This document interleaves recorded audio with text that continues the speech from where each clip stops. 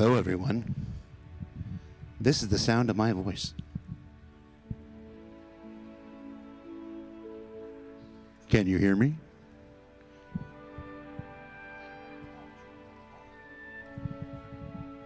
I cut it.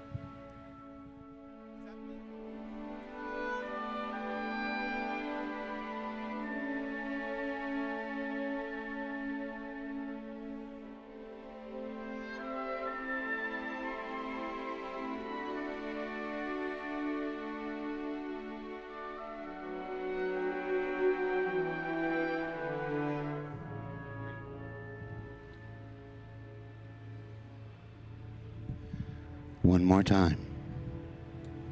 This is the sound of my voice. Boy, what a good-looking voice. If you can hear my voice, type voice in chat. You're telling me I had it too close to my mouth.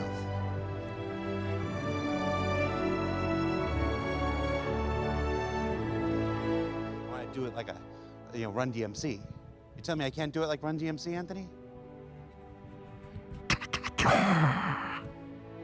Whose house? Run's house. Dance with me, Anthony. Whose house? Run's house.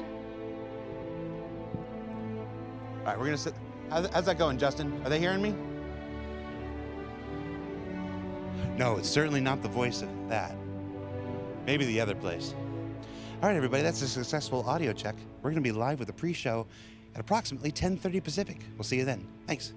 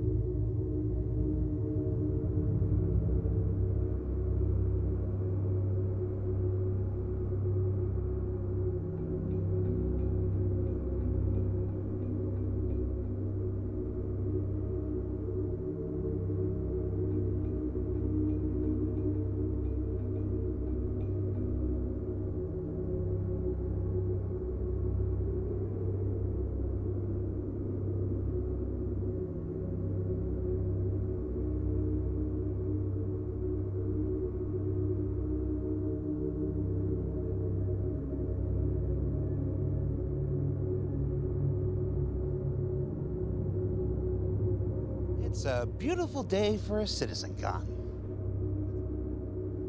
Hi, everybody.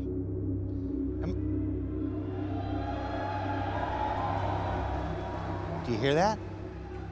Yeah. Let's try it again. Hi, everybody.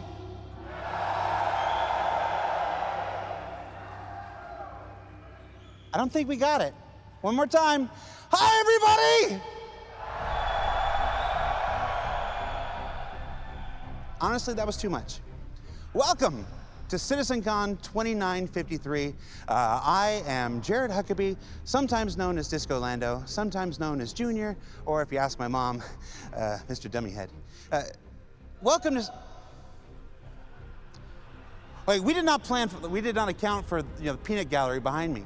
We are backstage at CitizenCon 2953 in what we call Hall A. Hall A is where we're going to be exhibiting all of our presentations this year. We've got 2 days of presentations.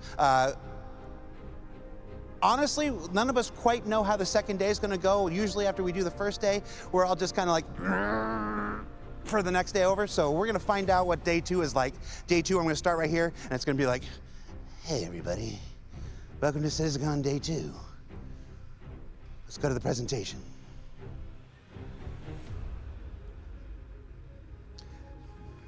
I mean, honestly,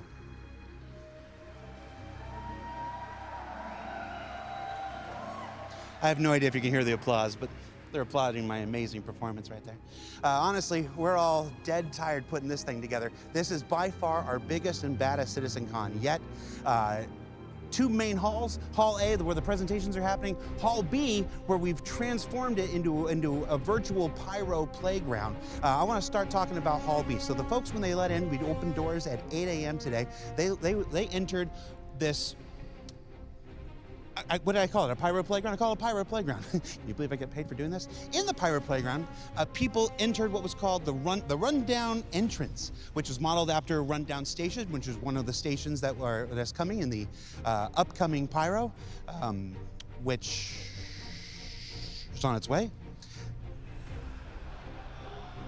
Should I tell them?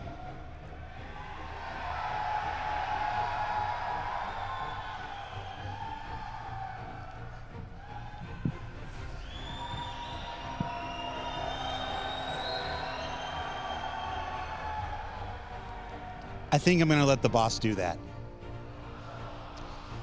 Hey, I wanna be here for day 2. We've got the return of the Dragonfly from CitizenCon 2948.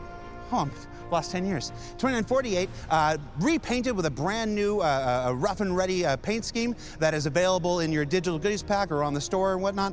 The community booths this year, if you remember from our CitizenCon 2019, they were a big new addition to CitizenCon. They were modeled after Grimheck Station in 2019. This year they're modeled after Rundown Station. When do we get nice community booths? Like, I mean, they look amazing, don't get me wrong, but they're shady AF. Although, seeing some of the orgs that are in there, you're right where you deserve to be.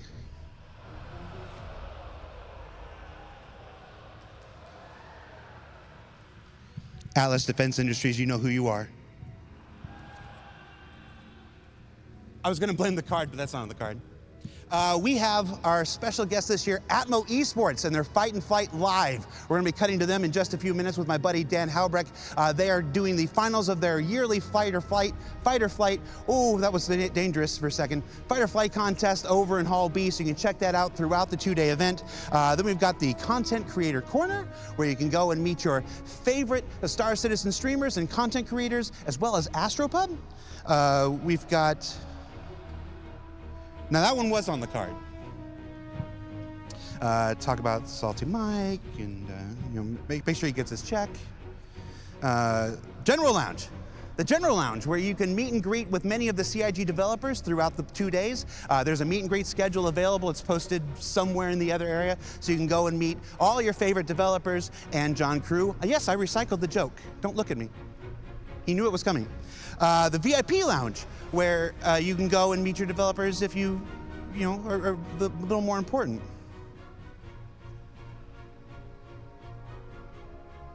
I'm just trying to think who that is. There's a merch store where we have some fantastic swag this year. Hold on, I'm gonna show some, hold on. With this? Professional shows. Well, it's brand new. I need more arms. Star Citizen hoodie. It's got a wonderful Star Citizen logo and a Banu text. Is it Banu or Shion? Who can tell me? What? What? Honestly, I can't understand what they're saying. It's in another language. Then we've also got this really cool Drake Interplanetary Trucker hat that's available in the merch store. I think it's also available online. It's pretty cool. You do have to have a normal size head for it to fit. Someday they'll make a hat for me. And then the coup de grace. You saw it first on a Star Citizen Live back in 2019 when folks who watched said, what an incredible waste of time. Designed live on the show, the Star Citizen bobblehead. Look at this guy. Is that in focus? He's magnificent. And he comes in a really cool box with Clark Defense Industries. Look good on a shelf. You can do that here. Here, Luke, or Jake, Sure. It was supposed to, and of course, a secret area that was revealed recently on the web, a welcome to Pyro with a bunch of computers, roughly 150 computers. And what that's for, I'm also gonna let the boss tell you because, again, I wanna be here on day 2. So let's talk about the program. 2 days of programming representing the best stuff that our developers have to offer. Now, it's been 4 years since we've done a CitizenCon, live and in person. So maybe you've joined since the last one, so you don't really know what to expect. I want to prep you for this here. Everything that you're about to see today, and when I say everything, I mean everything that goes up on that big screen that's behind me or there on your stream, was created by the developers. Not a single marketing artist. Every single one of these developers have worked tirelessly for the last 2 months putting together this content to present to you. They made their slides, they wrote their text, they created their videos, because that's what CitizenCon is. You know, we got ISC, we got SCL, you know, that's my stuff, I do my thing, you know, but CitizenCon is where we let the developers go on stage and talk directly to you and share their work directly for you. So every time they go on stage, I need a big round of applause, and when they go off the stage, I need a bigger round of applause because I told them they'd get it, and you're gonna make me look bad. So give me an example of that round of applause, everybody.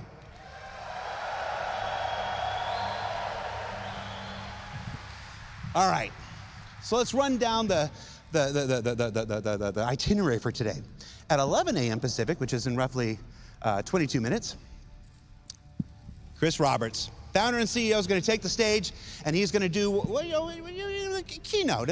He's going to talk about Star Citizen, past, present, future. He's going to set some stuff up. I don't want to spoil it, but I saw the notes, and he said he uses fidelity like 3 times. So prepare your bingo. After that is our big Shaping the Verse, the Future of Star Engine presentation. Now, whatever you think this is, I promise you, you're not prepared for it. This is, I gotta think about how I do want to come back tomorrow. I'm gonna let that present itself. But be in your seats, be ready.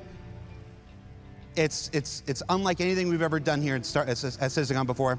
At roughly 12:45-ish, when we timed it out yesterday, Fix It and Fly It with Torsten and Guillermo from the EU-PU feature team. They're gonna come and show you the current iteration of engineer, resource management, and true multi-crew gameplay. Check that out.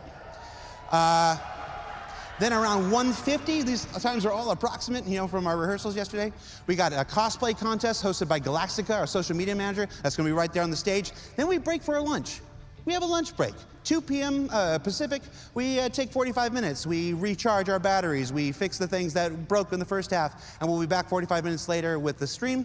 Then at 3 o'clock, it's Talking Ship, our annual presentation by the members of the ship team, where they're gonna introduce some ships you're aware of, some ships you're not aware of, some ships you're not supposed to be aware of, but you are aware of.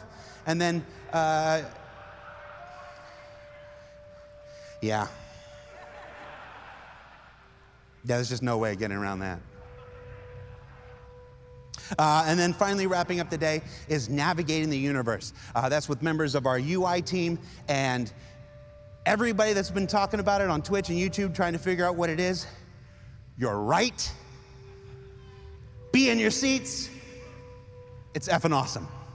So, and then of course we wrap up about 5 o'clock today. I'll go on the stage and I'll tell you all to come back on day 2. And then of course the Hall A for you people, or Hall B for people here in attendance, that'll stay open until about 7 p.m. So if you don't get a chance to see all the cool stuff in Hall B because you're glued to your seats in Hall A, you can do that for the next 2 hours after 5 p.m. So with that, I want to throw it to my compatriot over in Hall B, Dan Haubrecht. Dan, take it away. Welcome everyone to CitizenCon 2953. Let's give it up! I heard a bunch of people over there. I heard a bunch of people over there. We're back, baby, after 4 long years. We are finally back in the Los Angeles Convention Center. It has been since 2019 in Manchester since we've been able to see your beautiful faces in person.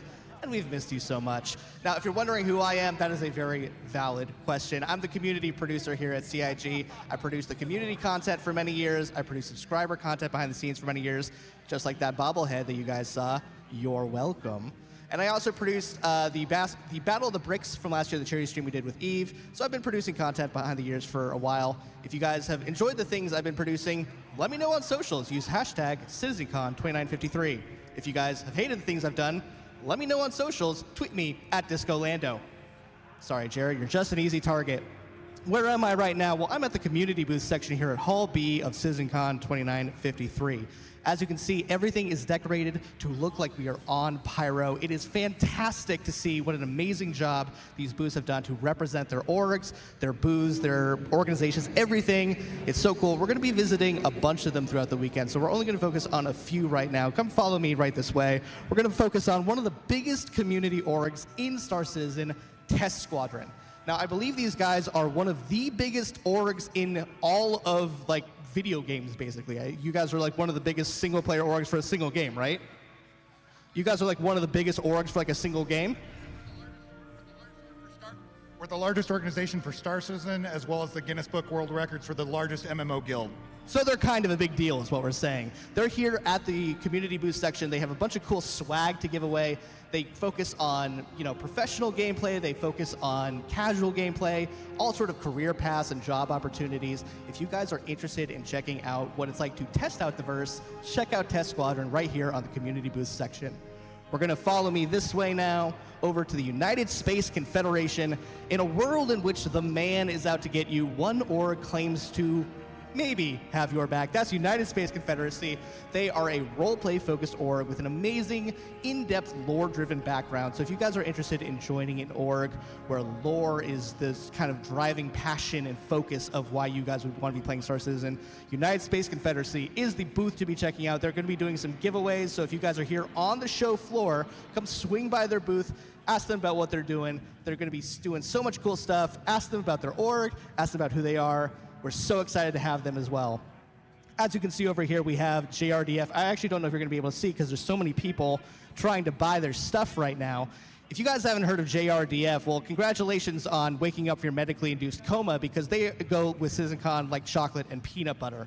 They have been part of CitizenCon since 2018 with the Dragonfly in Austin. We brought the Dragonfly back. We will be showing you that a little later, but if you guys have already checked out the digital goodies pack on the Pledge Store, well, you might have already gotten a glimpse. So go to robertspaceindustries.com, check out that digital goodies pack, and you'll be able to see what they brought here to CitizenCon 2953.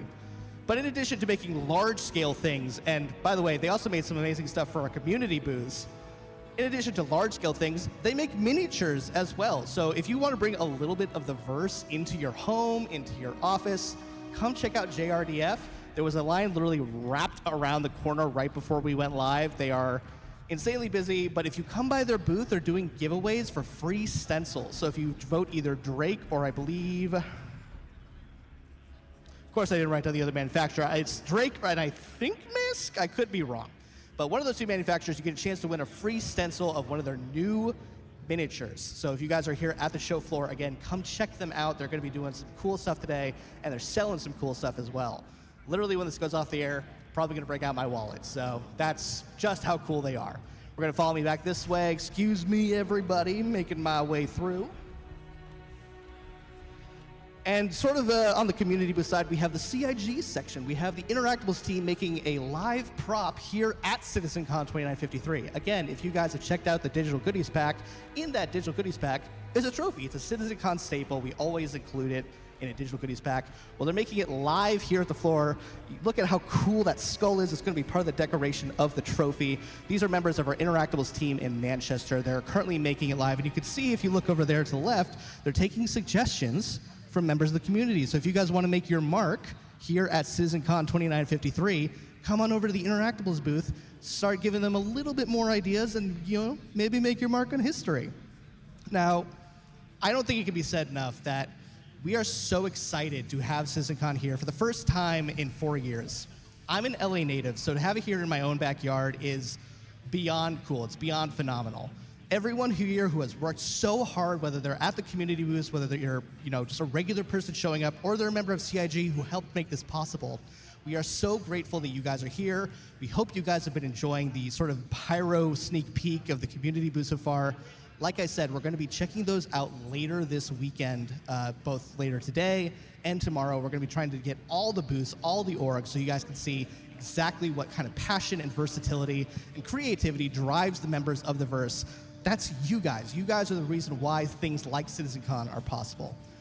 So we're going to come back over here. We're going to quickly talk to a couple more members of Test Squadron, get a little more about what they're about. We got Chrome, D Seth, and D Lefty. What's up, guys? How's it going? You know, it's been really great. This is my first CitizenCon, and I've been loving it so far. And so this is your first CitizenCon. What were your expectations coming here? Like, did you think that there was going to be like a pyro setting? What was kind of your bucket list, your wish list of what you hoped would be at CitizenCon? I was hoping for pyro, but honestly, the way that everything has been set up is above and beyond my expectation. It's amazing to be here, and you know, it's just, I expected a little bit, but the way that you guys have set everything up is outstanding. Awesome. And do you guys have any advice for people who are trying to break into the verse? It can be overwhelming sometimes for new players trying to figure out what to do in Star Citizen. So do you guys, as part of Test Squadron, have any advice for new players who are trying to make their way into the verse? Honestly, find a friend, find someone to play its system. The guide system that Star Citizen has set up is amazing and really helpful, or to find an org like Test, you can find us on Discord, and we always have people that are willing to help you, whether that's over voice chat, over text. We will hop in and help you figure out the game, because it can be a little bit overwhelming, especially for new players, and that's what we're really here for, is really to make enjoying. Awesome, thank you guys. Well, as I said, they're giving away some cool swag, so if you guys are here at CitizenCon, come check out their booth. We are beginning in 10 minutes for Hall A, so if you guys are here at CitizenCon, start making your way over to Hall A. We're beginning in just a few minutes. We're going to be talking about some more stuff here at the community booth before I kick it back over to Jared. We're going to be going over to United Space Confederation. I said Confederacy before, it's United Space Confederation. Excuse me, guys. So you guys are a role-play focused org. What made you guys sort of decide to come up with this amazing immersive backstory for your guys' org? Well, I didn't quite catch the question.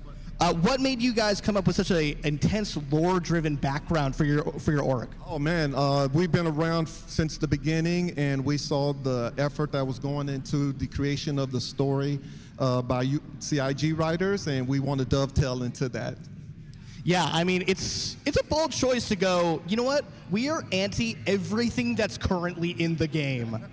We are going to be so anti-UEE, it's going to make you sick. So, but you guys are like slowly starting to make your way back into like polite society now that the messers are gone, now that we kind of have a new imperator. So what's kind of the direction you guys plan on taking USC? Well, we like the ideal of creating a little irritation and rubbing up against the man, if you will. And that's the direction we want to go, is to reestablish relations with the new government. So. Awesome. Well, thank you guys so much. Like I said, we're going to be checking out the community booths throughout the weekend, so be sure to come over here. I'm going to throw it back to Jared where we can kick off our first panel of the day. Jared, back to you, and we'll see you back here again at CitizenCon 2953. Woo! Woo! Thanks, Dan. He's somebody's nephew. We still haven't figured out whose. So we are here in Hall A with the community. So as Dan said, if you're still hanging around in Hall B, it's very cool, but we are just a few minutes away from the start of the official CitizenCon 2953 festivities. So you want to make your way over here. 3,000 seats, still a few available. One next to my dad. Wave, Dad. You're not my dad. Where's my dad? There you are.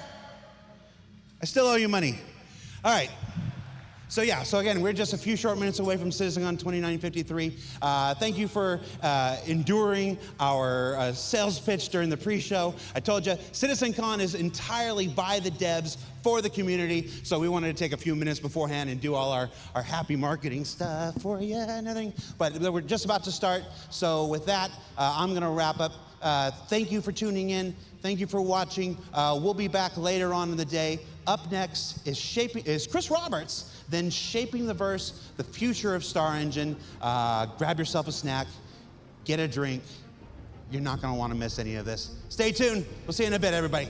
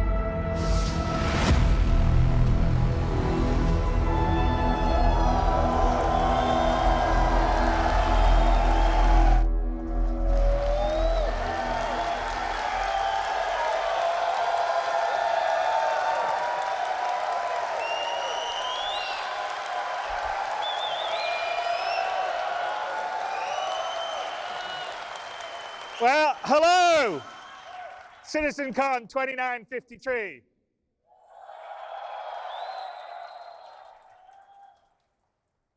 It's really, really good to be back in front of all you guys in person after 4 years being shut away, doing it online. It's so great to see so many of you, old faces, new faces. And you're going to have a great show over this weekend. I think you guys have already been around a little bit. I mean, there's some fun stuff here. There's the alleyway, seedy alleyways, the checkmate station behind you, where I think a lot of our community orgs have set up their camp. So definitely check that out. There's a Dragonfly replica with the pyro paint job on. Get pictures taken on. We have the Atmo Esports first in-person flight or fight tournament, which I think will be really cool. And most importantly, we have 150 computers that you guys can get down and sit and start to play and experience the beginnings of Pyro. And I'd like everyone to know that the people that aren't here in person, we're going to be able to give select access to the Pyro Playground next week. So we'll have more details on that if you go to our website, robertspaceindustries.com, to find out how that works. This year is the most excited I've ever been at a CitizenCon. I think we're going to show some stuff that's going to blow your guys' minds. A lot of stuff we've been working on really hard, actually, for the last few years. Anyway, I can't wait to see what you guys think of it. And there's a lot of stuff that's been iterated on by Squadron 42. You guys will have probably noticed that the tasks have dried up on the task tracker. And you're going to sort of see the results of that over these next 2 days. So hopefully you like it. And a lot of what you're going to see is going to be coming into Star Citizen over the next 12 months. Even a few little things will come into 322 at the end of this year. But definitely next year, a lot of what you'll be seeing will be coming in, and it's going to make a dramatically different experience in Star Citizen. So I'm very, very excited on that. So to our opening presentation, I noticed there was a little concern occasionally in the community that they were afraid by the time Star Citizen finally becomes 1.0 releases, maybe our tech's going to be obsolete. But to paraphrase Mark Twain, or misquote Mark Twain, because I don't think he actually said this, the news of Star Citizen's obsolescence has been greatly exaggerated. We're always going to be evolving and improving, taking advantage of new technology, even long after Star Citizen is out of alpha and we're at 1.0 and below and beyond. So, hang on. It's gone backwards now. It needs, come back. There you go. Sorry. So we thought this CitizenCon would be a great place to share a lot of the tech we've been working on for the last couple of years.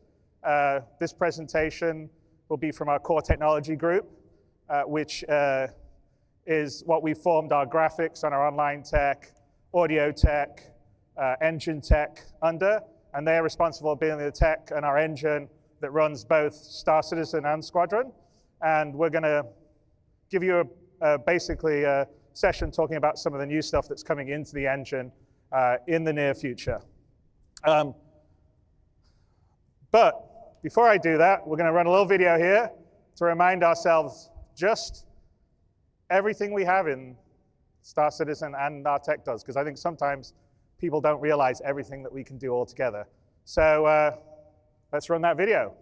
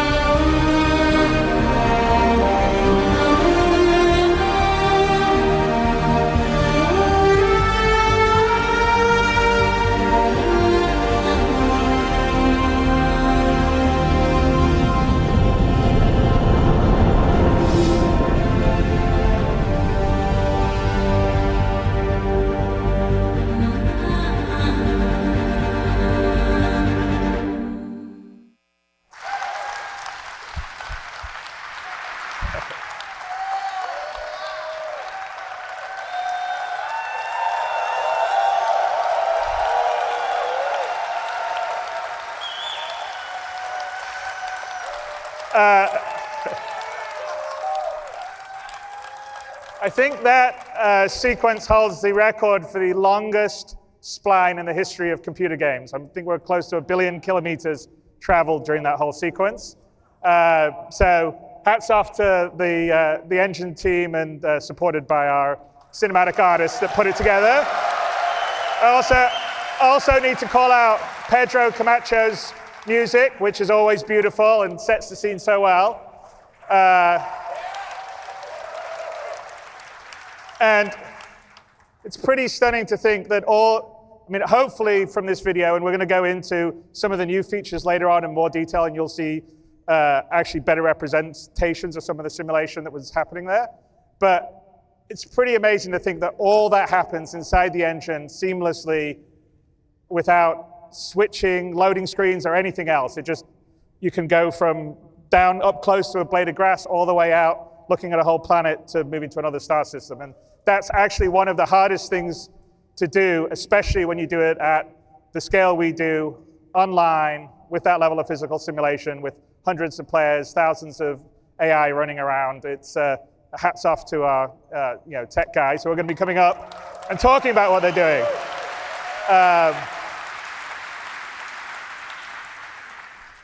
Now, obviously, some of the things in here aren't in the current live build of Star Citizen.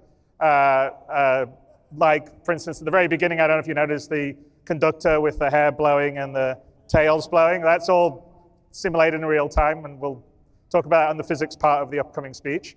But I'm going to turn the stage over to the core technology group to talk about some of all this new tech that you just saw and go into more detail. And we'll be rolling into Star Citizen over the next 12 months or so. And some of it, like some of the new cloud stuff, will actually come in 3.22, which is great. But before I do this, I wanted to introduce Benoit Beauchesseau, who, as a lot of you know, Turbulent have been our long-term partners here in Star Citizen since the end of 2012. And they built our web platform and our digital distribution platform, and a few years ago started to help us on developing the game. We have almost about 100 game developers in Montreal, because Montreal is a great place for game developing talent. And this year we brought Turbulent into the fold of CIG, and they're now fully part of CIG. So this July they joined us, and Benoit, who is the Chief Technical Officer of Turbulent, has now become the Chief Technical Officer of Cloud Imperium. And along with him and Marc Boudet, who is the CEO of Turbulent, is now our head of global studios.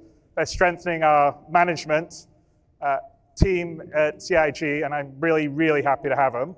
And I want to introduce Benoit to come to the stage, since he leads up the tech group, and he can give you a little setup of what we're going to be doing this year and going forward, and some of the new initiatives we're going to go. So Benoit, come up to the stage.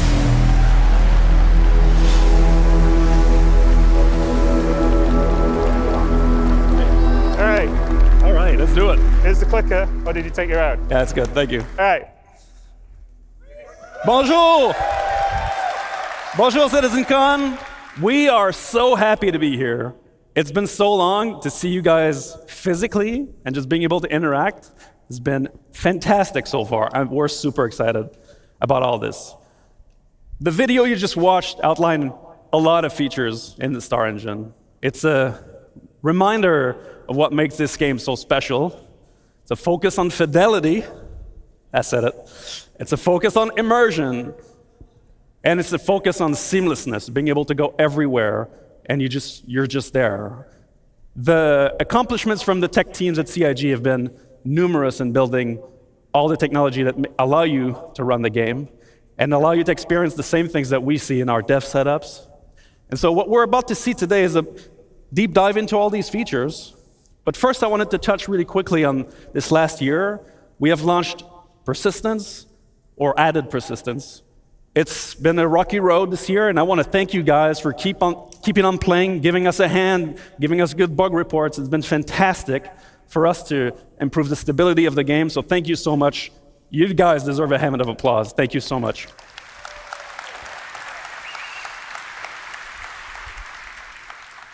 I just want to touch on one bit, which is that all the people you will see in the next couple tech panels are really the best of their crafts in the world. They are infused by a value that we tremendously value at CIG, which is relentless optimism. That this game can be made, that this vision can be achieved. And so, without further ado, but first, I got one more thing to say. So, in all of the different panels that you'll see, all the updates, everything that you'll see on screen, whether it's a HUD, an MFD, a ship UI, FPS weapons, everything, all of this is new. So as you watch the clips, you're going to see some differences. That's because this all comes from the freshest implementation that we have. We love open development. We love to show you guys the work in progress. And so that's exactly what we're going to look at today.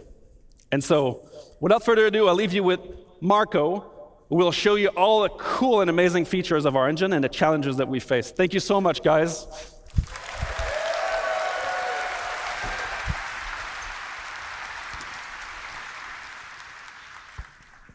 Thanks, Benoit. Hello, I am Marco Corbetta, VP of Technology, and we're going to talk about Star Engine today.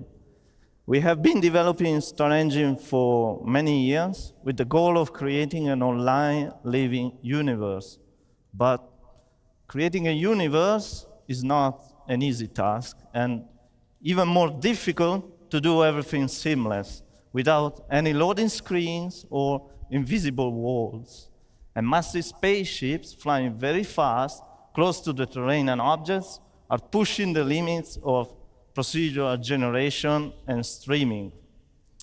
This is not a single-player game, so creating this universe online is making everything more challenging. We stream and generate physics on server on CPU, and we already support more than 100 players on a single server, more with server meshing. To support all this, the engine must do a lot of work every frame.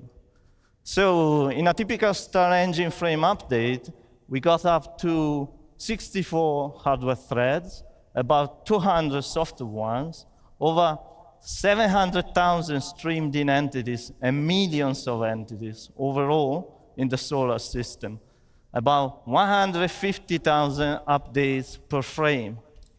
We have over 200 vehicles, spaceships, and ground ones, over 2 million physical objects, over 100,000 objects generated per frame when flying over the terrain. We have many unique locations, streaming on demand in a seamless, gigantic space. Also, we are supporting many new features that we are going to showcase today. I'm going to start in introducing the new and improved clouds and fog, worked on by custom vendor in the R&D team. The first new feature is the light shafts. They are volumetric shadows from clouds cast into the atmosphere. They are truly volumetric and 3D, fully integrated. They are not just a post effect, as it is usually done in games. With this, the atmosphere from an overcast sky gets darker, and this is important for planets and locations with bad weather. Another component is the new ground fog. It follows the terrain up to a specified elevation for different locations. It is also fully integrated into the atmosphere. It receives volumetric shadows from clouds and terrain. It reduces the light scatter into the view ray. And in this video, we are showing all the features combined together. In addition, we made many improvements to cloud shaping to allow for more variation and details. The shape noise blending, a vertical variation, has been improved a lot.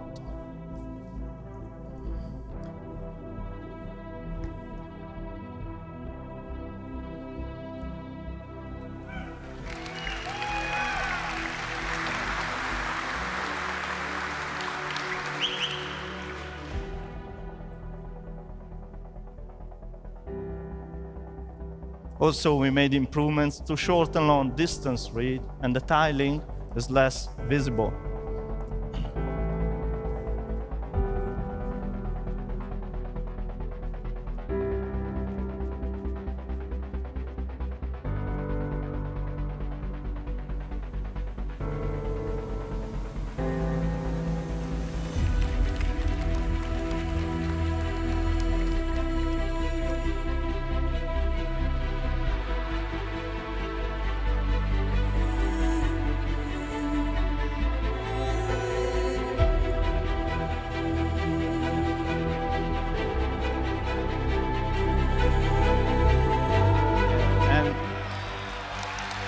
And best of all, we're going to include all these new features and improvements in the next 3.22 release. Okay. Thank you. Thank you.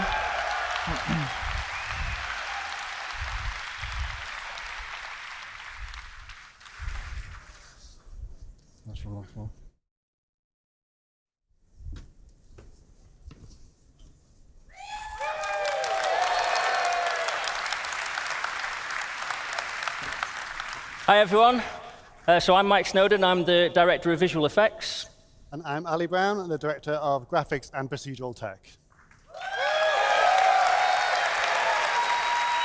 Thank you very much. Really happy to be here, really excited to show you. We're going to be showing dynamic fire in Star Engine.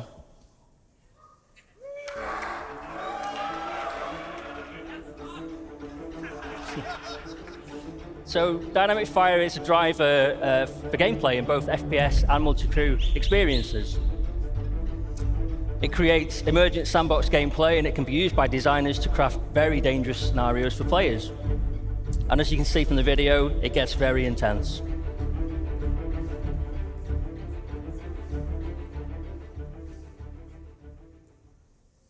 Okay, so how do fires start in Star Engine? Well, there needs to be a source of ignition, and there are multiple ways in which it can occur. For example, weapon impacts or misfires, explosions or damaged items, and the player needs to be alert to their surroundings with fire an ever-present threat. If a fire does break out, you're going to see it dynamically propagate through the area, causing damage to environment and player. And at this point, the player needs to limit the damage, of course, by extinguishing the fire in any way that they can. So when doing so, they're going to need to wear protective clothing to protect them from extreme heat. They're going to need to wear a closed helmet to protect them from smoke inhalation, poor oxygen levels. And there's actually multiple ways the fire can be extinguished, including the removal of heat, for example, using the fire extinguisher, which is my personal favorite. It's a lot of fun doing that. The removal of oxygen, for example, locking off the area, venting the oxygen, creating a vacuum. Or simply, the fire's burned so fiercely that it's done everything it needed to do. There's nothing left for it to destroy. And if you let it get this bad, it's probably time to consider repairing your ship. Okay, so how do we achieve this from the technical perspective? Well, the first thing the artists and designers do is they mark up their scene to tell us what physical properties that each surface is made from, whether it's wood or metal. But not only on the surface, we have to describe what is behind the surface. You might see a metal panel on your spaceship, but has it got cladding or wiring behind it? It's important we know all this so we know how flammable it is. Then after this, we have to define all the physical properties that go with these surfaces. So, for example, what the mass is, the energy density, combustion temperature, air-fuel ratio. And we use all these physical properties and we sum them up in each voxel, which is a 1 by 1 meter cube. And then once we have these voxels, this forms the basis of our simulation. So then first thing we do is we look for sources of ignition, and then we're off. So here's our debug mode that shows us what's going on in the simulation, and is what we use to track it. And you can see these squares enlarging to show us where the fire is spreading. For each of these voxels, we're tracking the fire, the temperature, fuel remaining, the amount of smoke. And the fire is propagating via convection and radiation, which are both accurately simulated. And it's consuming the gases and producing the knock-on products as well as it goes. And because we're using a proper simulation, like Mike mentioned, when you vent a room, not only are you removing the oxygen and putting the fire out, but if the temperature remains the same, if oxygen is reintroduced, the fire will reignite and it will continue burning, just like it would in real life.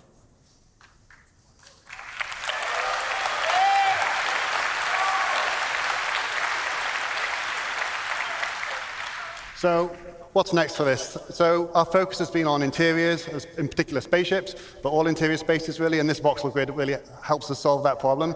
Our next focus is going to be on planets. Obviously, they represent a slightly different challenge, the vastness of them. We have to transfer this over the network and simulate it slightly differently, and we also have to render it at scale. But the way we've done it, the core tech we've used, we should be able to scale this up quite easily. So that's going to be our next focus. Okay, so how do we create realistic dynamic fire visuals in Star Engine? Well, we start with the simulation, as just described by Ali, and this gives us the data we need to drive the visuals. Then we bring in the burn shader. So this can be applied to static environments, and we have a lightweight version of the shader for entities, which is kind of based on the dirt shader and wear. Then we've got the glow, which is an animated surface decal shader for static environments. This is where we start to bring in some nice motion. And then we bring in the GPU particles, which are spawning from voxels and in screen space. Obviously, these are doing a lot of the work visually. Then we bring in the lights. These are spawned for clusters of voxels as opposed to per voxel as an optimization, a cluster being a representation of voxels close to each other. And then we bring in the fog. So this is height-laid volumetric fog. The smoke fills the room, and it goes up to the ceiling before filling the rest. And we're simulating that. So to finish, we're going to take a look at all of that put together in the game. Thank you.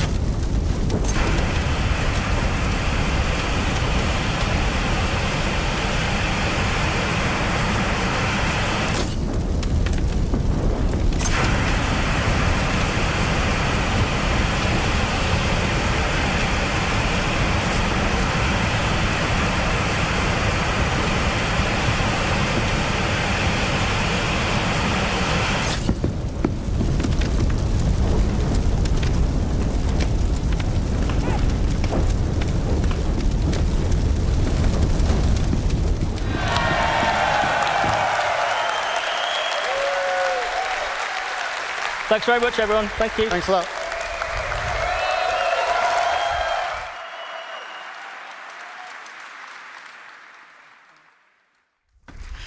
Hello, everyone. I'm Will Hain. I'm here to talk about water in Star Engine.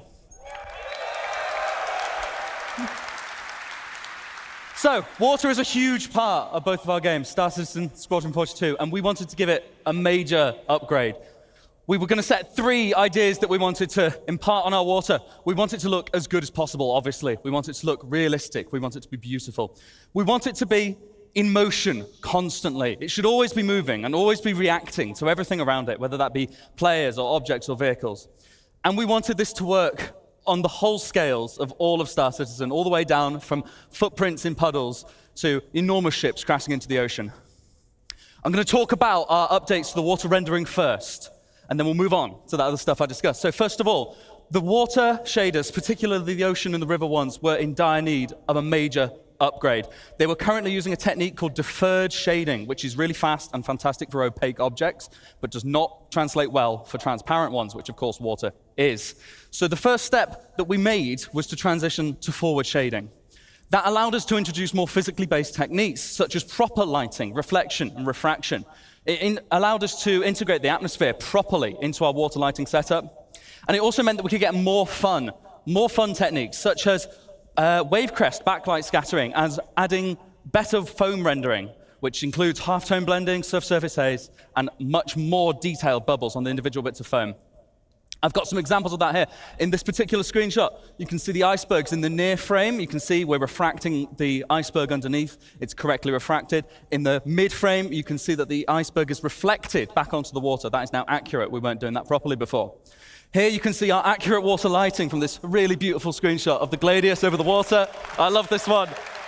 So this is the objects under the water being correctly lit, which is new. And then we are applying the lighting changes from the specular highlights on the surface, and also considering the lighting from the suspended particles in the water, depending on how deep and dense the water is, which gives us this really beautiful effect. This screenshot just looks good, but what is going on is that it's demonstrating that the atmosphere and the water are sorting properly. This looks like everything is normal, but it's challenging to implement with forward-rendered water and proper ray march clouds like we have in-game. Props to Alan, who works on all of this. I did the next bit. And here we can see the wave crash light scattering. See how the sun is coming across the back of those waves? It's lighting up the suspended particles in them. It just looks gorgeous. Here we have the multi-layered foam. And from a distance, we have both surface foam and subsurface foam rendering correctly, looking really, really nice. I've just got a video here before and after. First of all, this is our lakes on Stanton 4. Next we have water volumes on Horizon. There you go. And this last demo, this is a Clio on the Stanton system. This is what it currently looks like in game, and I think you'll agree, pretty dramatic difference. So the next bit that I want to talk to you, that me and the team at Planet Tech and Graphics have been working on, is of course water surface simulation. This has been an absolute pleasure to work on. So we had a few aims for this. We wanted it to be multi-input. We want physics to influence this. We want our MFX system to influence this. We want bullets. We want everything. We want high concurrency. You guys, it's a sandbox game. You're going to break it. You're going to stick 1,000 picos in our puddles. It's got to work. And it's got to be scalable. It's got to work from the tiny scales to the footprints in the puddles all the way up to, as I said, giant ships crashing into the ocean. So the technique that we chose for this is a form of surface wave propagation. It's GPU-based, it's highly realistic at a low cost, and it can be scaled for waves of different amplitudes. So we can have all of that built right in just by adjusting a few constants. I've got a demonstration here. We're going to have the player walking through the puddle. As you can see, as he steps, you get a bigger ripple. But even as he's stepping, the toe is being dragged through the water and moving the water accurately. This is not a cop-out. We're doing this in 3D. You see as I'm jumping. And then this next demo, we're going to fire some bullets. This is a bit loud, this one.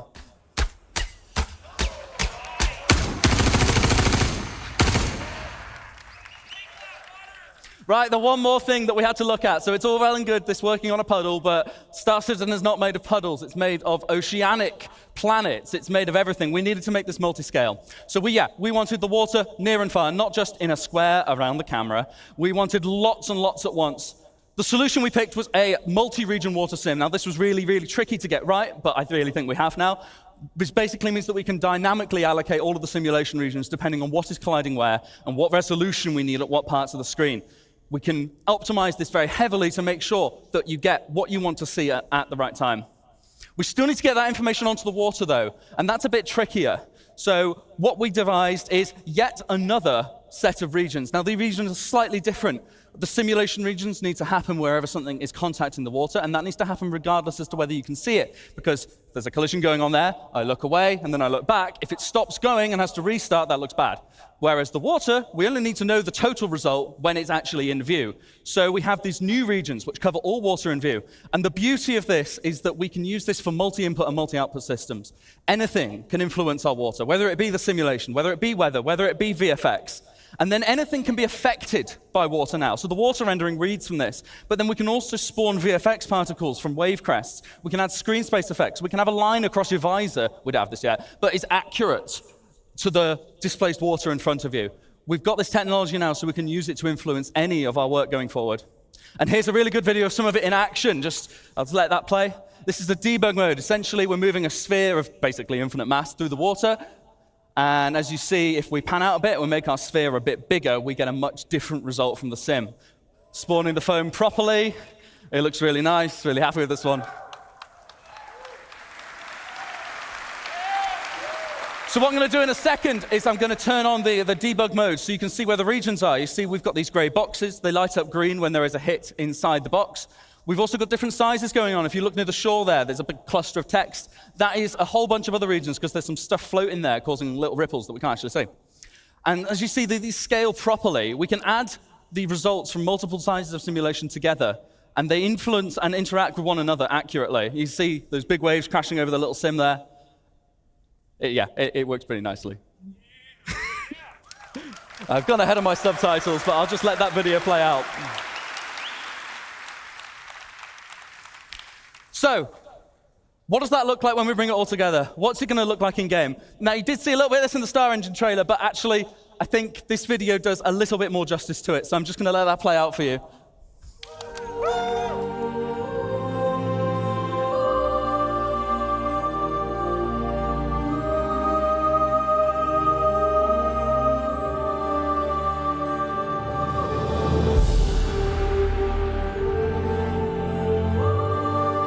Forward in a second, you're going to see the wake start to happen behind us there. And from the cockpit perspective, water droplets on the glass thrown up from the water sim. This is what I'm talking about using multi-output.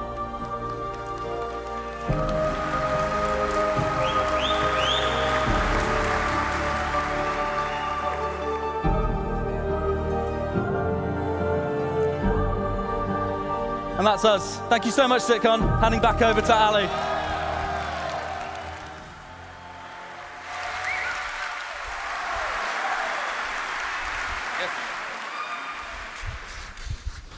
Hello again. So, I'm here to talk to you today about a few other graphical things we've got coming in. I'm really proud of the work we've done on the fire and the water. They both look amazing features. But I'm going to talk to you about a few smaller features and a few longer-term R&D features we're coming in on the visual side.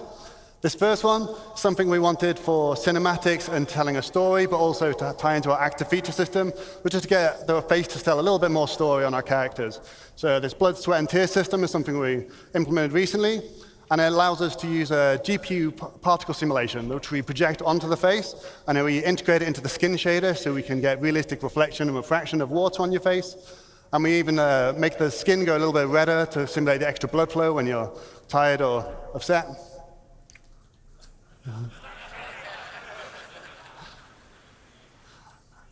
So none of this is a pre-canned animation. It's completely dynamic. We have complete control over everything. We can keyframe every single tear if we want to. And we can even simulate blood, like here.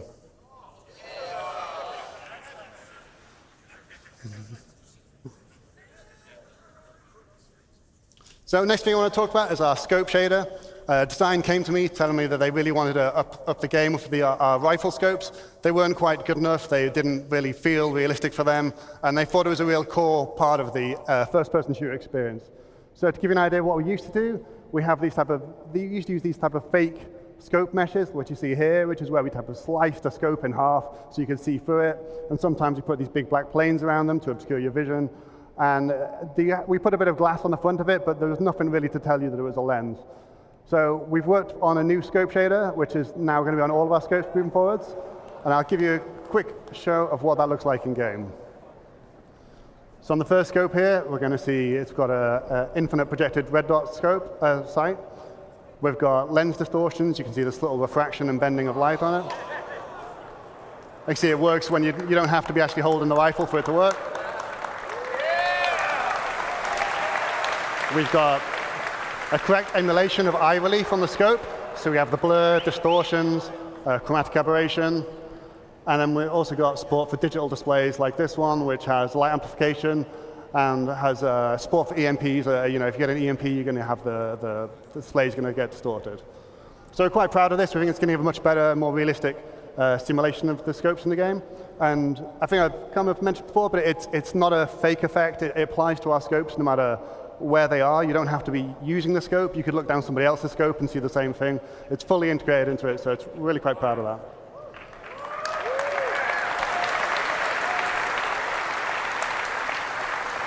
Next feature I want to talk about, hopefully if any of you have a HDR monitor and you've been playing 320, hopefully you've given a go of the HDR feature. We're really proud of this. It looks really good. And we've got some great feedback from you guys as well. There's been some strong feedback about we want extra black level control, so we're going to be adding that for you. So make sure you can tweak the image exactly how you want. And there's a great user guide on Spectrum as well if you want to know how to get the best out of it, because it's not always a straightforward tech to get the best out of. Just to give you an insight of how this works, we've got something called the Unified Tone Mapping Curve. And this is the process where we map the real-life colors of real-life intensities of light onto what your monitor can display. And rather than having an SDR mode and HDR mode, we have like a smooth system where we can blend between SDR and HDR depending on the peak brightness of your monitor. We also pay a lot of attention to make sure we preserve the colors and the hues to keep an accurate image for the artist, and especially for skin tones. We don't want them turning red or white or doing anything bizarre. Just one thing to mention, we've got some content adjustments that will be ongoing. We've got a lot of content in Star Citizen. It takes a little bit of time to make sure we balance everything so it doesn't look too dim or look like a supernova. Next thing I want to mention, temporal upscaling. This has been something that's been asked for a long time. We're proud to finally get it into your hands. We've got 3 different techniques we're going to be implementing. We've got CIGs. We've got our own temporal super resolution solution called TSR. We've got AMD's Fidelity FX Super Resolution 2, and we've got NVIDIA's DLSS 2 as well. They each have different characteristics and hardware requirements and trade-offs, so it's important to get you all 3 so you could have a choice of what you want to look. On the left here, we've just got a zoom in from one of our outposts. That's no anti-aliasing for people that really love to see jagged edges. The center one is our TSA, which is what you've got in the current release today. And on the right-hand side is TSR without doing upscaling. And this is going to be replacing the TSA solution. And this gives us better quality and more stable image and hopefully much less ghosting. We can use our TSR to do upscaling. Here's the example of how it looks at each resolution. And similar results from AMD's FSR. And some numbers here, which I'm sure you can pour over later. But basically, we can get about 2 times GPU performance if you're interested in using the upscaling technique. Obviously, if you're CPU limited, you might not get quite them numbers. It depends on your machine. We also intend to look at frame generation techniques like FSR-free and DLSS-free, but these are going to come a bit later. We're going to focus on GPU performance, getting that up first. Frame generation isn't really applicable unless you've got a really good performance first. Some other quick updates. We've got the screen space shadows as added to Alpha 320. It gives us some extra detail in our shadows across characters, and it's particularly on planets, it helps a lot. And we've also got a new texture and mesh streaming engine that helps us get as much possible detail as we can onto your VRAM on your GPU. And it does something we call load balancing. It will scale dynamically for your GPU to make sure we can get the absolute best possible results. We've also got some more streaming improvements coming in the next release. Just to give you a quick show of what the screen space shadows mean, here we've got a planet with no shadows. I think it's Microtech. The shadow maps, you see the normal shadow maps that fill in half the scene. But then when we get the screen space shadows, you look in the top of the screen or in the flowers, they type of fill in the detail for the rest. They really help type of bed the scene in and stop these things looking at floating.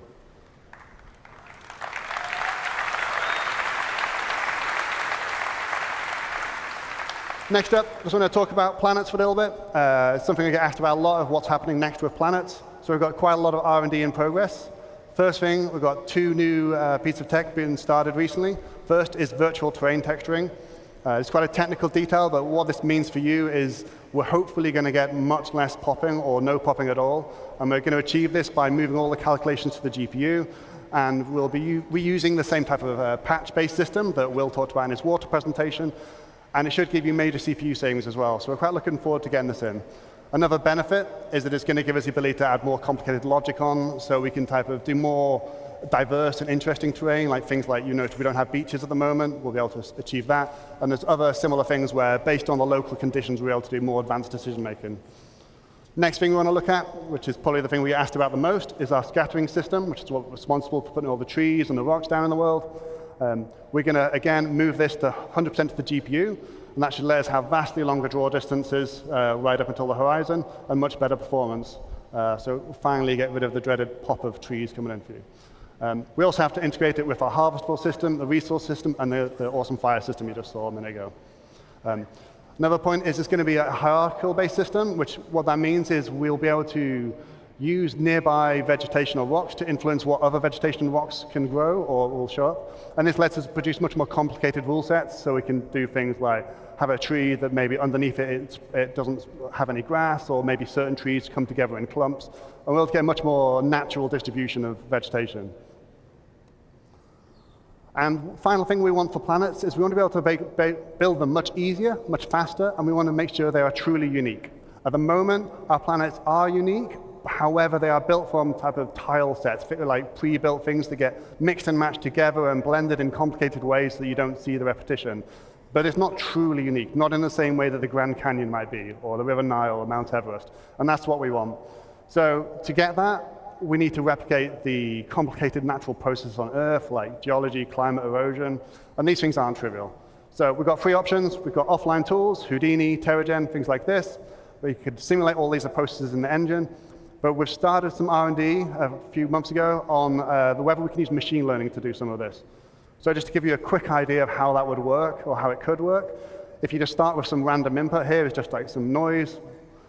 We run it through a temporary simulation, so we can type of get a more reasonable approximation of simulation at different altitudes and latitudes on Earth. And then what we do is we categorize all this into different biomes. So based on the temperature and moisture, you'd find out what is a desert, what is a forest. And this part is crucial. So this is the input for our machine learning algorithm. We could come up with this image any other way. You could hand paint it as an artist, or we could just randomize the noise to get a different set of images. And then what we do is we take the large data sets we already have from Earth, from Mars, and from the Moon, and we train it on exactly the same distribution, so biomes, so forests, grasslands, and things like this.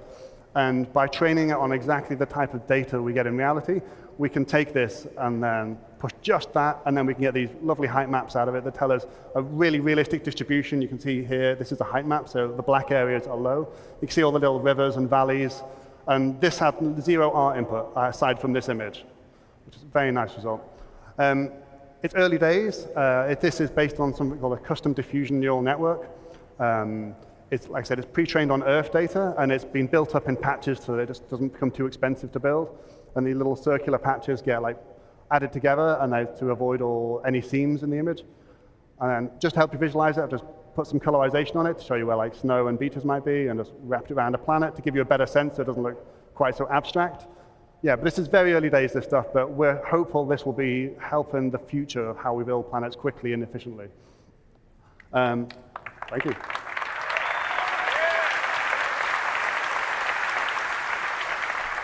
So the last thing I wanted to talk about today is our Gen 12 renderer and Vulkan. This has been ongoing for quite some time, taking a lot longer than we would have liked, but we're finally getting to the end of this long journey.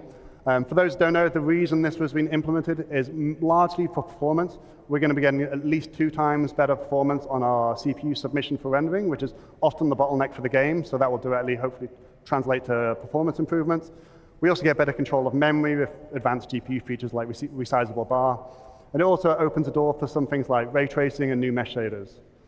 So we've got a video of a Vulkan running, it's live captured. So I can't remember which ship is this, but it's it's all working fine now. There's a couple of hitches in performance, so we can't quite release it yet, but we're looking into them, the last few performance issues and stability issues, and hopefully we'll be releasing it soon.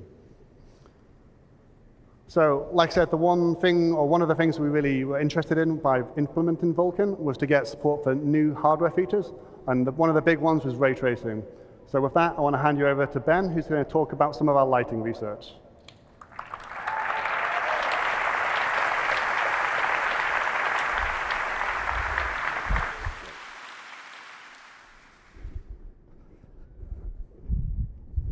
Hi, I'm Ben Parry, and this is Global Illumination.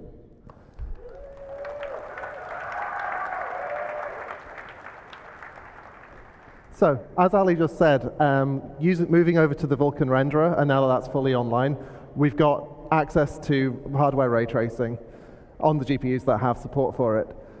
And the best thing to do with hardware ray tracing would be to create a new, updated global illumination system for us to use. Now, I'm here to give you a fairly early preview of the work that we've done so far, but first off, I'm just going to simplify some things and ask, what is global illumination? Well, you can break the lighting in a game down to 3 components.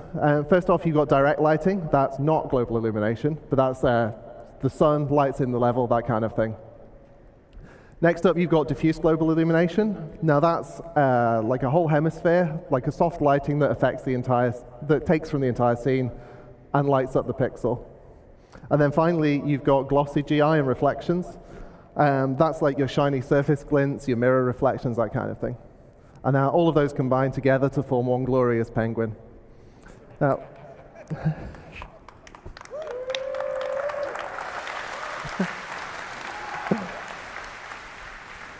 now for the rest of this presentation, we're specifically talking about this guy, the diffuse penguin. Glossy GI has actually been disabled in all the videos. Even the old system videos don't show the glossy GI here, just to aid the comparison. First off, we've got a video from Chris Campbell, who's going to make us look cool.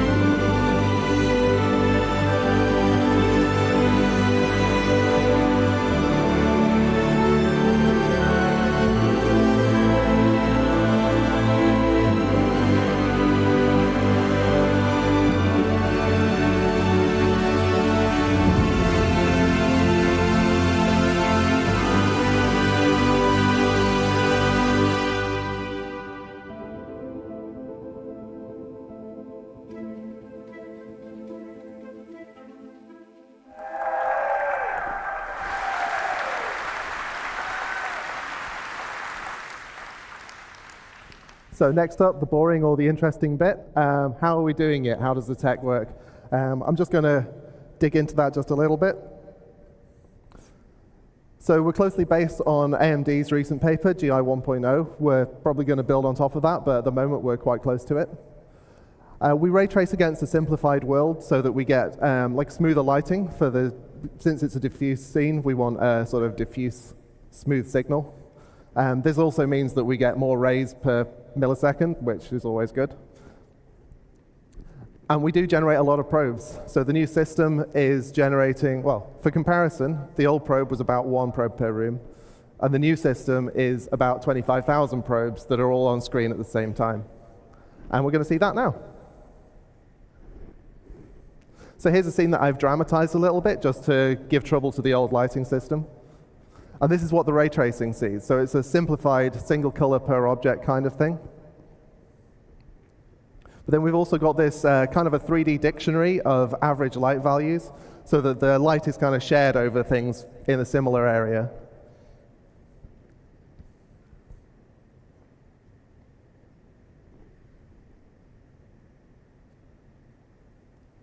So going back to the scene, this is the old system. So you'd render a single image from the center of the room, blur it, and then slap it onto the entire scene. Now, as you can see, like the middle of the scene is about the right lighting, but everything else has got the middle of the scene's lighting. Like these red lights at the sides, they're basically drowned out by the table bounce that somehow made it across the room to them. So we want to replace that system with 25,000 probes, each one of them only providing light to a small area around themselves. And then we interpolate that to provide like a smooth bounce. And you can see already in the distance, like the red light is really bouncing up there. And then we add a screen space occlusion pass just to tidy up the edges on things. And there is the final composite.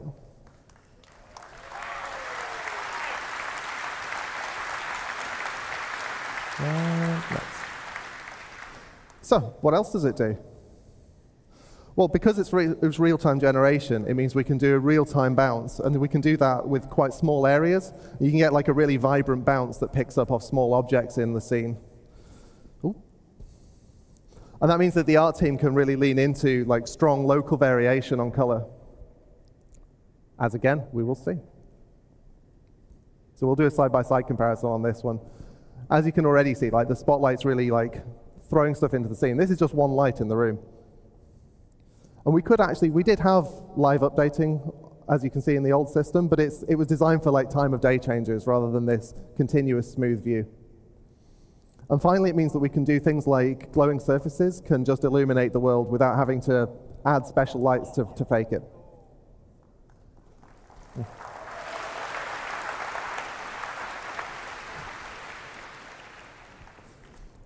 So yeah, there's two really common cases in Star Citizen particularly that this is going to help with. First off, cockpit brightness. We capture at the moment the at the moment we capture that cockpit probe in a setup scene, and then we don't update it as you're flying around. So you're not going to get the sky color in, and you're not going to get the ground color in. And then we've got the opposite problem that I don't have a picture for this, but cargo bays sometimes they're light. You land somewhere dark, you open up the doors, and now you've just got this weird little light room with nothing spilling out of it. So again, let's have a video. Oh yeah, so this is the old system. The sun's working, but you can see there's no sky, there's no ground lighting. By the way, I've turned off a lot of the cockpit lights so that you can see this. And then in the new one, you can already see the skylight is kind of helping a little, but then as you turn over, you get all the ground lighting.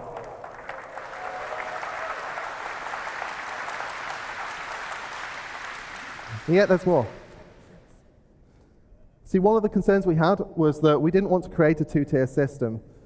If people have got hardware ray tracing and it's working for them, that's great. But you can't really have the art team optimizing or seeing for one type of lighting and then having to optimize it for another type of lighting and having to trade off decisions about the two of them. So what we've been experimenting with is trying to create a new low bar that's higher than the old low bar, as well as creating a new high bar. And the idea for this is basically to take that single room environment probe system that we have been using, update it so that we can do live relighting on that, and then to sort of slot that in where the ray tracing would be while still keeping all of the other stuff, like the 25,000 probes and all that kind of stuff. can look at the old system, and we kind of Frankenstein them together. So I'll show you what we've got so far for this. So this is just the old one and the new one so that you can see the problems. Like, just, it's overly lit, let's be honest.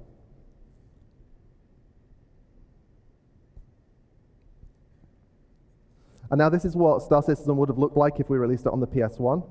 The sharp-eyed among you may have noticed also the ship is missing, but you know, we can't do dynamic objects in this. You'll be surprised. It doesn't seem to mind. And there we have software GI in the middle, which is, yeah, like I say, it was using the same 25,000 probe system, but not having to use any kind of hardware ray tracing.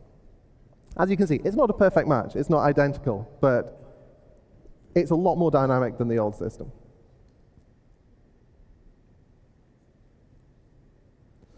And finally,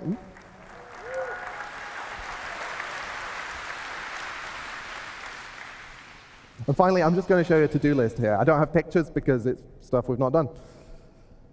Glossy reflections. Obviously, we want to complete the picture, and for that, we need to handle glossy reflections. That's self-explanatory, really. I don't know what to say about that.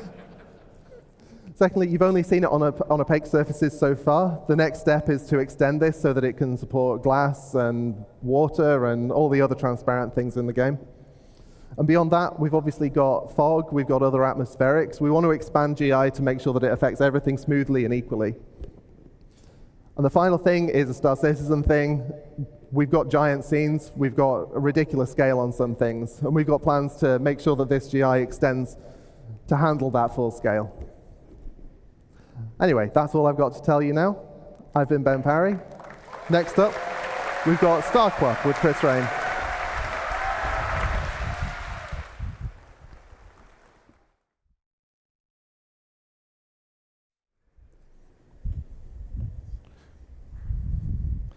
Hello, everyone.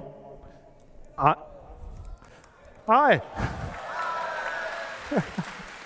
I am Chris Rain, and I would like to show you not one, not two, but 3 new physics of our physics engine. And I would like to start off by introducing Star Cloth, our new character cloth simulation with a short video.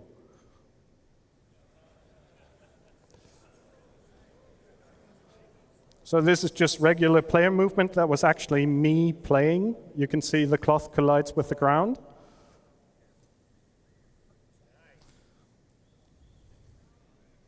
You can see multiple layers of cloth that do not interpenetrate. Cloth gets influenced from wind and has accurate collisions with the player's body.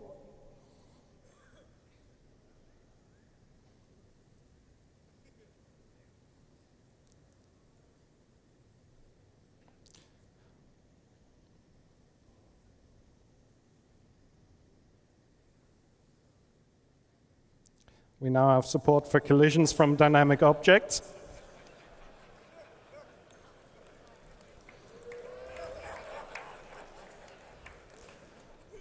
You can play football in any outfit.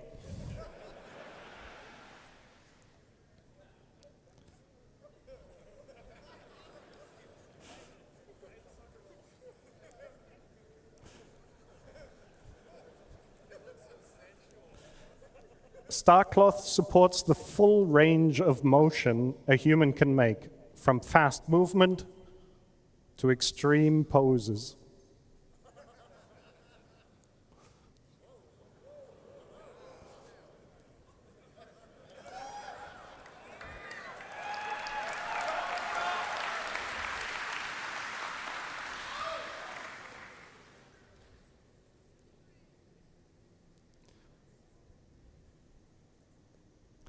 StarCloth is designed to be a first-class member of our physics engine. It interacts with everything we have to offer, from character movement over forces like wind, thruster backwash, explosion, to projectile impacts and collisions. It's efficient. It always updates at 120 FPS, regardless of the frame rate, and is hand-optimized. It's immersive and believable. It's a realistic simulation based on physical properties. It's high fidelity, high quality. We want to raise the bar with this. The visual geometry you see on the right is complex and not suitable for simulation. The visual geometry is made with visual quality in mind, and that does not translate well to simulation. So we decided to add the ability to use bespoke meshes that are made to simulate well and let their movement then deform the visual geometry. This allows us to share the same sim setup across multiple visual meshes, which is a huge productivity boost for tech art. We can seamlessly blend the simulation on and off, so we can disable the simulation at a distance. Back to the football. Everything that is dynamically simulated is able to interact with the cloth, from ships, over crates, boxes, and even footballs. We ensured that the collisions are accurate and believable. As you can see in the image, the football parts both layers of the gown. The cloth itself supports self-collisions, which means it will create folds and wrinkles, but not interpenetrate itself or other layers of cloth. The same applies to the static environment as well. The cloth will drape itself around the environment, so brushing up against objects will result in the behavior you expect. We added tapered capsules to improve collision detection accuracy. A tapered capsule is a capsule which has two different radii at the endpoints. Human anatomy is complex, and we need to accurately represent it for collisions. The traditional capsules we use on our ragdolls lead to jumps in the collision surface. Now, notice how there is a jump between the elbow and the lower arm, and another jump where the forearm connects to the hands. These jumps pose significant problems for our cloth simulation. If you look at the upper torso, you can see the collision proxies are actually completely hiding the cloth, and they're essentially completely useless. So now notice the difference on the same body represented with tapered capsules. We can now faithfully represent the hips, legs, and arms of the character. An additional benefit of tapered capsules is that the collision detection is significantly faster than with regular capsules. Currently, we're only using them for cloth collision detection, but in the end, we'd like to use them for everything. We simulate the cloth always at 120 FPS or 120 Hertz, regardless at which update rate the game is running at. We do this to be faithfully able to detect collisions with a fast-moving character. As we're simulating at a higher rate than the game updates, we have to interpolate the joint positions between updates we get from the game. At each simulation step, we perform collision detection, simulation, and update the cloth sim cage. Now, if the game is running at 120 FPS, we do one update for the cloth simulation. If the game updates at 60 FPS, like in the image, we simulate the cloth twice. Now, if the game runs slower, like at 30 FPS, we need to update the cloth 4 times. You can see this in the image. It becomes apparent that we need to make the cloth run as fast as possible, and we spent a great deal of amount of time optimizing this with various techniques, including handwritten vectorization and using every trick in the optimization handbook. The effort pays off because we can faithfully capture very complex movement and fast-moving characters, even at low frame rates, without any clipping or tunneling.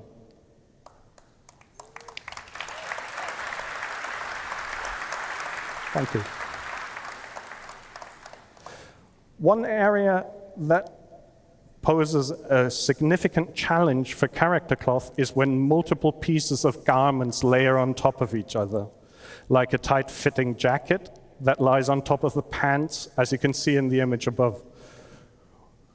This is a very difficult region to simulate properly because you don't have much space and the simulation collisions have to be absolutely accurate. This, what I'm going to show you, is a very subtle effect, but once you notice it, you cannot stop noticing it. I want to focus your attention to the waist region of the character. Here we tweak the simulation settings in real time to see the effect.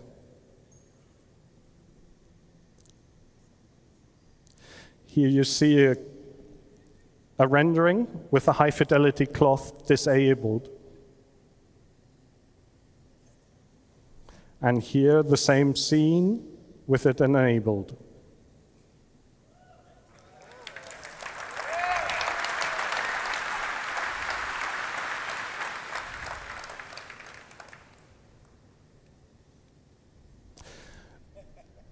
To be continued, tomorrow much more can be seen about Starcloth in the character advancement panel. Be sure not to miss out. Thank you. So, next up, Star Hair. Currently, we have the ability to simulate the effect of moving hair with joints that are essentially simulated pendulums.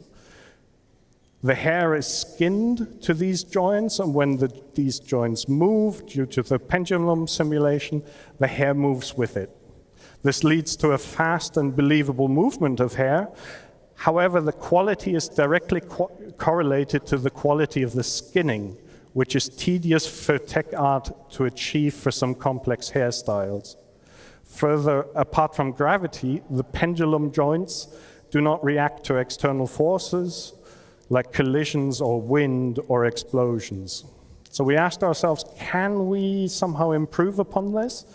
And I'd like to show you some early prototype results of our research. This is an image of the raw geometry you saw in the previous image. You can see many strands of hair, and we thought to ourselves, maybe we can simulate all of these strands. This is a single strand isolated from the rest. As these are simple triangle meshes, we initially thought we could simply use our cloth simulation and simulate such a strand like a sheet of cloth. That didn't work out at all. It turns out hair does not behave like clothing. Also, the sheer number of strands and their individual triangles and vertices are simply too much to simulate efficiently, even for our highly optimized cloth engines. We realized then that our artists are actually using splines to create these strands. And a spline is a smooth curve or line through space. You could see that in yellow. And we thought maybe we can just simulate these. They're much simpler. And hair simulations need to be able to maintain the original hairstyle. You cannot have the hair simulation change the visual appearance of a character.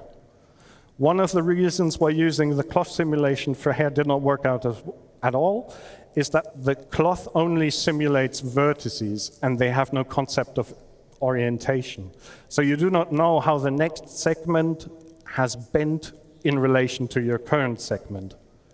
In other words, you cannot easily simulate twist with vertices alone. For splines, however, that is very easy to do.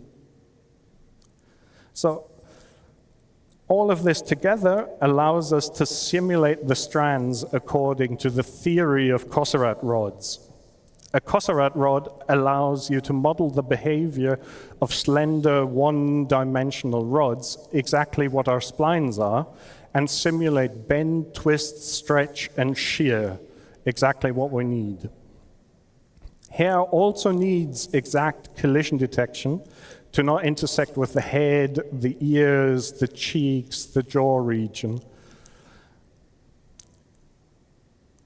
The video I'm about to show you is some very early prototype footage of how such a simulation actually looks like.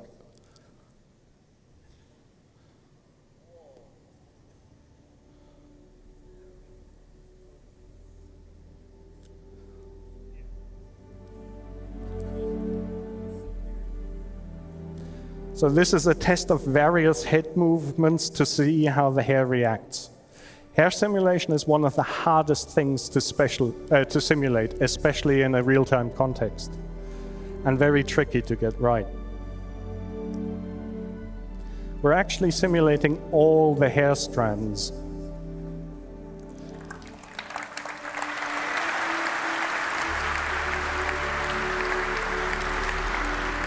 So we will have characters being able to run their hands through their hair and have the hair react realistically.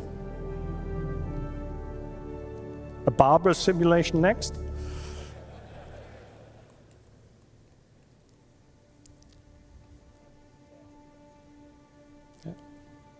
Actually, being a bald man, this was a very touching moment for me when I made this video.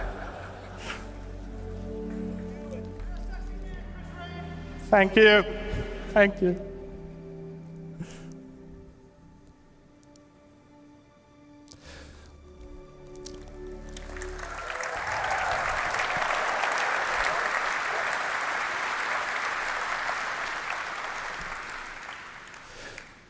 Next, I would like to introduce Maelstrom, our physically based destruction system. And I would like to do that with a video that I believe speaks for itself.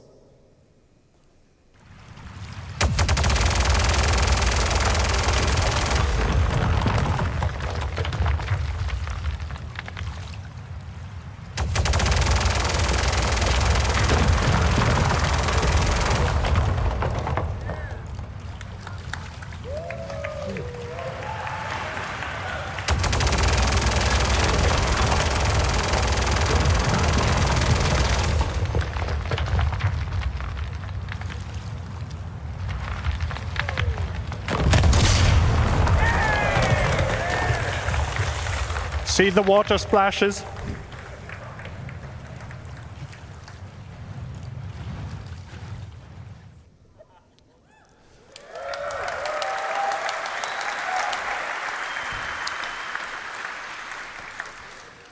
We want players' intuitive prediction of the effect a weapon or a collision has to actually happen in the engine or in the game. So we decided to move away from hit point pools or other abstract models to simulate damage, but rather have damage be calculated from a physical model and from the physical material properties of each entity. If something breaks off due to its structural integrity decreasing below a certain threshold, Maelstrom allows it to break off in a realistic fashion. If you shoot off a wing, the missiles and weapons on that wing should still remain attached. If the broken off part still has power, electric items should still function. This means Maelstrom was needed to be designed to work with a hierarchical setup to begin with. From the hierarchical representation of the geometry we want to break off to the same hierarchy on a higher level for items like power plants, lights, weapon systems, and so on. Maelstrom is persistence and networking ready. We designed it from the ground up to work with high latency situations, to persist and replicate easily.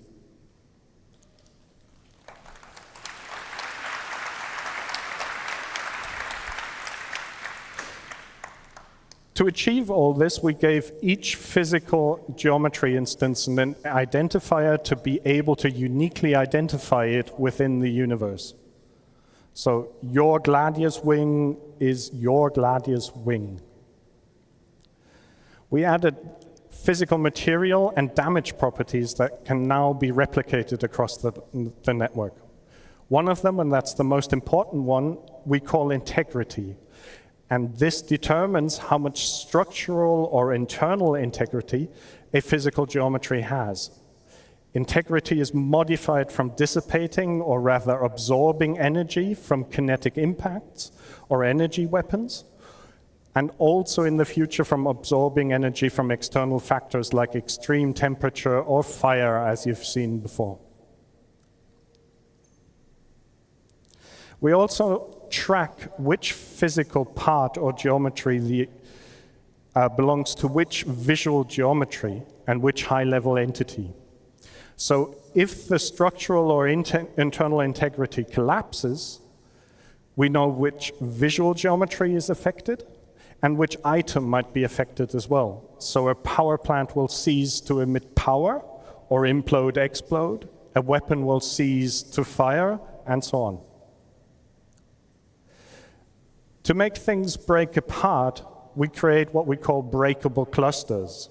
A breakable cluster is a set of physical geometry, the visual geometry, and the entities on top that can break off. Between breakable clusters, we create abstract cantilever beams to be able to model stress and strain. I'll go into more detail in that in a bit. Breakable clusters are hierarchical. They mirror the hierarchy of all attached entities involved. They also embed the hierarchy of all animated joints. And they also embed the hierarchy of all physical geometries. They essentially represent a ground truth of the entire hierarchy necessary to perform all our goals for Maelstrom. This image is showing a breakable cluster graph of the Gladius. I'd like to show one more video of Maelstrom before we continue.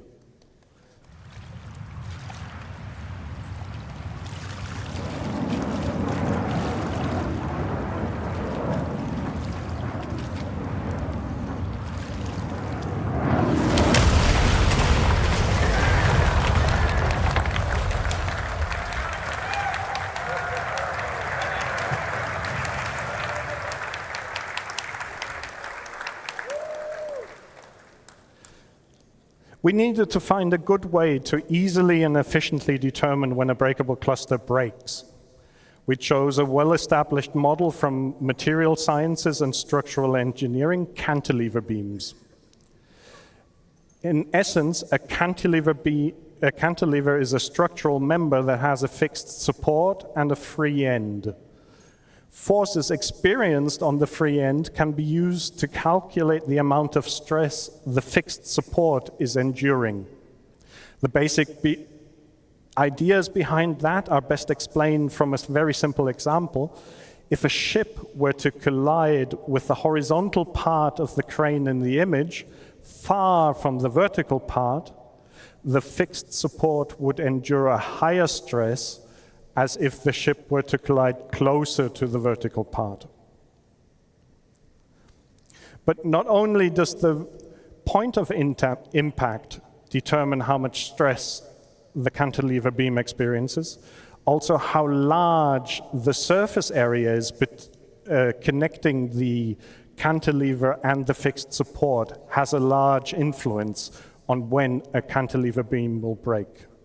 In our case, this actually means we analyzed the cross-section of the intersection of the set of geometry from two breakable clusters to calculate the surface area.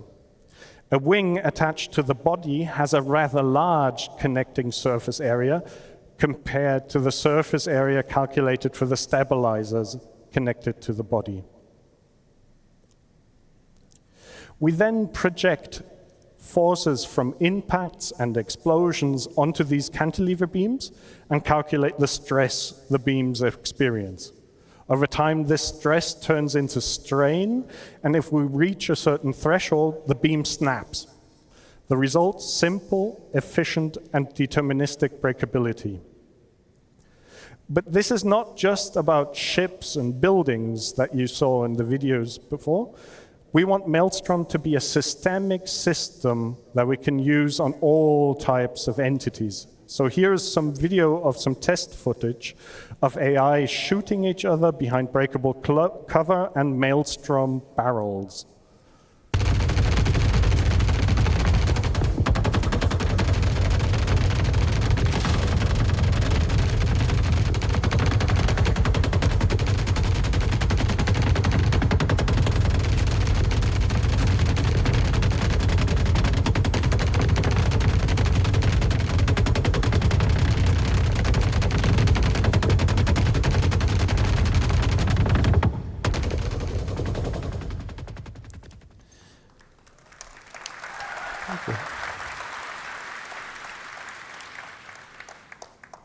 Physical material properties influence damage and breaking and have a direct influence to how things break and fracture. To achieve this, we added various properties: density, yield strength, resilience, thickness, toughness, Young's modulus. And this is more or less what I wanted to talk about Maelstrom, but I don't want to leave without showing one more video of what carnage Maelstrom can create.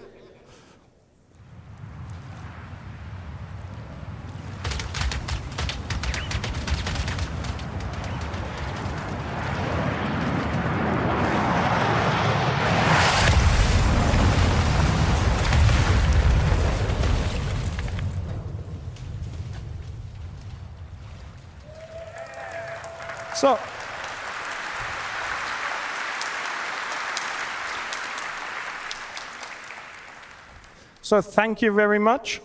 And with that, I'd like to hand over to Benoit.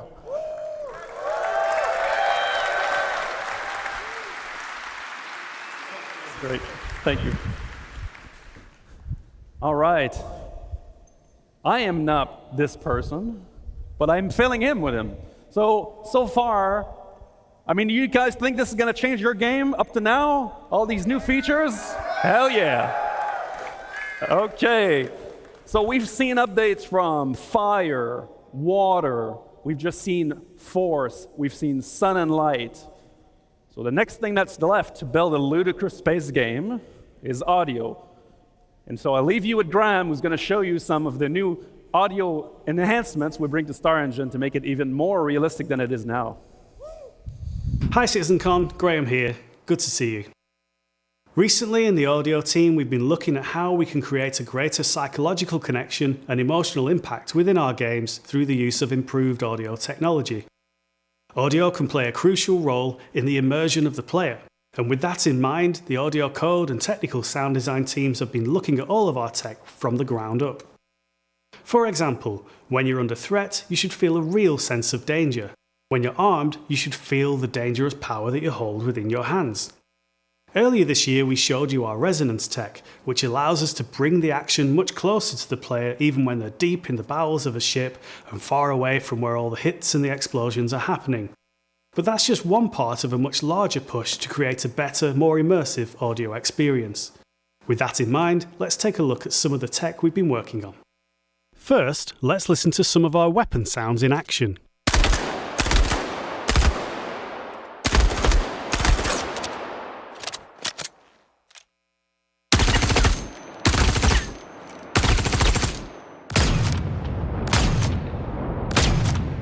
They're a great simulation, but we wanted to take them further and express the sound pressure, the forces being exerted. Our new in-house audio effects, particularly the multiband compressor, tuned by our sound designers, give us this result.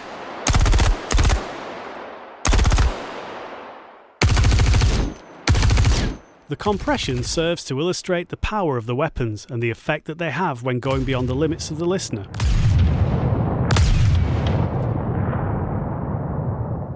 Let's show you the same audio effects applied to the ship weapons, taking us from this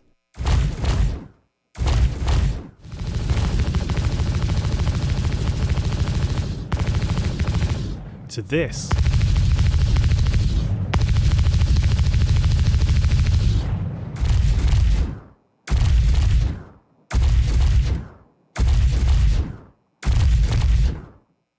But it's not just about feeling powerful. Changes in audio can create a sense of danger, of being out on your own and under threat. Here's an example of ship combat.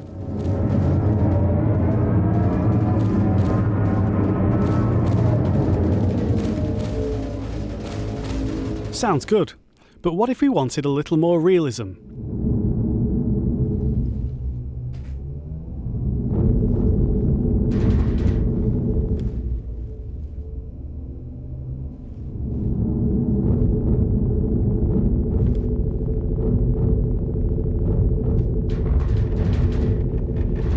The audio propagation tech that we've been rolling out makes it easier to change the soundscape in real time, and a nice use of that technology is to provide a more realistic option. Here, your own weapons resonate through the hull of the ship.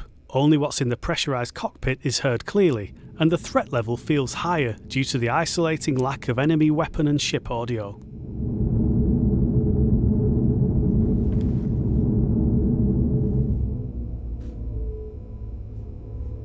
Making these changes creates space in the audio, both spectrally and temporally, making impacts seem bigger, more damaging, more of a problem for the player.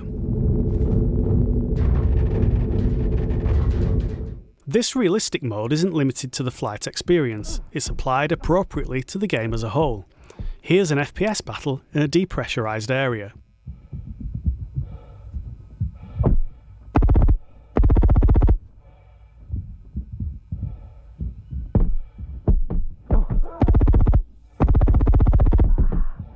With realistic mode, we get that sense of isolation again, giving the location a different colour and adding variety to the audio experience.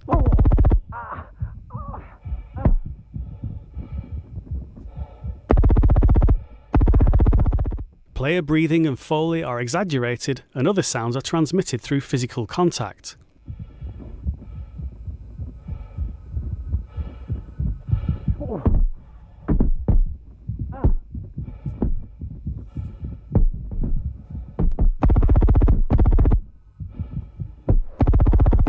That's all from us for now. We look forward to getting these new audio features into your hands.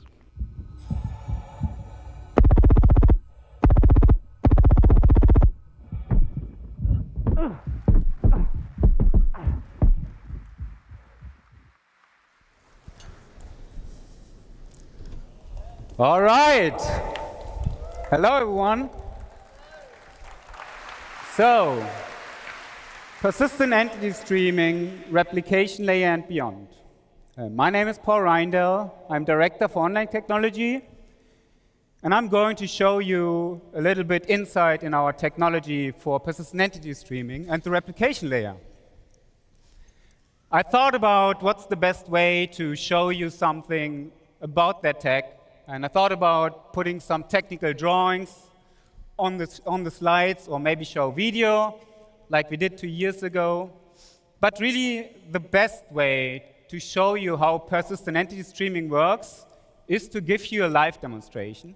And that's what I'm going to do. All right.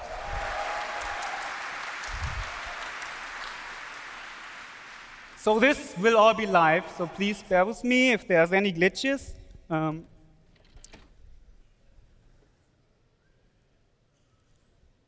So let's keep this rolling. I think I'm supposed to press the button. No, it's already switched. Before we start, a little bit, I just give you a little bit an overview what you see here. Let me set up everything.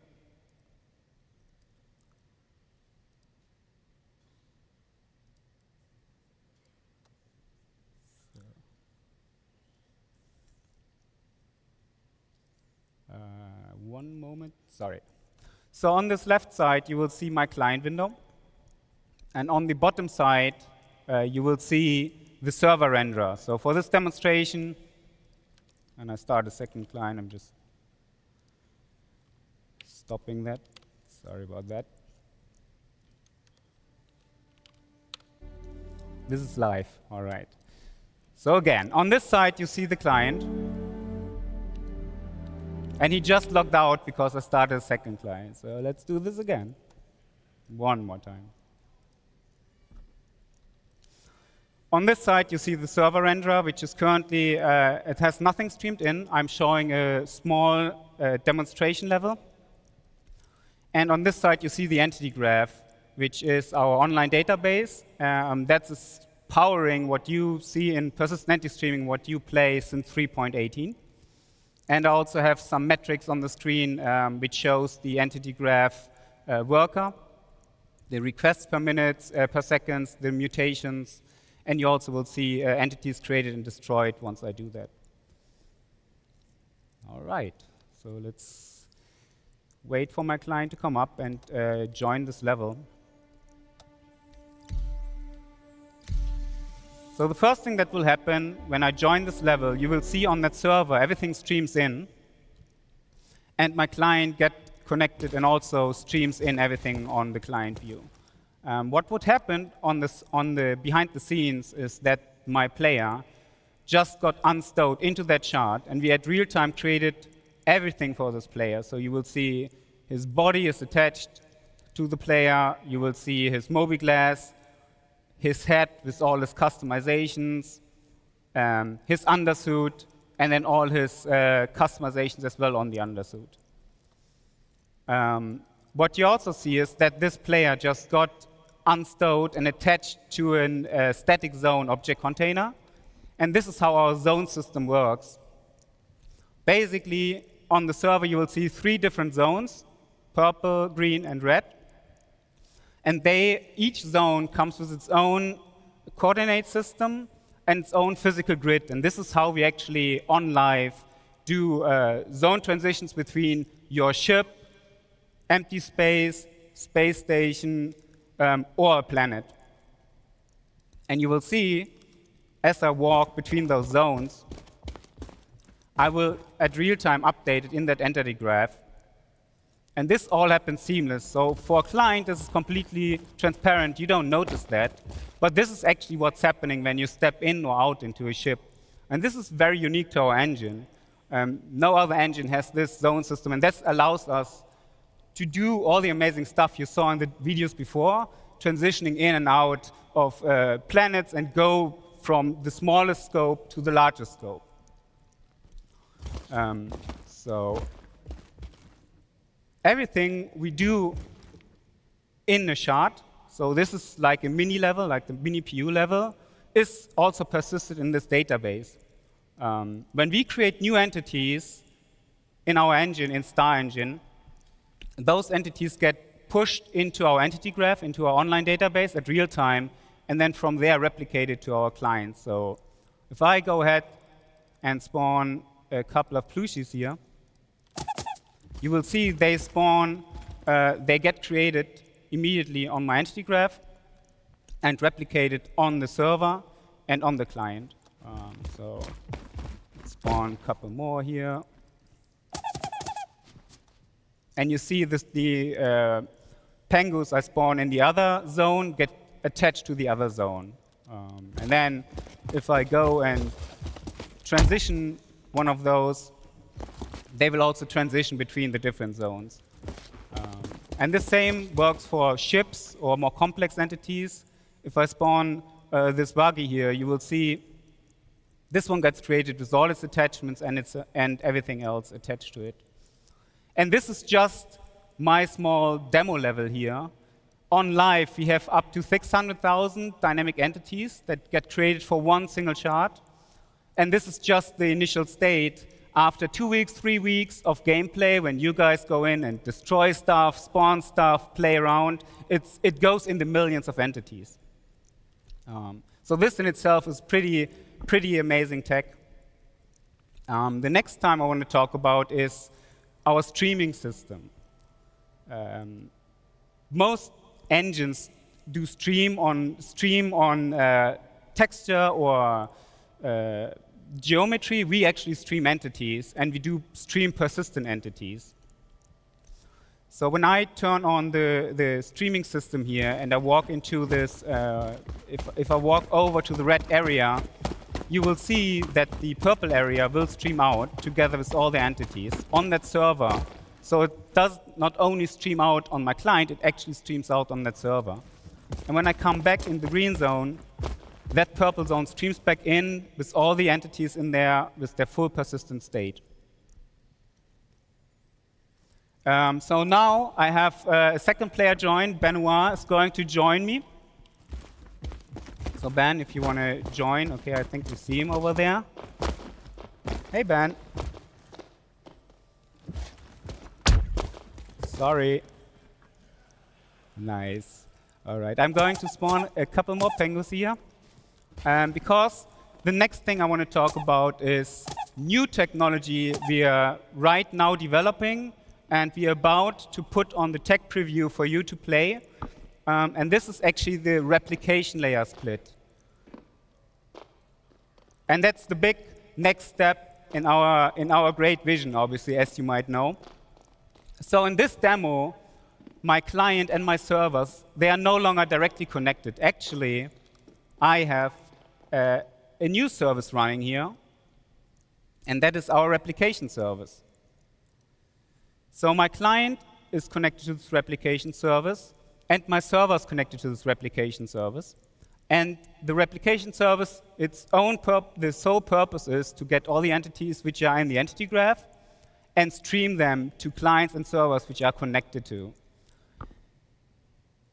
And what's really cool about this is, let's do a little experiment here. I mean, you all know our game has bugs. It's still alpha, and sometimes things can happen.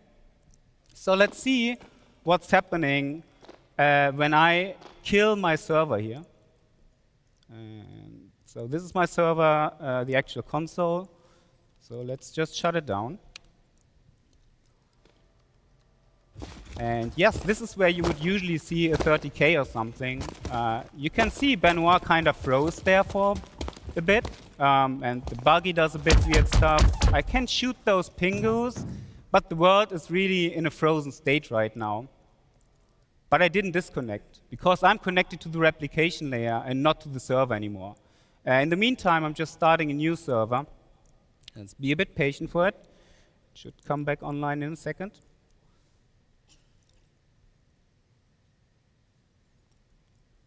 And as you can see, now that the server came back, it restored the state.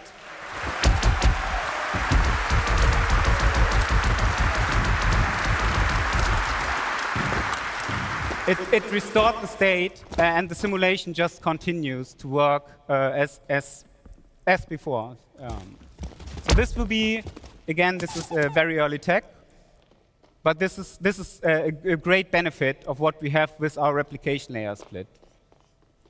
But there's one more thing. And let's try this thing again. I just killed my server, and I'm trying to do that again. But this time, we're doing something different. So let's first go in here. This is my development tool. I can talk about it in a second. So let's stop that server again.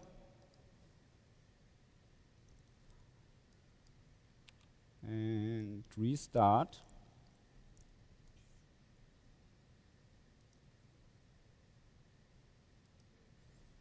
And this will take a little bit. I'm running this tool you see here. This is our internal development tool.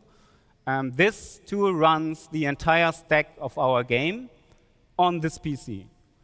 This is obviously for development only, and I can do that with my small test level. But this really helps online devs and all people who work on the incredible, complicated tech we hear to be able to develop our game.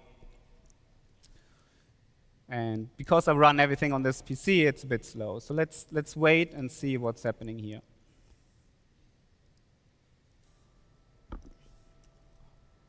All right. Simulation continues. I can see Ben moving again. Hey, Ben. However, what just happened? Well, as you can see on my screen, I no longer have one server connected. I have 3 servers connected to this replication layer. So what you guys see here, this is the very first version of a working server mesh.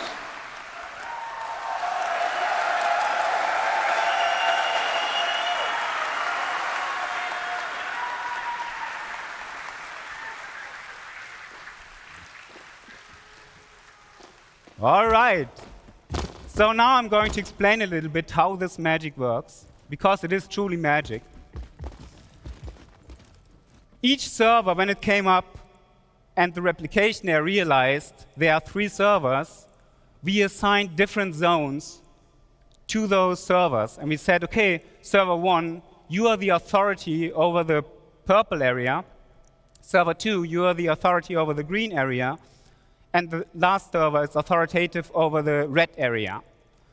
You can still see that those servers have all those entities replicated, but only the entities within their zone are actually authoritative on that server. So while I'm in this green zone at the moment, my entity is simulated on that green server and just replicated on the other server.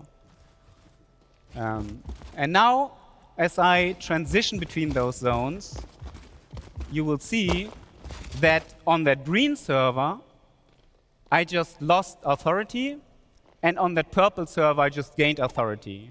And because my player was replicated on both servers, this completely works seamless. And again, let's do that a couple of times. You see on my client here, I don't notice anything of that. This all happens behind the scene. And this doesn't work only on me. Let's turn on the zone colors and the object, the authority assignment on the client as well. You can see that even entities, as they transition into the other zone, seamlessly transition to that zone.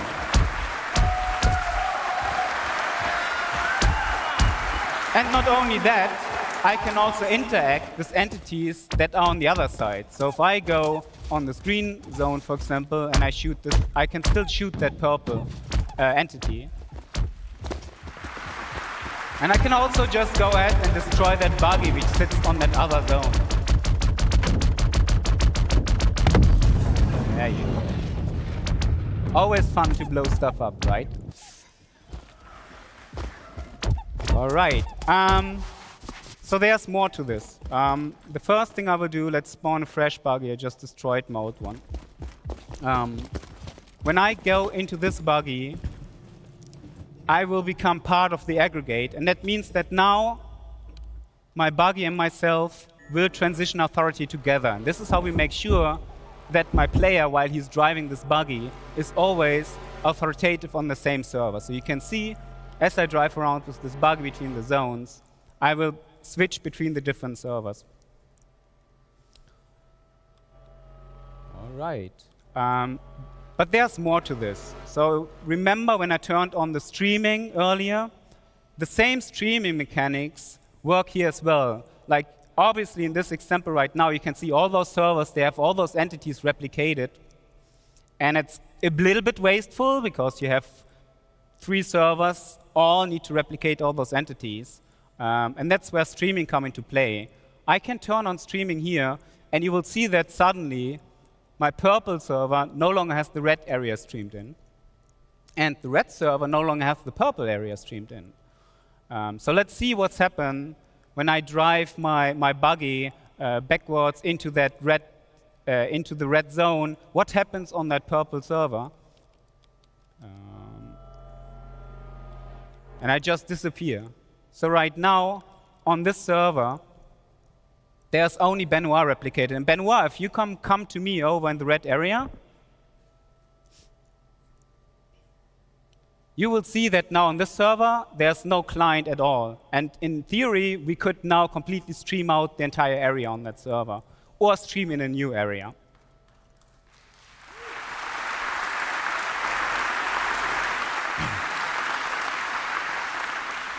And you will also see, as I drive back into the green area, I will magically reappear on that purple server.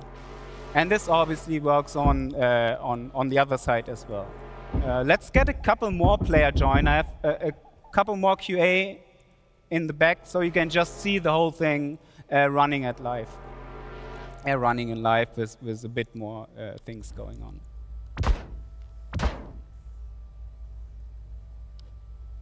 We get out of this buggy. And you will see on each server renderer which clients are currently replicated on those servers and which clients are actually authoritative on those servers. And you can see this, the green server, because it's the middle one, has most entities replicated. And then you can see this purple one at the moment only has one client replicated. Yeah.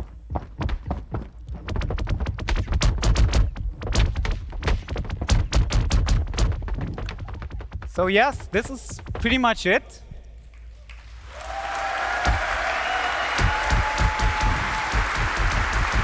I hope you guys enjoyed this. It has been a long time to come to this point. And I just can't put in words how much tech and work we had to put into this. Big shout outs to the network team, big shout outs to the online services team, big shout outs to Chris to let us doing this.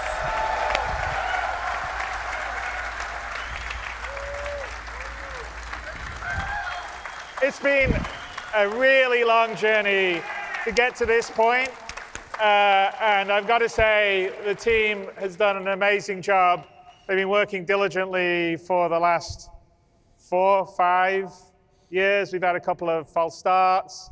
We finally have an incredible, I mean, the way the replication layer works and how we can spin up servers and down and keep the state constant, even if a server goes down, is, I think, a genius design. And the first time I saw this, about 3 weeks ago, working fully, I cried.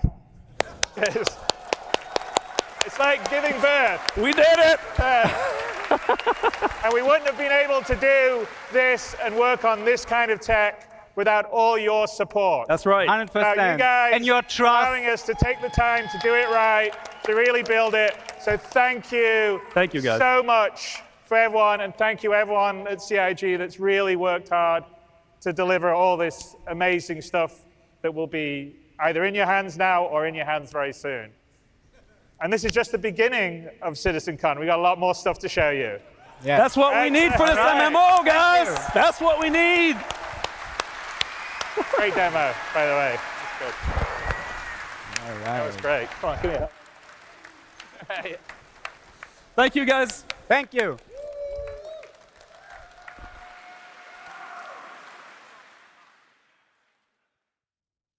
I know I'm live. Dan, I gotta digest what we just saw. Take it away from that boat, Dan. What is up, everyone? We are back here on the CitizenCon show floor. Give it up for that amazing panel you just saw. We are so excited to have all that stuff working. We're here at the Atmo Fight or Flight area here at CitizenCon 2953 at the Los Angeles Convention Center. I have with me 2 of our content creators who are going to be in the Fight or Flight later today. We got Bognagas and Lizzie. What is up, guys? We're going to be doing some lightning round questions about your guys' upcoming stuff. First question, how does it feel to see Atmo come to life here at CitizenCon? It's so cool. It's this is the first real esports thing at an event like this for Star Citizen, so I'm really excited to be a part of it. I think it's a great opportunity for the community to showcase the PvP in the Star Citizen community. Fantastic. What's your mindset going into your guys' match today? Don't lose, and yeah, that's pretty much it. I'm gonna beat him. Good mindsets. Preferred dogfighting ship? The Arrow. Definitely the Ghost, Hornet Ghost. All right. Advice to people learning dogfighting in Star Citizen? Nose to the grindstone, go hard at it. Yeah, don't be afraid. Just jump into Arena Commander and just put in the hours. It's a lot of fun, worth it. All right. Where can people follow you guys? Twitch and Twitter, LazyB_. Yeah, same thing. Twitch, Bognagas. All right. And, you know, a lot of tension, a lot of animosity. Say something nice about your opponent. He's got a great mustache. I'm going to feel really bad blowing him up. All right, guys. Well, that is it for Atmo Fight or Flight. The matches are going to be starting soon. I'm going to cut it back to Jared and the CitizenCon main stage. We'll see you guys back here on the floor soon. See you guys then.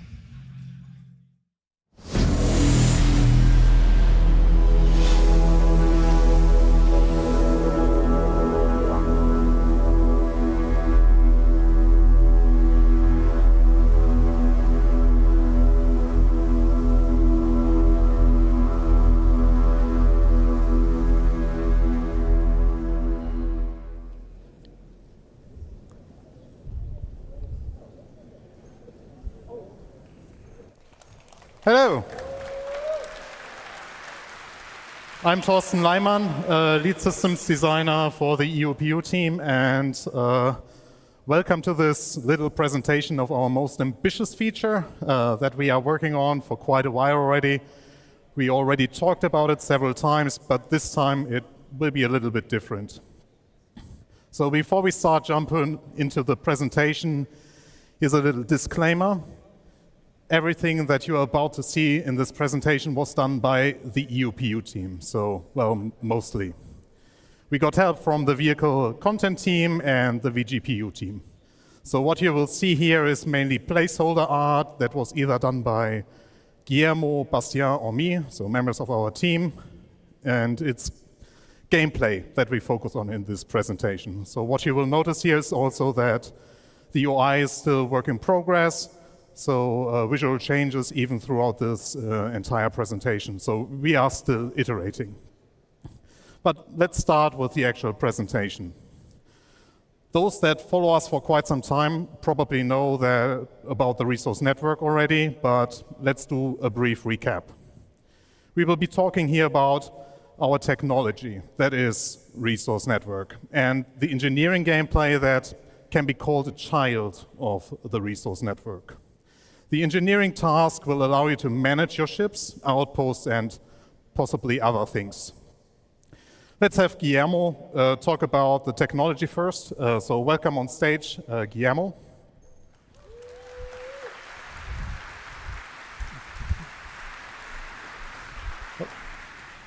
Thank you. Hi everyone, I'm Guillermo Bilbao, gameplay programmer for this team, and I'm going to talk about the resource network. So what is the resource network? The main drive for the resource network was replacing the previous pipe system you might have heard about with a new system that was more generalized, easier to expand, and that would support all the gameplay we actually want to do. And yeah, so it is a network, as you can see on that picture, showing the connections between different items, even those inside object containers. And it enables specifically the relay gameplay we're going to show right after. So it will have a global impact. You're going to see it in ships. You are going to see it in outposts. It's built to work with the cargo system in some ways. And as for interacting with it, the engineering gameplay we're showed today is going to be the biggest example, but you will also see it in other places, especially in missions. And let's have Thorsten talk about it a bit more.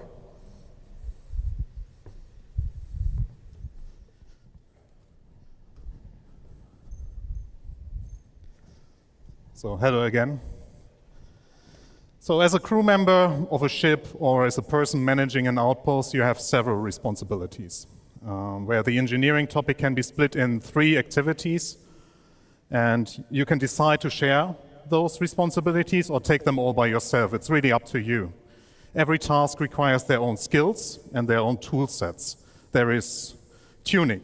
Here you are responsible for preparing your ship. Your journey did not start yet, so you adjust your ship items based on your goals for the travels. Exchange sub-items, adjust the default settings of your power plant, basically operations that require you to turn off the items or even remove them from their sockets. The next activity is maintaining, and this is all about damage control and keeping the items in pristine or pristine enough state. You are the mechanic that makes sure that everything is and stays operatable. Maybe even go further in the sense of caring for the items. And what caring means is here reducing the wear and tear rate by regularly removing dust or oiling the items, just as some quick examples. So let's actually show you some of the maintenance you can already do and will be able to do. So here we start with 2 gameplay mechanics that are already in the game. So technically nothing new, but the entire engineering loop ties them nicely together. Here you saw me collecting IMC, or still collecting, and now I will take the shield generator of the recently destroyed Gladius to use them as a spare part for myself.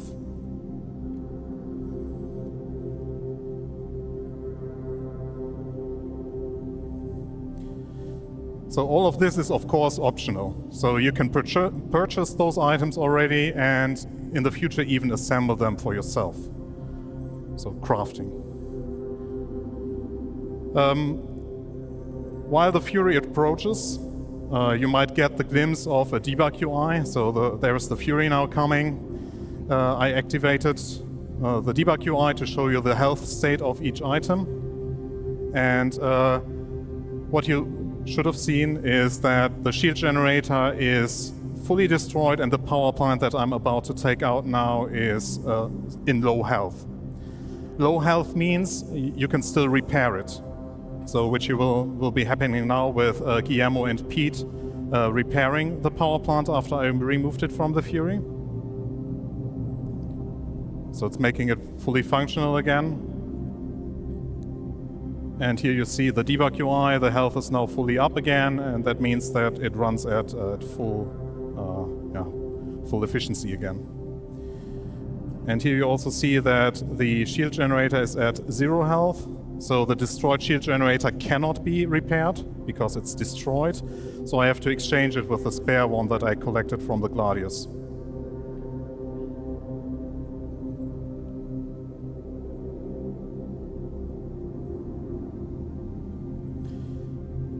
So with all those repairs being done, the Fury is operatable again and it can go its way.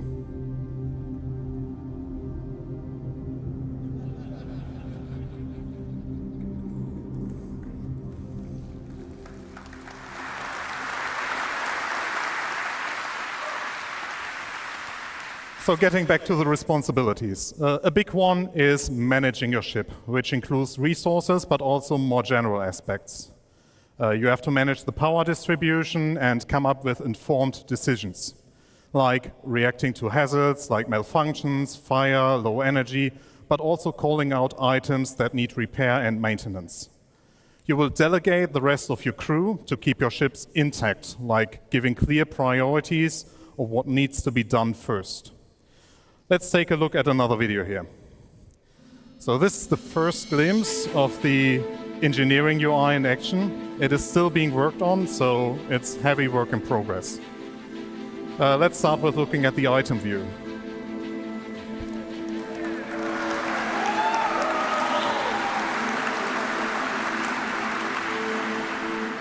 So you can see the full setup of the network with the relays, the green dots connecting to each other, and the relays connecting to the items. Color and shape below the icons should help you identify the different item types, like power plants, weapons, also helping differentiate between consumer, producer, and converters. You can tell the current state of the item, that means the amount of energy it produces, consumes, or has stowed, the health state it is in, the current wear and tear on the item, and the current state it runs in, like charging or being in an idle state. You can directly interact with these items, turn them on and off, and in the future even switch their states. If you hover over a relay, that I will be hopefully doing soon, you will also see that the amount of fuses that are still active and because a relay consists of several fuses, basically they're their own set of lives. And here you see all the details.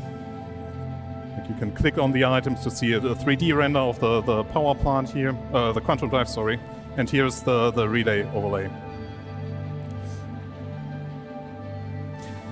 Here Pete shoots a relay to show the UI updates on the screen. So once this relay got shot at, you will see the update here on the UI that suddenly the entire right-hand side of your ship lost power connection. And what you might have not picked up on the screen is that actually the power plant here that I'm now focusing on is on low health. So I'm commanding Simon to repair the power plant to get it fully operational again.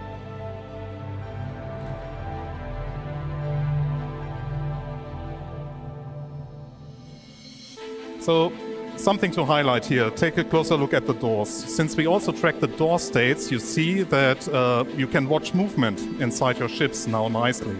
So you can track players moving around in your ship and even close doors for them, or like compartments in this case where Simon just forgot to close the compartment.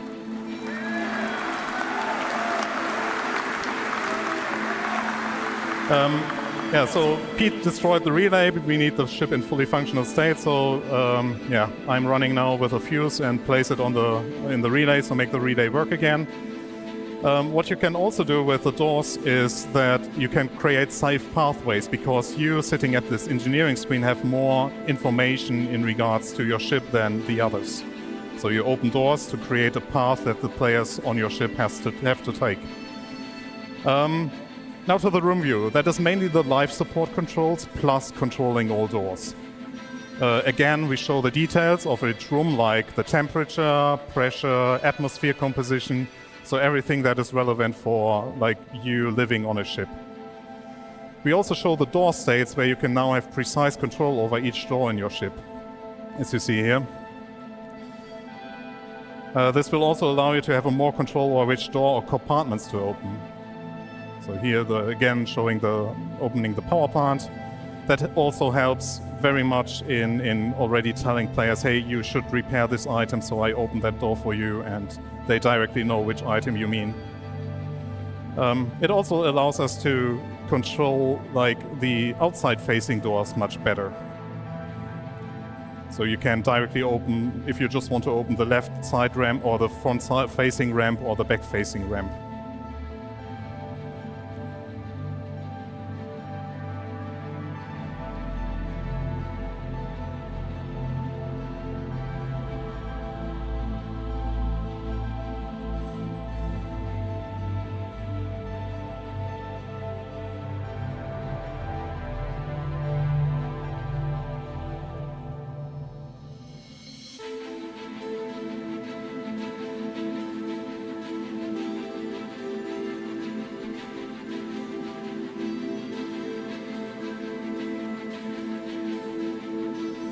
So we did it last year already, but let's make our crew suffocate again. So the moment that you basically pull off their helmets, and now me pressing the cycle button, you see that the entire atmosphere in this room is vented. And yeah, well, the consequence is death.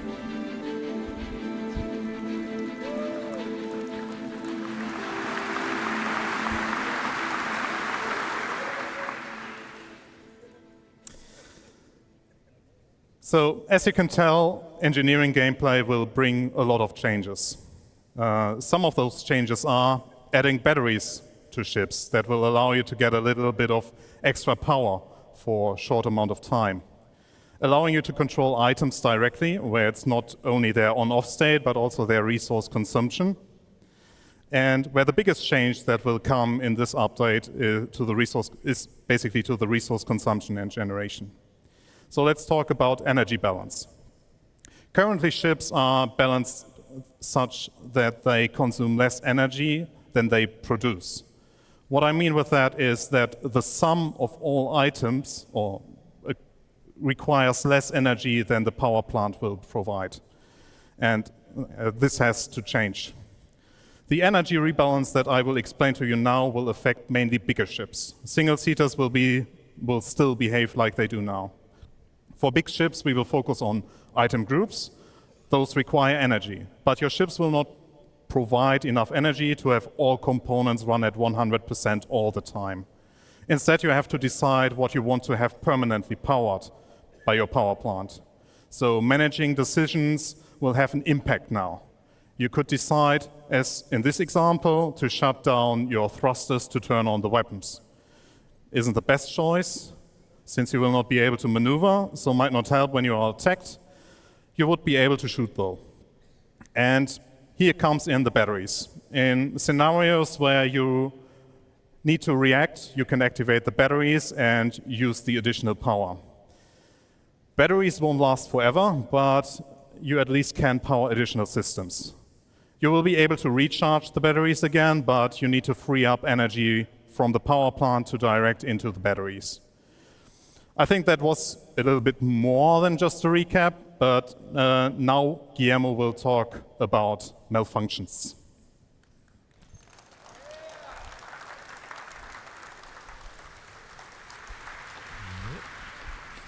So I will talk about malfunctions real quick and get you guys to the next video since we're a bit behind schedule. What are malfunctions? You've seen misfires in the persistent universe for seals and for thrusters. You've seen a very basic version of it. We're making them more complex. We're making them more lethal in some ways and more fun to interact with.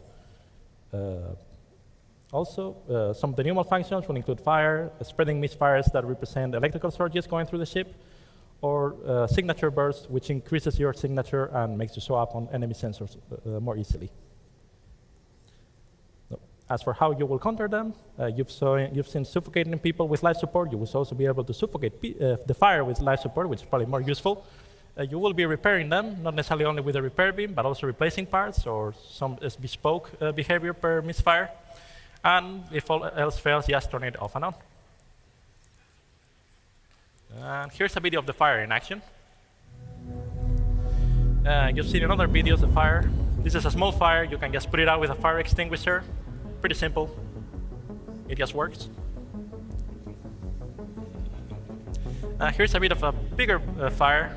It might be that you cannot only put it out on your own.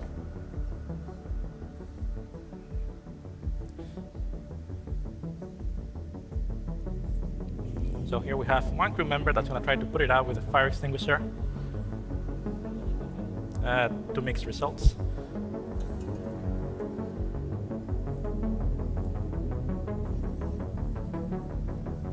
And here we have the option of using the life support system Thorsten showed up before, and just vent in the area.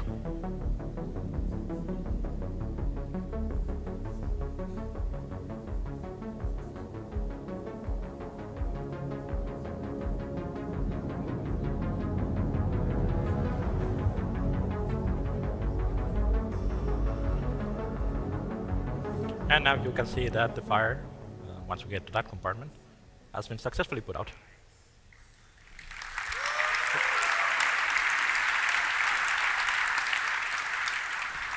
Okay, so let's get Thorsten back on stage.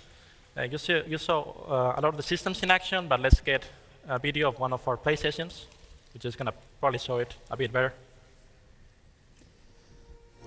So, yeah. I have to excuse myself already because I was leading this group of players being attacked by the Gladius, and I did a poor job, but more to that in that video. Yeah, Guillermo, I wanted to talk about. So for this demo, we have modified the damage system slightly to represent impact penetration on a very basic level. So you are going to see that the quantum drive is going to be hit by the Gladius attacking the ship. So, yeah, being attacked by a Gladius for an A2 isn't like a big challenge, but in this setup we were not like fully staffed. That means we had our engineers running around and yeah, no one being seated in the turrets. So, yeah, our goal was basically to flee the Gladius, and yeah, with the Gladius actually shooting the quantum drive and damaging it, I thought, hey, it's a good idea to tell Pete and Simon to repair the quantum drive as a priority. As you can see, I somehow missed that the habitation room caught fire. I tried to, yeah, well, prevent further damage to it, but yeah, I failed. Yeah, so that was causing a bit to the panic, so I even got distracted in this moment. So we managed to have the quantum drive survive, but here I notice, oh, actually the power plant also starts to take damage, and at this moment I'm also telling Pete and Simon to switch their attention to the power plant, because if we lose the power plant, it's also like almost impossible to flee. So here I realized, oh my god, we are going down fast, and I think at this point now, yeah, I opened the compartment to make it access faster, but that was already too late, so the power plant died. And yeah, so the backup is to activate the batteries, which I did here. So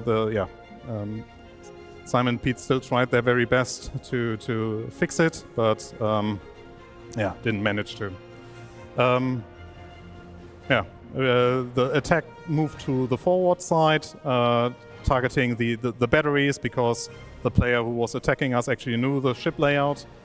And yeah, here I noticed that the second power plant is also got attacked, so have to redirect our mechanics to it. And At this point, we wanted to flee, and then I realized why doesn't the quantum drive work? And as you saw, that there is a relay that also got destroyed. So here you see it very clearly that with a relay being destroyed at the quantum drive position, that means that the quantum drive cannot be accessed from the pilot seat.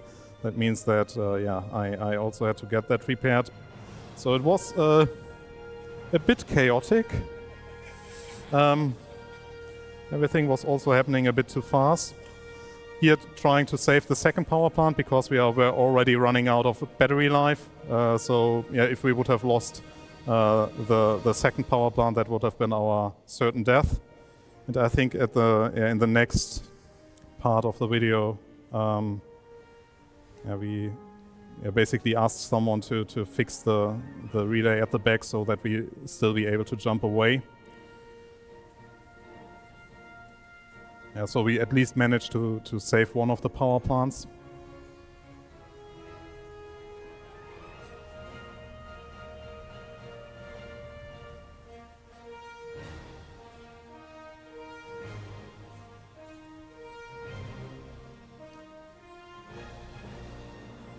That's now, I think it was Pete running there and fixing the fuse. And the next step was the pilot trying to push the quantum drive, but it was too late. We died. And the end of the show. Yeah, thanks.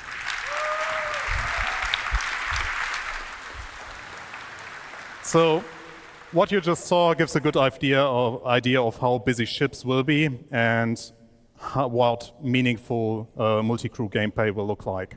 But what about the future? Since we worked on technology that will be used throughout the entire game, you will see more and more coming utilizing this tech. It will introduce systemic gameplay with allowing players to come up with creative ways of manipulating their environments, sabotaging a power plant or destroying a vital relay that connects it all to shut down an entire enemy base that can include its life support or security systems. It would also tie in nicely with Maelstrom that you just saw, and anything that will break off will lose its connection to the network and therefore have an impact on its functionality. So it's a real systemic feature. The technology allows us also to take further steps into the crafting profession as well as in the base building, where both are related to each other. Bases built by player will also form resource networks and come with their unique challenges similar to ships. We are all really excited about the future of this tech and all the associated features. So there's a huge thanks for all people involved. So thanks to the entire EUPU team, the vehicle teams, Jared, active feature team, and the Arena Commander team. They all were super supportive to get this behemoth into a state that you could see here. And it's something that has been a long time coming, and we are really proud of it. So thank you for sticking with us on this journey.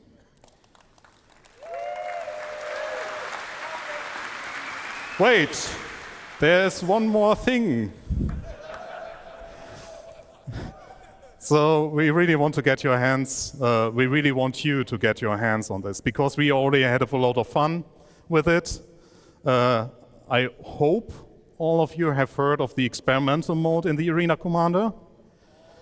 So we want to bring you what you saw here as an experimental mode before we put everything into the PU.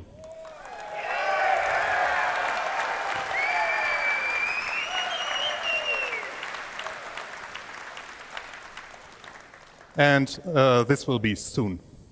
So, thank you.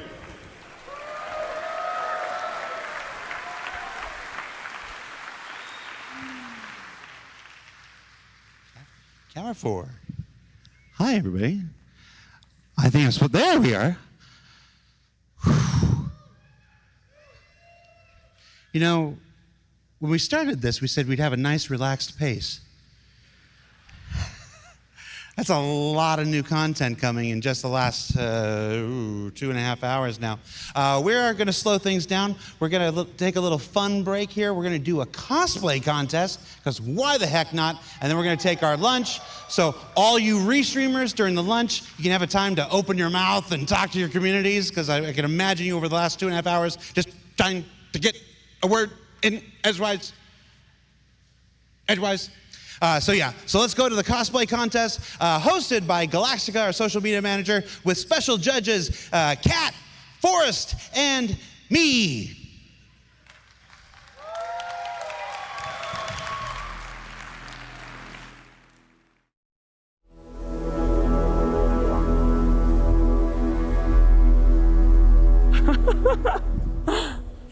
Hello and welcome to the Citizen 2953 cosplay contest powered by Toby Gaming. I'm Galactica, social media manager for Star Citizen, or as I like to say, professional ship poster. And on stage with me, I have Kat Reeves. She's our creative director. Okay. And then next to Kat, we have Forrest, who's our principal technical artist, and who let this guy on stage? Security? And of course, Jared Huckabee. What's your title these days? Creative content doofus. All right. So, really quick, we did say that this was powered by Toby Gaming. And for those of you in the audience, just out of curiosity, who has used a Toby eye tracker before? Okay, a good number of you. Okay, so for those of you who have not used a Toby eye tracker, I want you to look to the left. I didn't see anybody look to the left. Everybody look to the left. And now to the right. All right, now wouldn't that be awesome if you could do that in-game and not have to use your hands to do camera controls? That would free up your ability to focus on your flight and your fighting in-game. And with all of that, you can do with the Toby Eye Tracker 5, which is some of the prizes that we're going to be giving out today. So thank you so much, Toby, for being here and for providing these prizes for us. All right, now, who's ready to see some cosplayers? Can we get some drum rolls? Yes. Judges, are you ready? Yes. Yes? Are you sure? Yes. Okay. All right, so coming up first, we have Diabolus.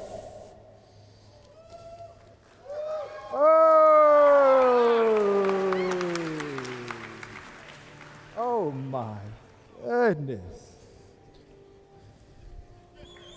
Wow. Do a spin for us. Who is this? Who is this? This Diabolus. is the Artemix Elite Hurston armor. If you want to get a closer look or ask any questions, you're more than welcome to. How you doing, man? I can't see anything and I can't hear It's right here. I'll guide you. He can't see anything. Come this way and stand right here. Just don't move. You'll be safe. We're letting them walk All right off the right, stage. we're ready for cosplayer number lineup. 2 with Kin Shadow. Wow. Make some noise for Kin Shadow.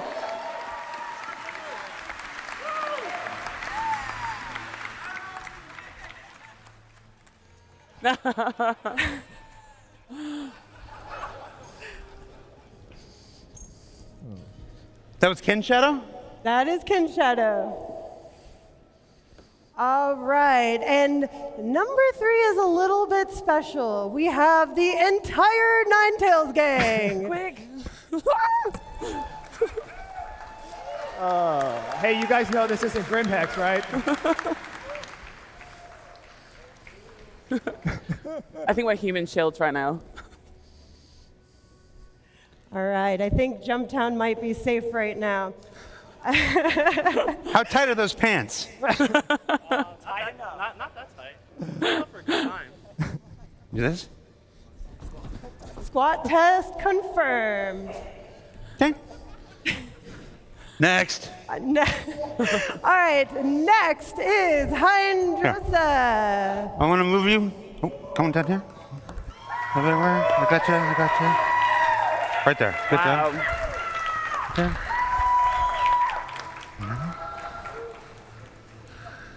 So if you are not familiar with Hindrosa does stream on Twitch, and I was lurking a little bit in his chat while he was making this outfit, and he told me that he has never made a cosplay before, and that he had to learn how to sew and do a lot of different fabrications in order to make this outfit, which is quite impressive for a first cosplay. I've made probably about 100 cosplays, and they look nothing like that, so GG's. All right, up next, we have Lito as Jimmy.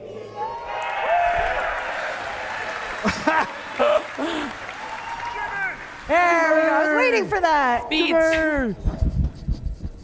I'll be right back. Keep going without me. Are we going to get Jax? Where is Jax? Have you seen him? Have you seen Jax? No.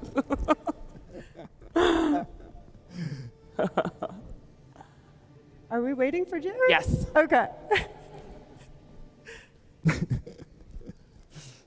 Let's take a look at him while we're waiting. Anybody want to sing a song? T-pose?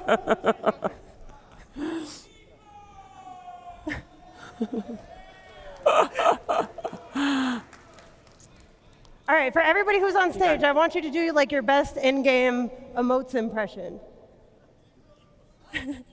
Oh, there we go. Oh.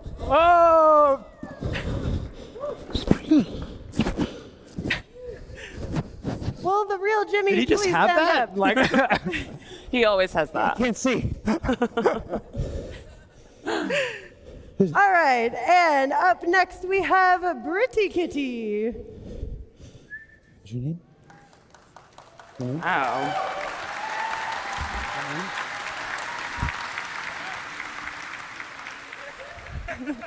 Can you see in that thing? Oh, That's amazing.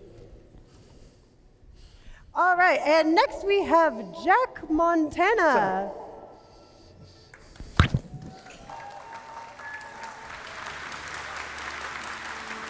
I'm The digging only one that's backpack. going to be able to bring Luke back. I know.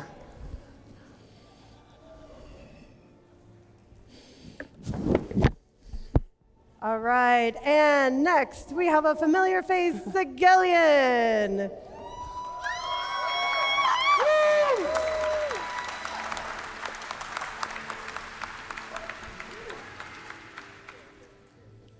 Also, side note, if you have never had pizza made by Sigelian, I highly recommend it. You're missing out. All right. And up next we have Cyber Wolf 74.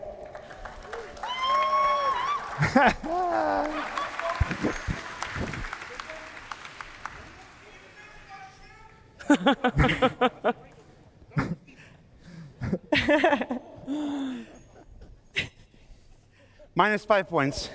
Right over. Doesn't know where to go. All right, and last we have Cats. Guys, step forward on this line. Step forward on this line.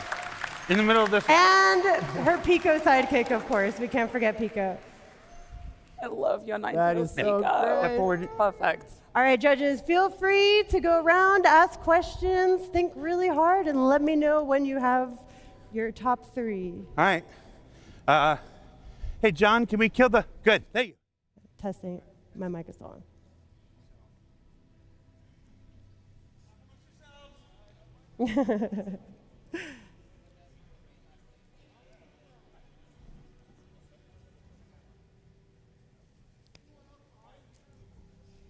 We good? Are we back on?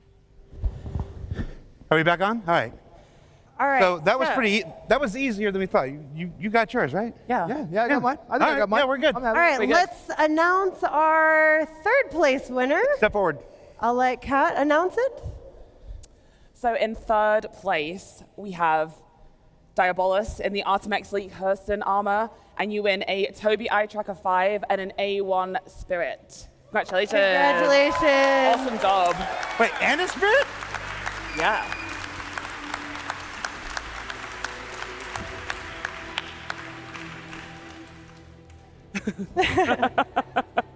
All right, if I can have you, when you're done, just stand right here. All right.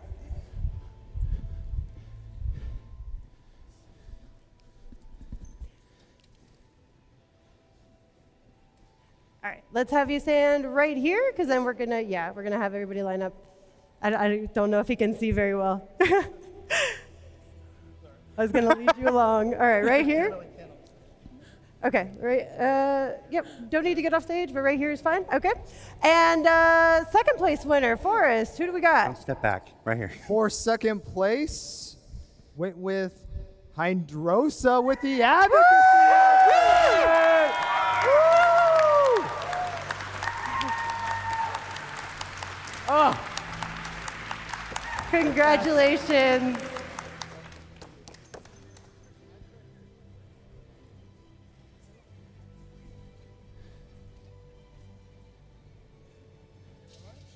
All right, I'm going to have you stand right here.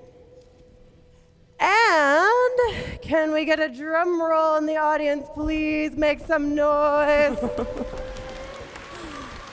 right. First place is an OG. This is a Star Citizen, goes back to 2012. I've been to Disneyland with this guy. I've played with this guy. I pushed him around in a wheelchair. Just so happens to have our first place costume this year. Ken Shadow with the Tobii Eye Tracker 5 and an Anvil Carrot.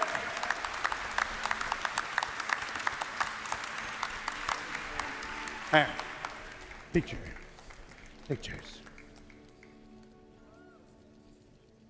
And then receive your trophy.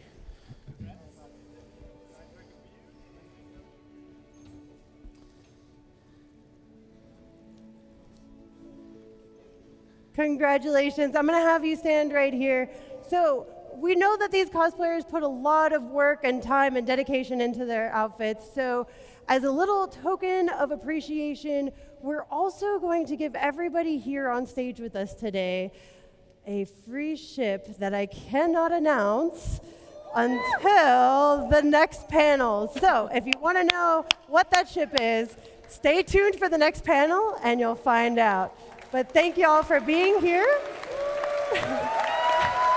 and for putting all this work into your outfits. The judges, do we have any final thoughts? No, I think we need to get together and take a big photo and then go to lunch. Let's do that. All right, let's get together. Here. Close gaps. Close ranks. Huddle. Get in here, boys.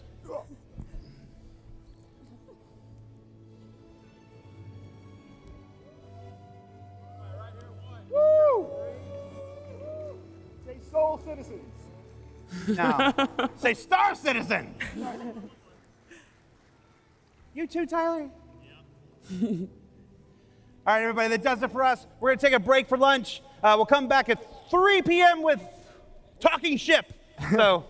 And as your resident social media manager, I have to remind you to make sure you're using the hashtag CitizenCon2953 when you're uploading your photos to social media. We're actually going to reward some of our favorite posts with some VKB joysticks, so make sure you're putting those on Twitter or X, whatever we're calling it these days. Thank y'all, and enjoy the rest of your CitizenCon. Thank you guys so much. Congratulations.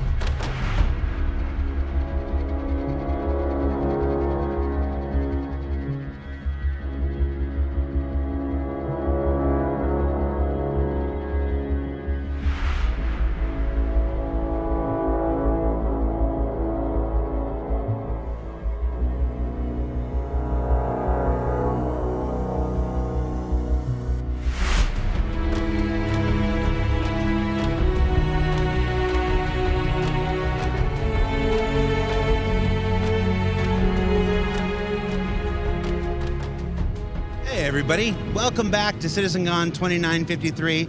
I hope you had a delicious lunch. I had a pizza from the Galaxy Court here at the LA Convention Center, and it was just like the pizza I had at the Galaxy Court in the LA Convention Center back in 2005. I'm talking about the quality. It was good. It was just as good. We are here in the General Lounge. Oh, hey, we just came on in the General Lounge. Now batting center fielder, Manny Mota. All right, so we're here in the General Lounge with a collection of Star Citizens among us, waiting for the start of our talking ship panel. I almost said the wrong thing. Our talking ship panel. That was my pun, and boy, I didn't realize how dangerous it was until I was live. Guys, we've seen 2 presentations so far. The first one had a whole lot of things in it. All at once, what was your favorite thing you've seen so far? Space cows. Space cows? Server meshing. Server meshing! Now, that story Chris told is the absolute truth. 3 weeks ago, we're just having a meeting, just this general, like, hey, what are you, just checking in on everything we're going to show at CitizenCon. And Paul shows him and goes, I have this video to show. I think I know how to show server meshing. And we watched it, and we're just like, and Chris challenged him right there. I said, hey, if you were brave at all, you'd do it live on stage. And then challenged him again to add 2 people, then challenged him again to add 6 people. And yeah, that's what we do. If you can do it live, you can do it live. What's the thing you're most looking forward to? Pyro? Pyro? Just wait. Remember, there's a day 2. Also, you may have missed it during Chris's announcement. The Pyro Playground, which we're about to go to Dan Haubeck, he's going to show us, is actually going to be available in the new Star Citizen preview channel. You can learn all about the preview channel and how that's going to work up on the robertspaceindustriescom website. There's going to be a selection. There's going to be a lottery of people who got the digital goodies pack from CitizenCon. Those people in our concierge, and of course, our selection of our most devoted testers, and then they'll be able to play in the preview channel throughout the remainder of this year before it goes to PTU and then eventually its live release. So with that, let's go to the Pyro Playground. Dan, take it away, man. Thanks, Jared. It's good to see you. Glad to see you're back out from backstage. Welcome back, everyone, to CitizenCon 2953. We are back on the show floor. Specifically, we are at the Pyro Playground, easily the key feature of the show floor. We want to give a quick shout out to our 2 sponsors who helped make Pyro Playground and Checkmate Station possible. Shout out to CLX Gaming and Asus Republic of Gamers. You guys literally helped make this show happen. You helped make the Pyro Playground happen. If you look behind me, you see all these amazing gamers who are experiencing Pyro for the very first time. It's one of the key features of CitizenCon this year, and we're so excited to bring Pyro into the hands of everyone who's here. Hopefully you guys get a chance to check out the Pyro Playground later today. I want to talk a little bit about what made Pyro so spectacular to bring it here, and to help me do that, we got Michael Smith. You guys may know him as Bayor, head of the player experience team, talking a little bit about what it was like to bring Pyro here. How's it going, Bayor? Pretty good, really good. Now, Bayor, really quick question. What were your expectations bringing Pyro into players' hands for the first time? I mean, it must have been a very kind of nerve-wracking thing. There's a lot of anticipation for something like that. So what was your expectations bringing it here today? Well, honestly, I didn't really have a lot of expectations because Pyro's an entire system. So it was just, let's get it out there, let's see what happens, and see how much we can get done, how much content we can get out. But yeah, I have no expectations. Yeah, it's so big that you just can't think about how big it is. It's so monumental. And from what I've been seeing, people are having a blast. Everyone I've seen come out of the Pyro Playground has a big smile on their face. Their faces look blown. They just look so happy to experience Pyro. And so what's the coolest reaction you've seen so far today? Honestly, a lot of it's been the environment, but the big surprise has actually been some of the FPS AI. I think players who are going to fight the FPS AI are kind of surprised they're so hard. Some of that stuff is new tech, so it's neat to see players dealing with that and realizing, oh my god, I have to really struggle with this and really fight to deal with these AI. It's really fun. So would you say it's a little bit more improved than what's currently on live right now? Miles better, yeah. That's fantastic. So give us your 30-second journey of when you got your hands on Pyro, because we've had multiple internal playtests leading up to CitizenCon. I've been in several of them, and I know what it was like for me being in Pyro for the first time. But for you, what was it like getting to play Pyro for the first time? Honestly, by the time I played it, it was pretty polished, pretty surprising, and it was just so mind-blowing to see how different the environments were. but it's also moved a long way since then, and so it's been fun to see every single iteration. But yeah, the first experience is just super mind-blowing. It just looks so different. Yeah, it's just being on Checkmate Station. You couldn't get lost for there forever, and players only have 40 minutes to do the Pyro Playground. And I've seen people go back in line. I've seen people just like go and redo things that they didn't get a chance to do the first time. So what advice do you have for people who are here at CitizenCon? Spoiler-free, again, we want to give people at home something to look forward to. What is your spoiler-free suggestion for people who are here going through it? Honestly, I would suggest to get out of the station. The station is really cool, but get to a ship, get to one of the planets, and get to an outpost, and especially see if you can do one of the FPS AI missions, because they're really cool, and that's a really fun journey. And we have Chief Technology Officer Benoit here. Benoit, what do you feel, completely unplanned, didn't ask him to come by and he just stopped in. Benoit, what do you feel about Pyro? Oh, Pyro is fantastic. I love the new experience. I love the new environments. I love the FPS we're getting on these machines here. If you were at the playground, oh my God, like this is great. So I'm super excited about the... Yeah. Sorry for cutting you off there. Yeah, I'm just looking at some of the screens, and it's so smooth. Like, it's so great to see people like enjoying Pyro for the first time with such a great experience to have for the first time for Pyro. So thank you guys for bringing Pyro to the players' hands for the first time. And we're going to talk really quick. Thank you, Benoit, for your photo bomb. Thank you, Bayor. We're going to talk to a player who just got to experience Pyro for the very first time. We got user Nick at Night here. So tell me, Nick at Night, again, what was your spoiler-free impressions of Pyro? Just sort of impressions or feelings when you got to be in Pyro for the first time? Yeah, I mean, I think calling it a playground is just missing how immersive that is currently in this build. I, as Bayor mentioned, got out of the station, was able to see everything in the universe, and man, was it just amazing to kind of go between the asteroid belts into the new planets and see all those new things that you guys have been working on. So I was really excited. I love that. Yeah, there's some really cool things. I cannot stress enough how if you are here at CitizenCon, come over to the Pyro Playground because it is just such an amazing experience. It's nothing like Stanton. It is so unique to its own vibe. So how do you think we did making Pyro here at CitizenCon? I mean, the people at home have seen bits and glimpses, but for you who's been able to see the whole thing, do you think we did a good job recreating Pyro now that you've gotten a chance to be in it? Oh, absolutely. I mean, from the game into the booths, to the community events, to the way that you guys have put everything together, I mean, it does feel like we are in Pyro right now. It's amazing. Good, we did it, guys. Everyone wrap it up. We're calling it a day. That's not true. We're still got another day of panels left to do. So last question, this is kind of a fun one. When Pyro makes it into live, where are you setting your spawn? Are you setting it to Stanton or are you setting it to Pyro? Oh, Pyro, hands down. You heard it here. This guy had such a great experience at the Pyro Playground that he is going to set his spawn to Pyro. Nick and I want to thank you for coming up here. Really appreciate it. I'm going to throw it back to Jared really quick and make sure that we are on our way back to the panels you guys are looking forward to so much. We'll see you back here on the floor soon. Am I on?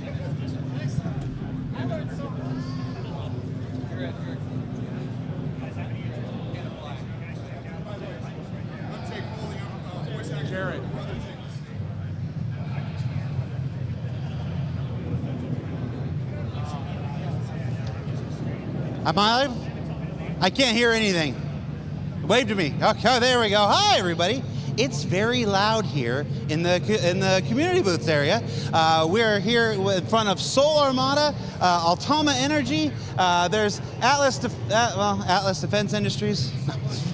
I don't know why. I just decided I was going to pick on you today. It's all right, cool. We're here. I want to show something off. So one of the things that happens anytime that we show up at one of these events, whether it's Gamescom or CitizenCon or even a Bar Citizen, is people give you things that you have to fit into your luggage when you go home, which is not always the easiest thing on an international flight. Today, just 9 minutes ago, I got something I'm going to make some room for. So there is an org. They do this amazing, we had an older version, you may have seen me show it off before.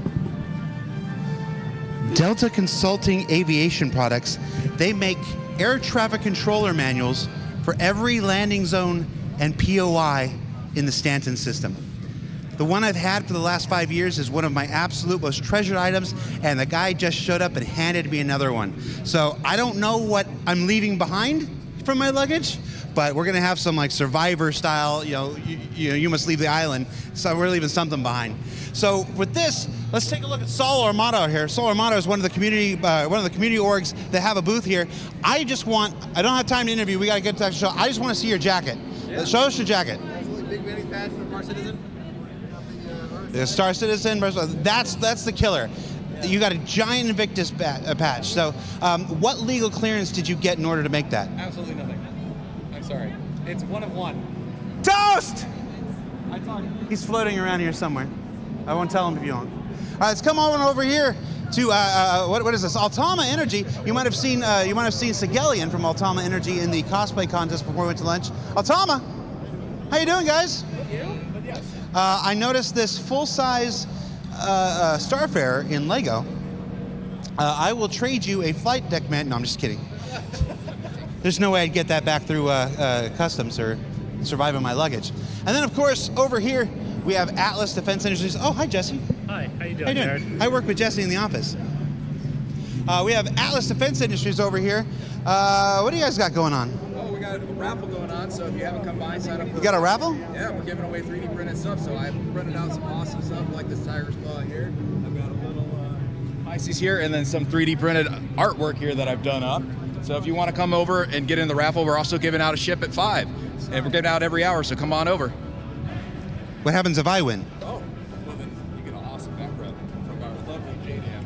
All right.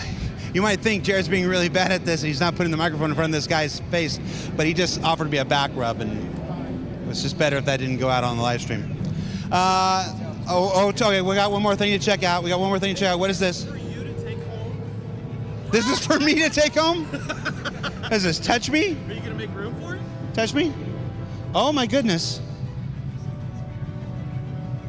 Wow. Oh, Wait. Oh. There's an Easter egg. Can't. It's just like my book. Wow. At this point, I'm legitimately so tired I don't have anything to offer in retort. This is just dang cool. Oh, all right. So I'm in my ear. It's time to return back to Hall A. Talking Ship with John Crew, Ben Curtis, Ellen Batchelor Jr., and Mark Gibson is coming up. So stay tuned. After that, Navigating the Universe with members of our UI team. And like I said at the beginning, everything you were thinking you were going to see, you're going to see that and more. So stay tuned. That's coming up next. I'm going to sit down and have a refreshing beverage. Take care, everybody.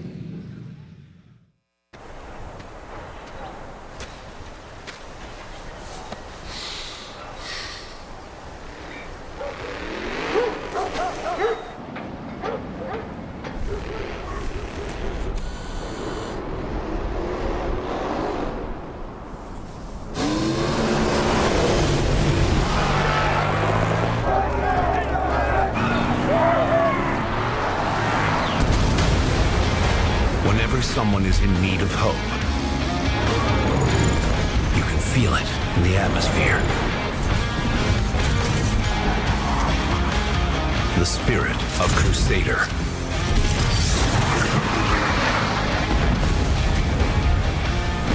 Keeping the universe safe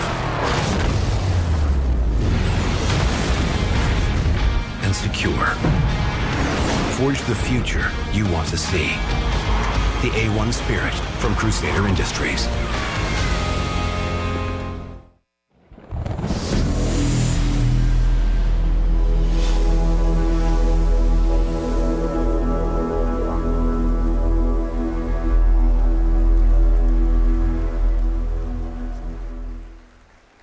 Hi everyone.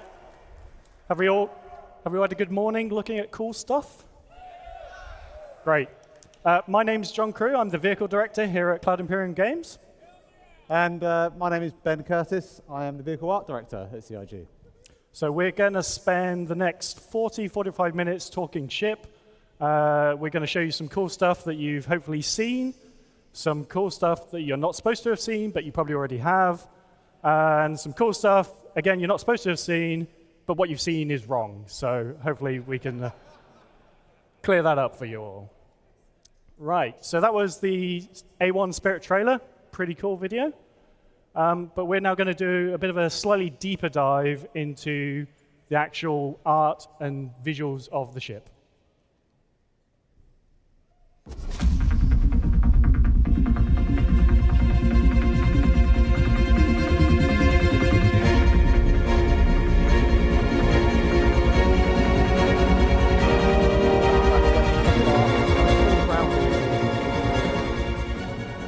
As we move into the heart of the ship, this area is kind of like really dominated by those 10 sci-fi bombs. And then we go straight into engineering, where you find the rest of the ship components that it needs.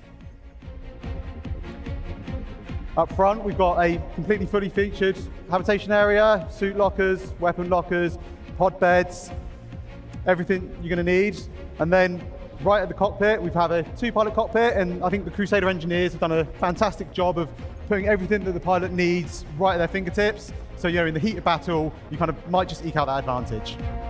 Exterior-wise, it's classic Crusader. We've got our recessed weapons. We've got our rear-mounted remote turret. And then underneath, it's all business. We've got the missile racks, and we've got the big bomb bays.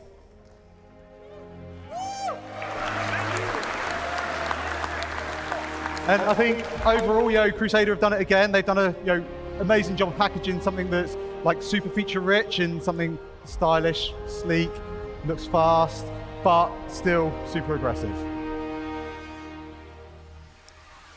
And then here is one last look. Oh, or not. Okay, that was one last look of the interior. There. So we had a really cool cutaway that you half saw. I'm sure we can show you that again later. If you like what you saw there, that is available now on that link and a QR code there that hopefully takes you to the right place. So that is available in Alpha 321, which went live Thursday. I've honestly lost track of time the last few days. So yeah, that's the current. Let's talk about something a bit further in the past. So we have a timeline here from the today all the way through to today in game. And throughout that time period, we have our manufacturers in lore, starting with RSI in the very near future, going all the way through to Mirai, which is this year in game.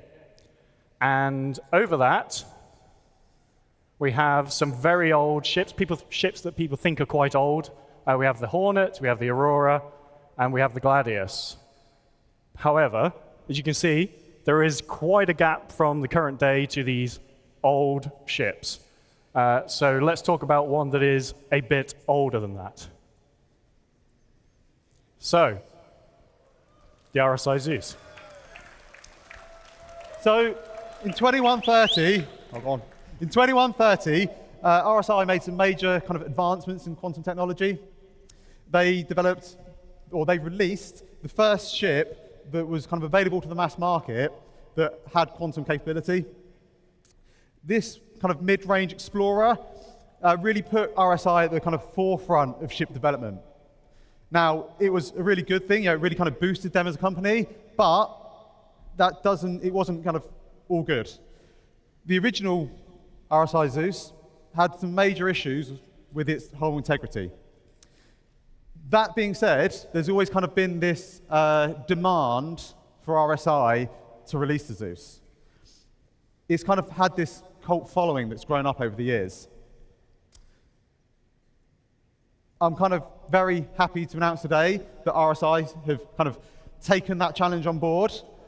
They've developed a whole new vehicle that is designed to ferry a whole new generation of travelers across our universe.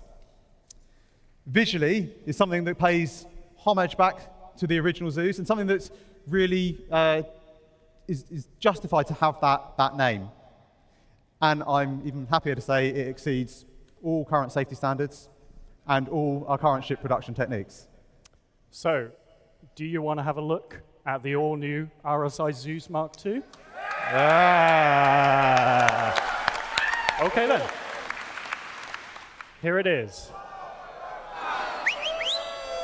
So, we are going to hand over to Elwin and Mark to go through this, and you can see there's 3 of them there. So we're going to do a bit of a deeper dive onto these 3 ships now. So, over to Mark and Elwin. Let's give them a welcome. Come on, let's go, let's go.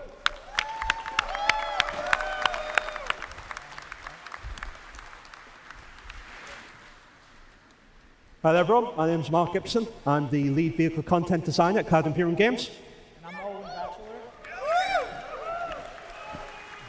Batchelor. And I'm Owen Batchelor, vehicle art director in North America. What do you guys think? Awesome. All right, well, let's take some time now and take a look at this classic RSI design and see how we've reimagined it. So, when we decided we wanted to tackle the Zeus, we had to consider what direction RSI would take it in if they were going to do it today. We couldn't just remake the original Zeus because, although it was obviously a massive piece of history, all it was really used for was transporting and moving around. So we had to consider exactly what we wanted to do with the ship. In the end, we decided to go for 3 variants, allowing you to pick which way you want to actually play the game. So what we're going to do is talk about those variants that we decided on in the end and go into a bit more detail with them. First of all, we have the ES. The ES is the Essential. It's the long-range exploration version of the Zeus. It's designed to let you go out for a long time and explore the universe. Next up, we have the Mark. The Mark is the bounty hunter version. This is there for you so you can actually go out, find your targets, and bring them back. It's also been purposely outfitted so that you have all the tools that you need to disable, capture, and bring them home. Finally, the last version we're going to talk about is the CL, the Clipper. Might be a name people are familiar with if they know much about maritime. This is the cargo version of the Zeus Mark II. This is designed so that you can move your goods around the universe. Of the 3 variants, the Zeus Essential is the one that harkens back the most to the original design, with the original white on black paint job and the vertical stabilizers. We also worked to maintain the silhouette of the original, but brought that forward to modern day RSI design with tons of technical detail and layered panels. And on the underside, the landing gear and the underslung turret, as well as the entrance ladder, fold in perfectly flush, leaving behind a super smooth underbelly, just like the original design. But you probably all want to see what the inside looks like, so let's have a closer look. Despite the sleek and slim body of the Zeus, we've been able to pack a lot into it to give everything you need when you're doing the deep space exploration. You have a fairly comfortable habitation and recreation area so that when you're out away from home, it's not too unpleasant. In addition to that, the rear room has a 32 SU cargo capacity, as well as being able to fit a Cyclone, so if you do decide to land on our planet, you can have a look around. Talking about the loadout, it's a ship designed for 3 crew.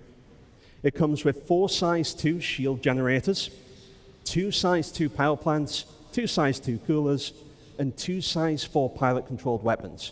And obviously the lower turret that Elwin mentioned earlier is a size 3 remote turret. Now, the Zeus Mark was always designed from the beginning to be a sleek and aggressive bounty hunter. As such, the black paint will help you stay hidden in the shadows until you're ready to strike. We've also redesigned the spine in order to embed an EMP and a quantum dampener, which allows us on the art side to really crank up the level of detail on the exterior. We've also added a second remote turret on the top. Looking at the interior of the Mark, you see that the habitation's taken a little bit of a hit. It moved forward, but what we've been able to add in exchange for that is a massive armory. Let you take all the different weapons and equipment you might need while you're tracking your target along the verse. Looking into the rear, we actually have a dedicated area just for the actual bounty hunter pods, similar to what you'll see in the Cutlass Blue. So you can stack up the pods and take multiple people back with you. It has less SCU than the ES. It only has 16 SCU. And it does have a different loadout with the components, only having 3 size 2 shield generators. Like Owen said, it does have a top-mounted forward-facing turret so that you can put the pressure on the target as you're chasing them. The EMP and QD drive are designed to stop the target escaping once you've caught up with them. Now, because the Zeus Clipper focuses on hauling cargo, we've decided to lean into the industrial aesthetic. We've covered the exterior with a warning strip paint job, and we've covered the exterior with more technical detail and armor plating. In addition to that, it comes with a remote tractor beam, which is mounted on the rear to the side of the ramp to make it easier to haul cargo in and out of the cargo hold. We've also added thrust capacity to the base of the wings. As you can see, there is an absolutely massive rear to it compared to the others. The habitation areas have been massively pushed so that you don't get much space, but we can get way more cargo in. It actually has 4 times the cargo capacity of the S, coming in at 128 SUs of cargo. This one also features 3 size 2 shield generators, and like Al mentioned, it has a size 3 tractor beam to make it much easier to get those cargo containers in and out as you're actually playing. What do you think?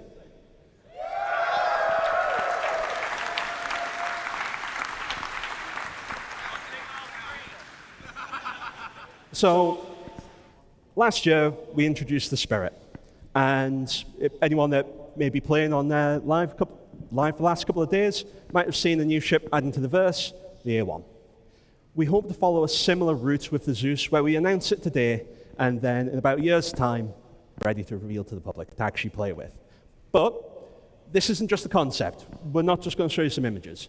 The Zeus is actually in active white box development right now. Do you just want to have a look?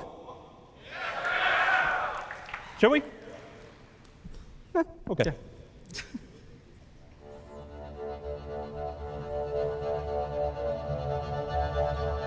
All right, so as you guys have seen with the Spirit, and with the many ships we've released thus far, our ships can, when they're finished, look absolutely gorgeous. But before any of them get to that point, they have to go through a very specific development process, and this is the first stage in that process. We call this white box. At this point, we've taken the concept, ripped it to shreds, and then reassembled it and plugged it all back together within the editor so that we can get a real good look at what players are going to see when they finally get this game.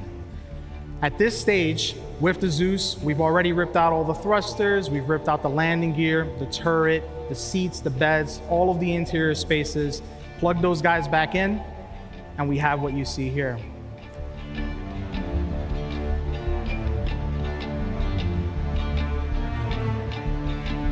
So again, the beginning of the process. At this point, we're able to jump in, start throwing in cargo, interacting with doors, getting in and out of beds, maybe in and out of toilets, and just getting an overall sense of what it feels like to interact with the vehicle. And it is very common that in this stage, we will make some adjustments from the original plan. As an example, on this ship, we've just made the decision to expand the center corridor, add a little bit more space to the rooms. And as a result, that's going to make it much smoother experience for players to traverse the interior of the ship, as well as for AI to traverse the interior of the ship. We've also expanded the main airlock that leads to the enter-exit ladder. And up here in the cockpit, we've separated the co-pilot seats a tad bit just to allow players to get in and out a little easier. So with white box, not the prettiest stage in the process, but it is essential that we nail this because it means we'll be able to deliver a beautiful ship that is also extremely fun to play.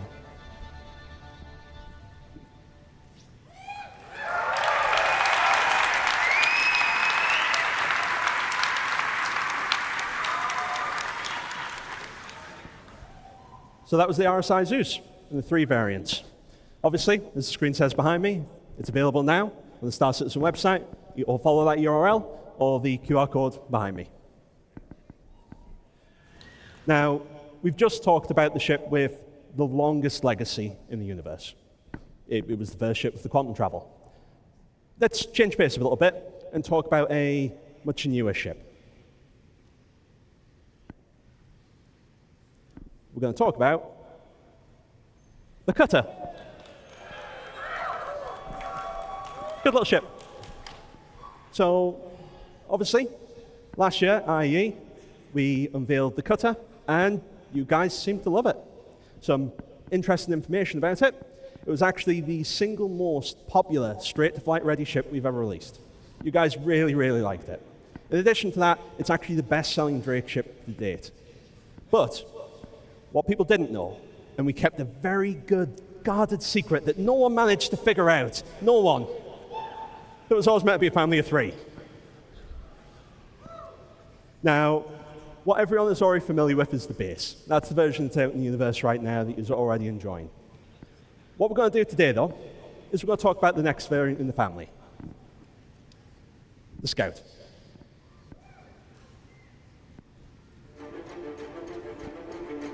All right, let's just take a minute and sort of enjoy the incredible work that the art team has done pushing this guy out.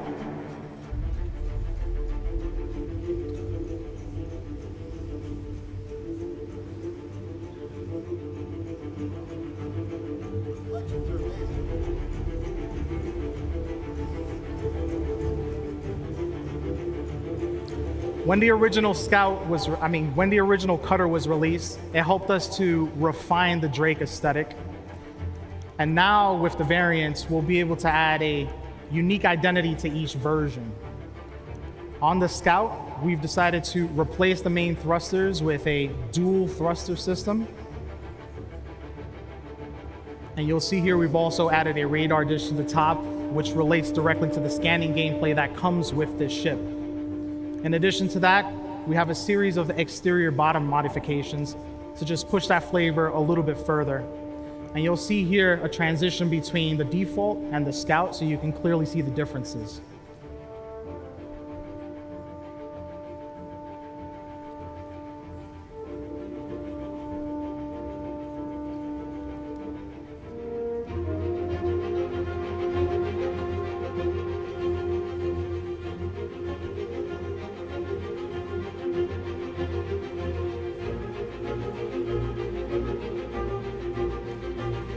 On the interior, we've expanded the rear section of the ship in order to include a dedicated standing scanning station, which will show up here in a second. Along with that, we've also increased the space in the rear to house the larger components that are necessary to support that gameplay. Now, expanding the rear did encroach into the habitation, but we were able to rearrange the components in that room so that nothing was lost in the transition. And on the cockpit, it's the same cockpit that you all know and love from the original cutter. From this view, you'll more clearly see the shift that we had to make in the rear in order to support the gameplay that we're trying to achieve.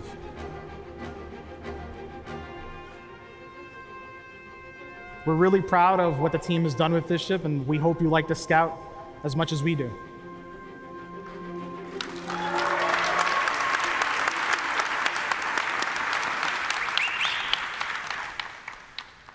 So, obviously, we've just introduced the Scout. What are the main differences between the base? It is a variant, after all. So, the first big difference is the radar. It has a size 2 radar, and to supply that, it comes with a size 2 power plant and a size 2 cooler. Getting tripped on my own words.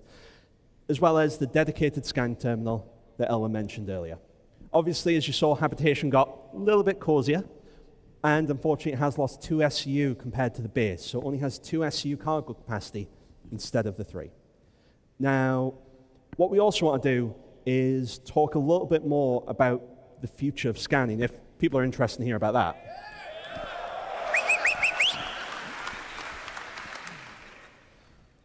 So what is the future of scanning? We'll touch on it lightly. At the moment, there are 2 main ways for you to interact with the scanning gameplay loops. The first one's obviously the scan, and the second one's the ping system. Both of these are going to be merged into a single system known as a scan wave. When you send a scan wave out, if you get any successful pings, what will happen is it will immediately populate your HUD with an AR marker, giving you information about what you've been able to scan, as well as starting to give you far more interesting information than you get now, rather than just the name of the ship. The underlying system will work on the signature system, similar to what it does today, and there are 2 main scans. There is the quick scan. The quick scan is just a low version of it. It has a very small impact on your own signal output. So if you want to stay a little bit more covert and potentially not be seen, looking at something you shouldn't, you can use that one instead. The main benefits are small increase to your actual passive detection range, as well as being able to detect things that maybe are a little fainter than you should be able to see. This has a decent amount of cutting through interference, but not phenomenal. The other version is the charge scan. The charge scan is the big scan. Now, this will actually allow you to detect things up to quantum boost range, which is way, way further than the current passive detection range. And not only that, but it'll actually drop a marker allowing you to jump straight to that location for whatever it is that you found.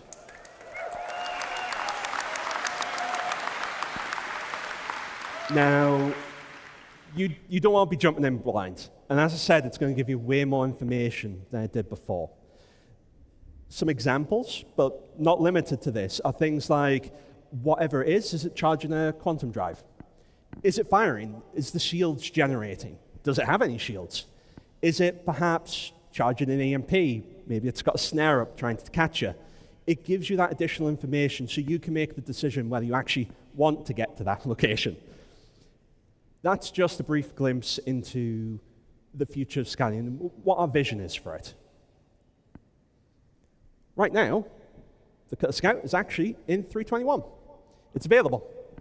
If you go to that address or go to our website, QR code, it's actually in the universe right now. You don't need to wait for a patch for that. I've been Mark. And I'm Elwin.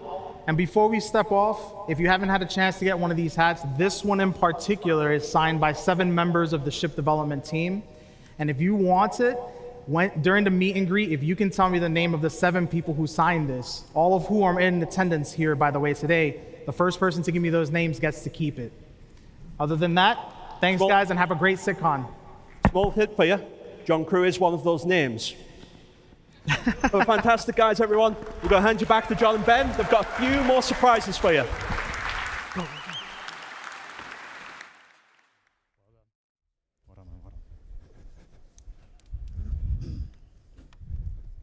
Right. So, as Mark said there, scanning stuff is coming in the future. We didn't show a lot of it because it does sort of turn up in some other teams' panels, and we didn't want to steal their glory a day early. So I highly recommend sticking around for both the UI one and the flight one tomorrow. So, we've talked about the past, we've talked about the present. Let's talk about the future. So, here is a big block of squares that represents our backlog. So, each one of these squares is a ship or a vehicle. All the light blue ones are all the ones we have released to date. All those gray ones are the ones that we have not done yet. The dark blue ones are the ones that will be in your hands by the end of the year. So, we have over 200 vehicles for us to support as a vehicle content team. For those of you that are trying to do the maths in your head right now going, that's the wrong number, this includes every single vehicle that we've ever shown to you, whether that's in a Squadron 42 visual tease or like a trailer. Some of them are obviously Squadron exclusives, some of them are going to be NPC exclusives. We still have to support them all. So every vehicle in the game, we have our hands on, and we do a lot of work to support them for you. Not the only thing we do. We obviously introduce new content like the Mirai Fury. We deliver previous promised content. And as you'll see today and tomorrow, we do a lot of gameplay support. So obviously we help out. Ships are like the heroes of the game. You saw in the resource network engineering panel how that's going to impact ships. You will have seen, if you've been paying super close attention, some UI elements to do with maps. Stay tuned for that. We do all that. So we do a lot of work across all aspects of both projects. And to do all that, we need to do a few things. Okay, yeah, so John's talked a bit about the backlog. I'm going to kind of take a little bit of, how are we going to deliver this? So in April 2023, we actually kicked off a new ship team in our newest studio, Turbulent, based out of Montreal. Yeah, go Canada. So we've now got 5 artists, or vehicle artists, 1 vehicle designer, 1 embedded QA tester, and 1 producer. And that kind of gives us everything we need to start bringing content out of another location. And it also means that we now have kind of reps globally for the vehicle content team in all 5 of our studios. What's the really nice thing about that is it kind of opens up a new pool of a kind of talent that we can pick from. And it should really help us to deliver some more content to the game. And you've actually just seen the first 2 ships out of that studio. So the Scout variant and the Zeus are both being developed by our Montreal team. Yeah, they're doing great. We're going to look a little bit more in depth at the kind of the art team and how we've grown over the years. You can see from this graph, this is our kind of like live numbers of how many vehicle artists we have dedicated to the project. You can see there's a nice trajectory going up. And with more team members, that also means we get kind of like not just more people to throw at stuff, but we get more experience, we get more knowledge. And that's, that allows us to kind of tackle our larger, kind of more complex ships. You will notice there in 2022, there is a little dip. And unfortunately, when that happens, that has kind of real consequences on what we are able to do as a team. I think, less people, so less power to put on stuff, but also some of that knowledge leaves us.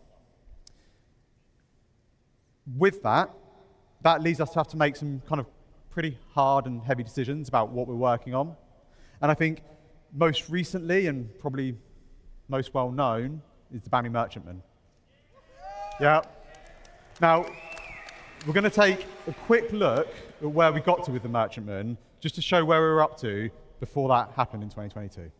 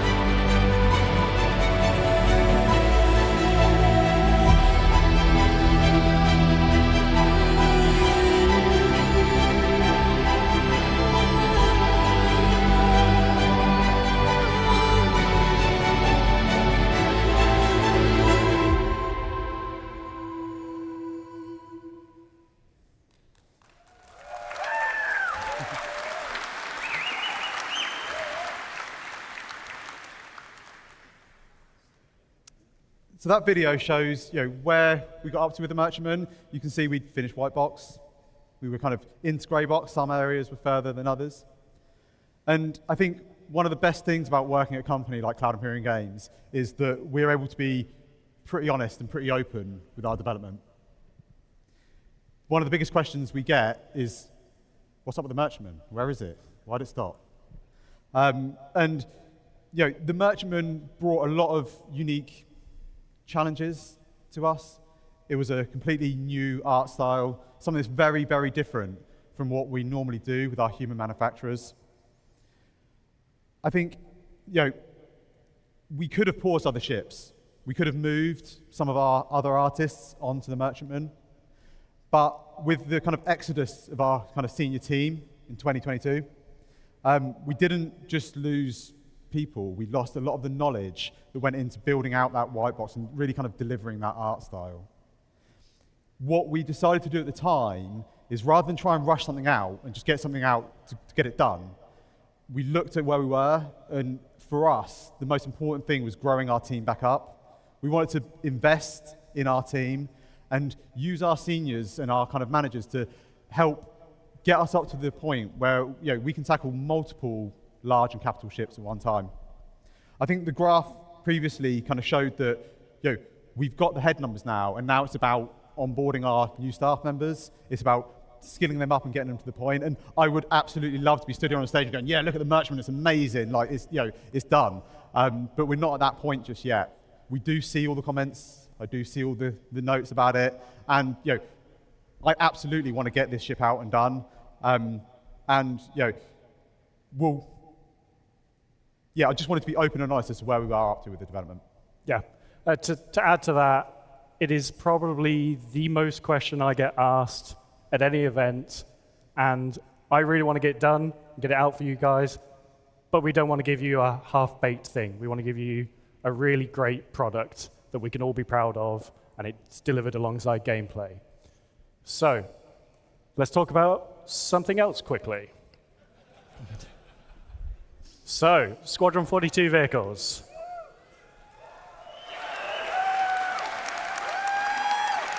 How many of you have an Idris of some kind? Right.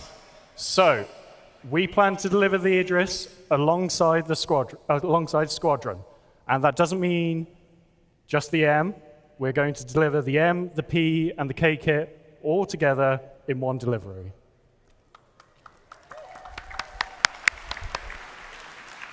Javelin owners, I'm afraid you're going to have to wait a bit longer after that, is obviously the bigger ship players can own. And we have recently looked at what is left to deliver on it. We've got plans. There will be modularity with it. And yeah, that will come after Squadron releases. And those of you who also have the Vandal Scythe, Glaive, Blade, after Squadron releases, you will also get the updated models as well for that.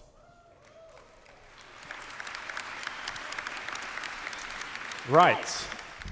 Next. Okay. No kind of ship panel at a CitizenCon event is kind of done without looking at what's coming up next. Previously, we used to do these kind of like silhouettes, but we kind of always felt they were a little bit predictable. We ended up just making most of them anyway. So last year we changed things up. We asked what manufacturer do we want to see make our next large mining ship. And you're going to see more about that at IAE next month.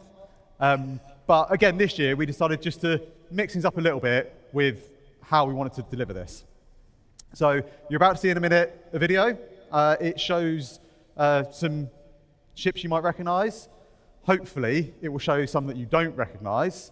But feel free to get on Spectrum afterwards, take a look, give us a guess at what you think they might be, because we'd love to hear your input. And I will just add to that as well. We aim to deliver everything you see in this video and more in the next 12 months.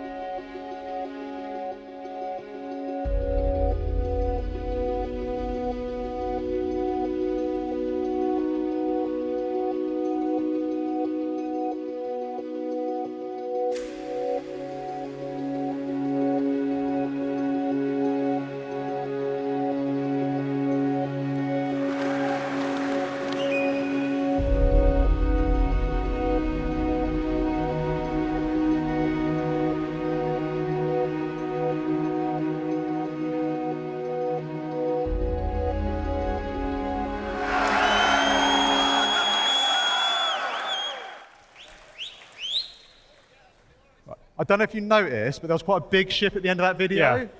Yeah. And yeah, just to confirm, that is the Polaris. Yeah.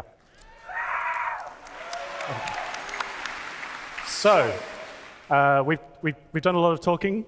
We'll do a bit more talking about it. So yeah, okay. Just wanted to touch again on like, why are we doing an RSI ship? Like, what is with that? So the thing about doing another RSI ship is that we've got a really well-established art style for RSI in our universe, and it gives us the ability to kind of train up newest members of the teams on something that's kind of quite a known element. That is absolutely not the only benefit, though. The way we are planning on tackling the Polaris is not tackling it as one ship, but actually we want to tackle, well, anyone that knows our backlog knows we have a number of large RSI ships on there. And our kind of plan is that we tackle that as a family of ships. We don't just tackle one of them and then we go off and do something else for 6 months, a year, come back and do another one, something else, come back and do another one. We want to tackle them all together, one after the other. And what that really allows us to do is just kind of streamline our development process. We're able to, for our more common areas of the ship, we're able to build kits that we're confident in, that we can reuse and we can make the most out of them. And then that allows us to focus our development time and our efforts really on the much more unique and the important and exciting areas of each ship. Tackling them as a family kind of allows us to expedite their development. We leverage the experience that we've got within the team. And it just allows us to, like I say, streamline everything. So first up, we've got the Polaris. Next up, we've got the Galaxy. Then we've got the Perseus. And that kind of closes out most of our large RSI ships. And then we can see what we want to take on after that. Well, I think that's pretty much everything we want to talk about today. However, before we go, we're going to... Torsten's already stolen the predictable joke here, so we'll do one last thing to show you guys. So let's have a look at the current state of the Polaris in engine in its white box state.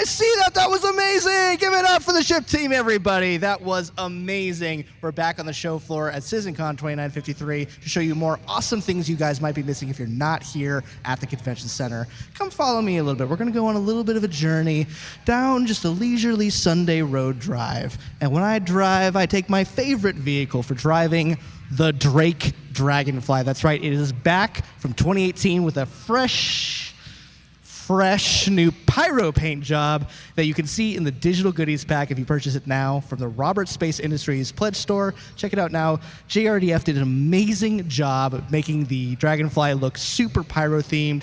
Look here, we have the pyro amalgamated label, I guess you would call that. I don't know what you would call it. I'm not a car guy. I'm not a Drake guy.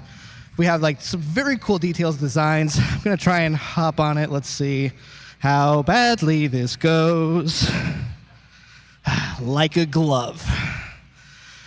It's super cool being up here, actually. I didn't think it would be this cool being up here, but it feels like you're about to drive a Dragonfly. If you guys are still here at the show floor, be sure to check out the Drake Dragonfly. I really just want to like drive this thing off the stage. You know that like, what's that feeling you have where you're like on a balcony and you like look over the balcony and you're like, there's a little internal, it's intrusive thought. There's an intrusive thought where it's like jump. My intrusive thought is drive away. And I want to drive away on the Drake Dragonfly right now. This is so cool. We have photographers taking photos. If you guys are interested in looking at your photos afterwards, JRDF will be making those photos available to everybody. I'm sure we'll tweet it out. Galactica, get on it. You know, that's your job. Anyways, I'll cut it back over to Jared. I'll see you guys back here soon. Have fun. Fight for the mic. Just fight for the mic. Just grab the mic when you have to.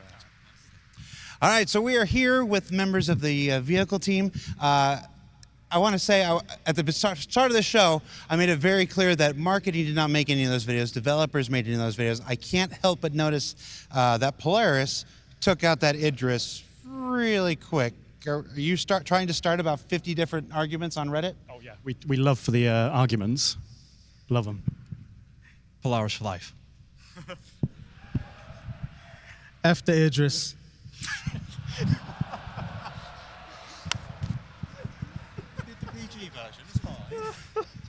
Ben, would you like to go on record? All ships are equally as brilliant as each other. Until they get what's coming to them. And Ellen, would you like to revise your answer? F the Idris. The views and opinions of Ellen Batchelor Jr. do not represent those of Cloud Imperium Games, Robert Space Industries, or its subsidiaries.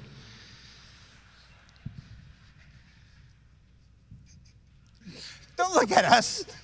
Ben Parr's off the side. It's like just whatever. All right, so the Zeus.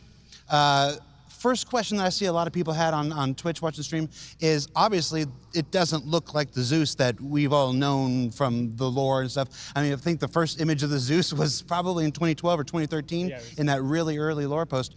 Why did we change it? Were they not listening to the presentation? I wasn't. So there's a few things. Obviously, it was built as a product of its time, both in lore and back in the day. I was too busy looking at how handsome you look. Oh, thank you. But also, and I think Ben will probably want to talk about more of this, is we have design languages for RSI now, and it doesn't really fit in with them anymore. Yeah, I think when we look at reimagining one of our ships, our manufacturers, we didn't want to just release the classic Mini today. We wanted to look at it and today, so maybe tomorrow? No. So what we wanted to do was bring it up to standard, both in terms of its quality and what it can deliver as a ship, but also visually. I think RSI has grown as a manufacturer over the years. I think you can see how not all ships roll off the production line in day one. Each of our manufacturers also have a history, and I think it's fine to see progression for that throughout the timeline of our game. Sorry, Zach. Just say you hate the Zeus. But it's not just the visuals of it, though. It's important that the amount of time it would take to get your jalopy, because that's why I ask, and up to level. I didn't do it. He did it. He did it.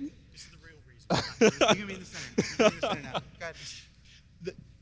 The amount of time it takes to actually get a ship, the amount of time it takes to get a ship actually flight ready in any universe, it would be a lot of work to get something that, for the most part, has about the same amount of space as a space shuttle, and you wouldn't be able to use any of the gameplay. You wouldn't be able to fill it with cargo. It'd be really difficult getting out. And if we're spending that amount of time getting something flight ready in the universe, we'd much rather give you something you can engage with and do. I touch you. You touch me. Oh, it's fine. Do more with. It's fun. It's far more interesting to get a ship that you can do bounty hunting in, or cargo in, or... He comes over, asks us to do an interview, and wanders off. It's going to be one of those live streams, huh? All right, we're almost at the end. We're almost at the end. Okay, All right, fair. so enough about what the Zeus isn't. The Zeus, favorite thing, top of your head, what's your favorite thing about the Zeus? Ellen? F the Idris. Mark, favorite thing about the Zeus? EMP, quantum dampener. Okay, favorite thing about the Zeus? The white and black color scheme. Favorite thing about the Zeus? Its belly. It's got a really lovely, sleek belly. Like a space shuttle.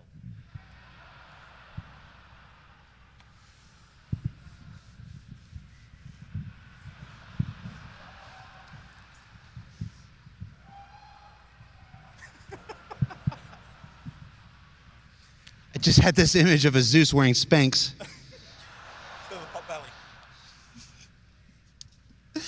What are you laughing at? All right, so we also talked about the Cutter Scout. Is this the last variant of the Cutter we're going to see? When we first introduced the Cutter, we said it was a platform ripe for future variants. Is this the last Cutter variant that's on the thing, or can you maybe tease something for the future? Absolutely not. There was obviously that mysteriously third blurred image. So the Montreal team, did both of them as basically their first onboarding task into the vehicle pipeline. Both of them are done now. So you will see the third one soon, TM. You just have a done spaceship and you're not putting it out there. Strange, isn't it?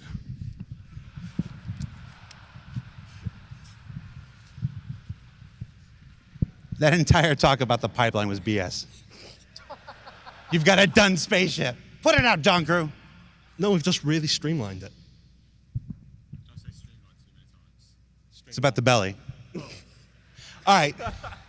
We're working with diminishing returns here, so we're going to wrap this up. We're going to go back to Dan. He's back in Hall B. I think he's at the merch booth. Dan, what do you got for us?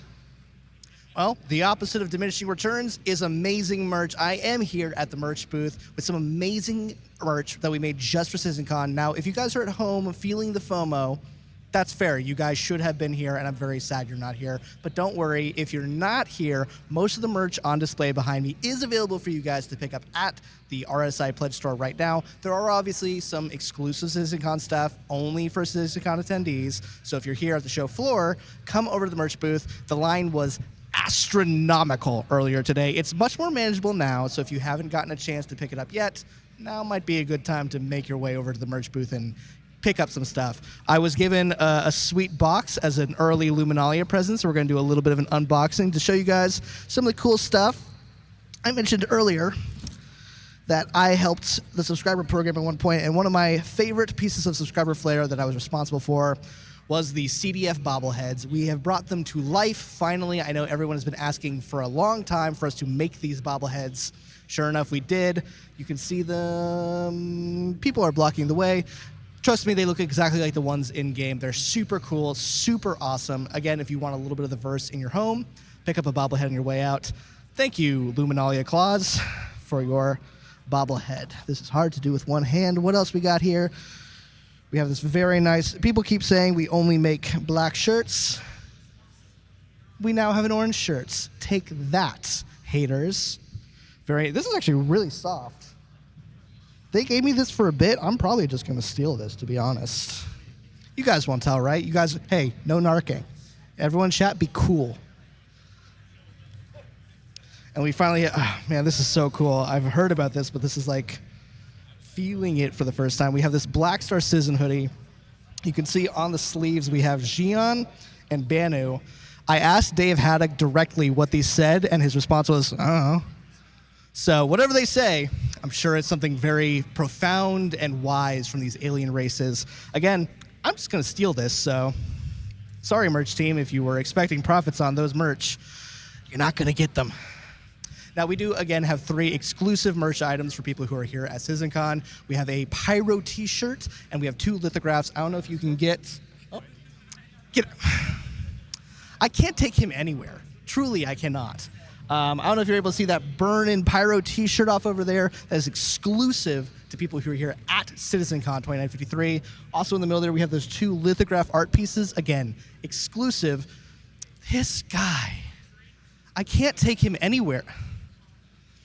Who was that man? No one important, I'm sure. But yes, we have those 2 exclusive art pieces for people who are here at CitizenCon 2953. Oh, what's this? Oh my God, that strange homeless-looking man also gave me these AirPod cases with a little Finley attached with it. You know what? Maybe that guy was all right. Whoever he is, I hope he's having a good day. But I actually do need new AirPod cases, so again, like everything else, I'm just going to keep this. I think that wraps it up for me, so I'm going to throw it back to the main convention floor. There's going to be a lot more stuff here at CitizenCon. You guys will see it either later today or tomorrow. See you guys then.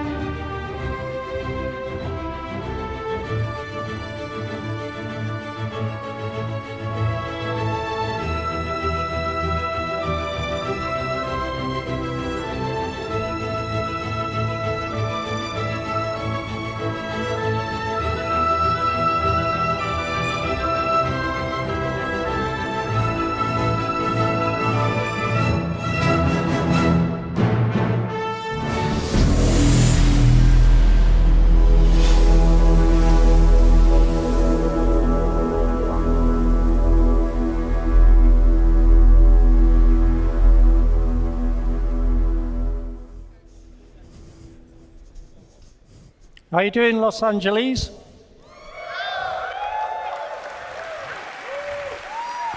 Boys, a lot of you here. It's great to see you. Hi.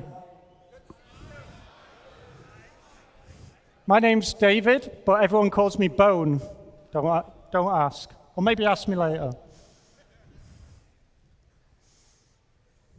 So, my job is to oversee all the technical implementation of the UI across the company. And if I'm lucky, I get to do some programming from time to time. At previous CitizenCon, one in the flesh, in Manchester, I talked about UI tech with my friend and colleague, Zain Bien. And we were making new tools and technology to help our developers to develop their UI. So that was a few years ago now, and now I'm really privileged to share with you how this technology has been utilized by our talented designers to help improve your experience in the verse. So, along with some of my UI friends that are hidden out the back there, we'd like to show you some of these improvements which are going to help you, the players, navigate the Star Citizen universe.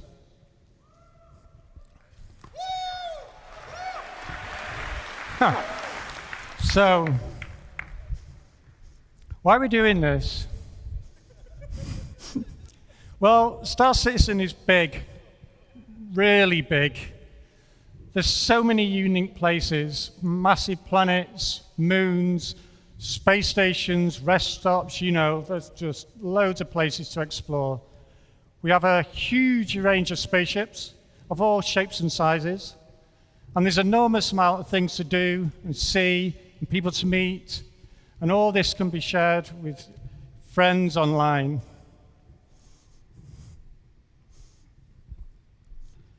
And as we've seen today, as our amazing online technology grows, it takes great leaps, and our online player count grows, the possibilities become almost endless. So how are we going to make sense of all this? Right. Well, one of the main ways we do this is with a user interface, or UI for short. Well, that's where we come in, fortunately, being the UI guys. And we do this in loads of ways that you see already, whether it's your vehicle MFDs, or the HUD, or the kiosks, where you get your spaceship, or you trade commodities, or buy weapons, and all manner of diegetic UIs that you see, diegetic meaning like things in the world that you can interact with. But our first real opportunity is through the helmet visor display. Now, the visor display gives you vital information about your status and the environment around you. But this display has gone through many iterations over the years, and it's been built upon and adapted. And I don't know if who remembers Arena Commander 1.0. That came out about a year after I started, which was primarily space combat and racing, so the visor was geared towards that. And then it evolved with our first ventures into the online universe, and as all the features get added and all these new things, the visor grows and we put things on it to show you, different statuses and like tells you all about what's going on. But with all this evolution, we sometimes lose focus. There's so much we need to know, and when we need to know it is important. So how do we zero in on what's important and at what time? So leaning on this technology that Zain and I and the UI tech team wrote a few years ago, we're trying to take a smarter perspective and rework the visor for you. So I'm not going to tell you about that. I'm going to invite Simon Bursey onto the stage, and he can tell you more about it. Simon?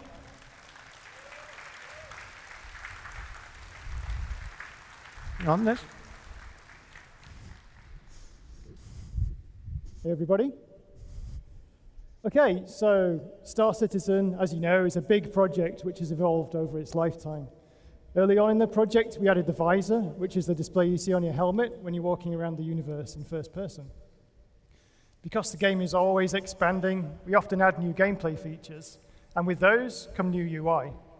The various teams slotted pieces into whatever place made sense at the time, but this eventually meant the view became very complex. As you can see, the current live UI can get very cluttered. We have lots of information competing for your attention, so you don't always know where to look, and sometimes the overlaps can make things difficult to read. So, as you can probably tell, the UI team wanted to do a redesign. We wanted to improve the player's experience by presenting the important information in a clear way. We also needed to create a new framework that supports all the existing features and allows us to add more in future. And finally, we wanted to bring the visuals up to the high standard we're setting for Squadron 42 and soon the Star Citizen persistent universe. So how do we go about that? I believe user interface should always be a collaboration with the teams who build the underlying features. So we worked closely with them on a new layout, keeping some pieces, combining others, and maybe getting rid of a few. Once we'd figured out the design, we built a new framework using our 3D UI system, and then we worked closely with the various game teams to take all that complex data that existed before and hook it up to the new user interface. When we designed player-facing UI, we often tried to start with the worst case first, so we can see everything we have to deal with. It was important for us to keep the central area as clear as possible to make it easier for you to see the underlying game. We designed a set of regions that attach to the different parts of the view, and with each of those, we have a set of widgets that can show, hide, and stack when you need them. So, I've told you about everything we wanted to achieve, but wouldn't it be great to see it in game? Does anybody here want to see a live demonstration?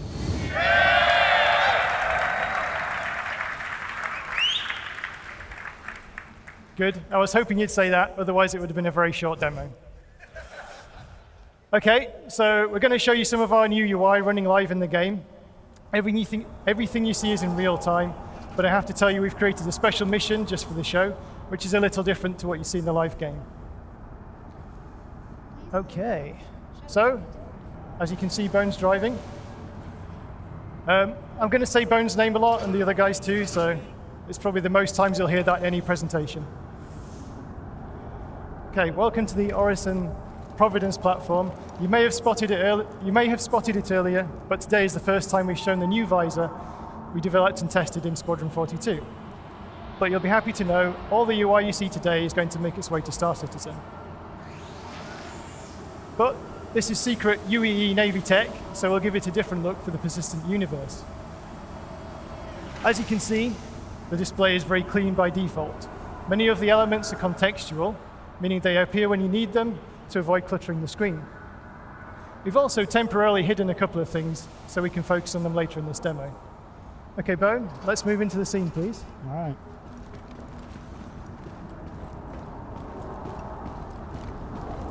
Okay, when we get a new mission objective, it appears in the top right of the screen. And you can see that our first mission is to repair a radiation leak. We've done a major overhaul of the augmented reality marker system, so we can follow the yellow on-screen marker to get to our objective. At the top of the screen, you'll also see the compass. Okay, Bone, let's head towards the objective. We were already happy with the way the player status widgets worked, showing you contextual information about your character and environment. So we've given them some visual polish and added a few new ones.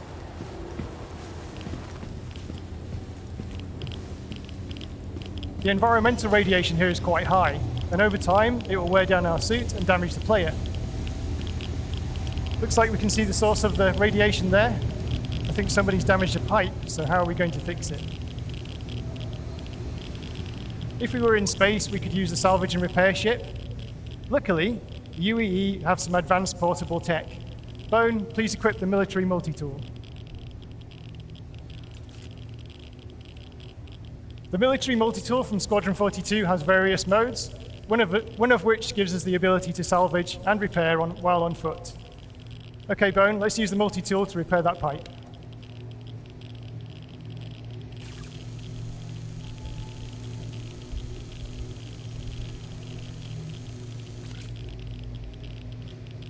Okay. Right, we can see at the bottom left of the screen, the radiation levels are decreasing. So let's head into the scene. Go on, Bone. Let's walk forwards a bit. Okay, now we fixed the damage, we need to find the enemies that caused it. While we're on the way, you'll notice that the on-foot emissions at the top of the screen. We're emitting infrared, electromagnetic radiation, and also sound. If any of these go higher than the background levels, it will be easier for the enemies to detect us. Let's take a look at the bad guys, Bone. As part of the emissions and radar tech, we also have the ability to scan while we're on foot. If we tap the button, we can do a quick scan to reveal info about anything that's in our view currently. Okay, Bone, let's do a quick scan. This highlights whatever's in our line of sight.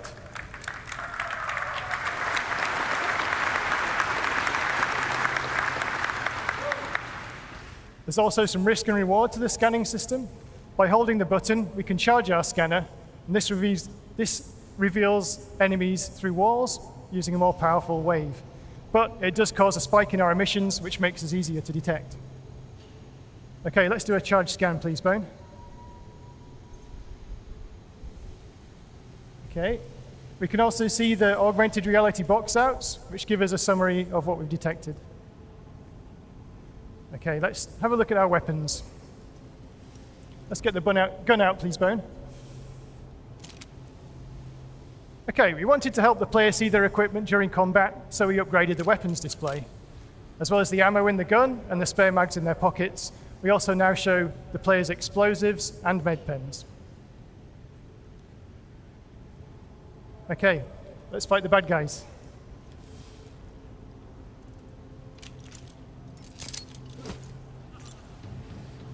There you can see our new explosives marker, designed to help you spot deadly grenades, mines, and missiles more easily.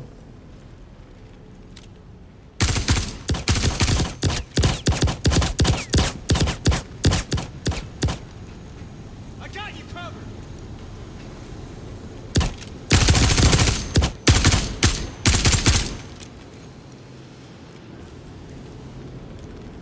Did you do it? Okay. Well done, Bone.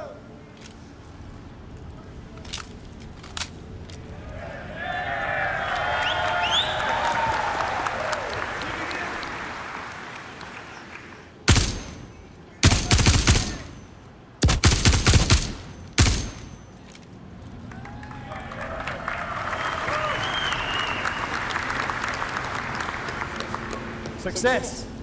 Okay. There's no more hostiles nearby, so let's take a moment to talk about the mobiGlass. The mobiGlass is the Star Citizen equivalent of your smartphone. It has various apps that hook into the gameplay systems. Like all the UI we're showing you today, we wanted to redesign it with the player's usability in mind, to make it look good and also lay the groundwork for future expansion. Let's bring up the mobiGlass, please, Bone.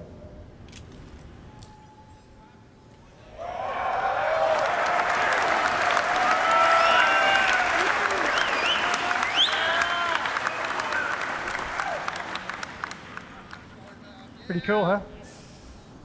We've redesigned the interface to give a smoother user experience.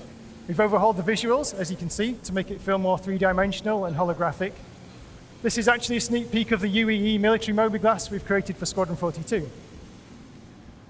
This version has a focused selection of apps, and we're going to expand on that when we bring the mobiGlass to the Star Citizen persistent universe. We'll also have more of a smartphone feel in the PU with a wider range of apps. Okay, let's briefly talk about this home screen. It gives us an overview of our health, the environment, and even our ship. We can also check our mission objective. Okay, so that's enough about the Mobiglass. We've got some more really cool UI just around the corner. And to tell you a bit more about that is the very talented Zane Bien.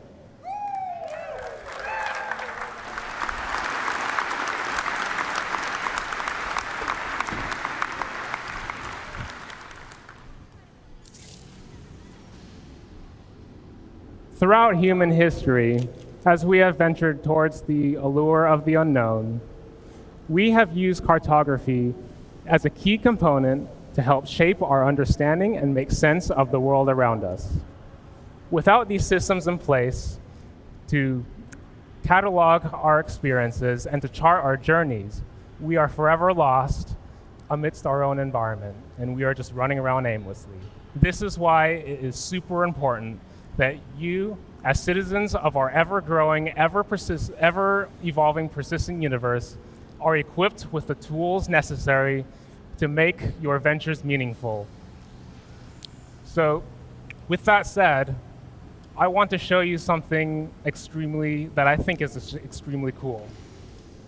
So, Bone, our next objective is to go to the map kiosk and download a terminal.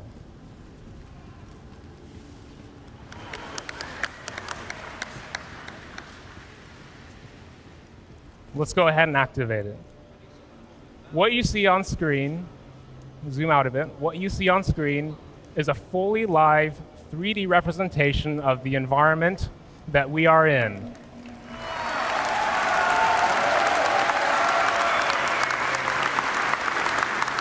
You can see callouts of the various default points of interest. You can pan the map around, you can rotate it, and you can even cycle the floors that you're on to isolate the visuals of the floor that you're on. So our current objective, it's much more interesting if we can actually take this on the go. So let's download it to our databank.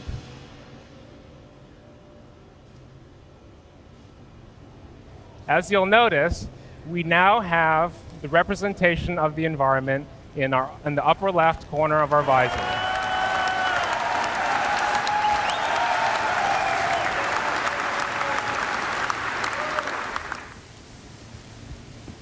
Now, the thing that's really interesting to note at this point is not all environments will have such a convenient kiosk available.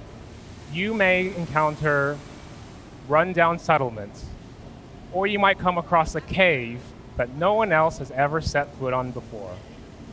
What will happen in this instance is your radar will incrementally update your map, and it will incrementally reveal your environment and save that to your databank. So you kind of reveal it incrementally. So this map, what we see in the upper left corner of our visor, is not really just a map. What it really is actually data. It's our radar. And we can see contacts on our radar as we scan. And it's basically what we have available stored in our databank. So because we have the location data saved to our databank, we can obviously access that via our Mobiglass. So let's go ahead and pull it up in our Mobiglass, because this is going to get really interesting.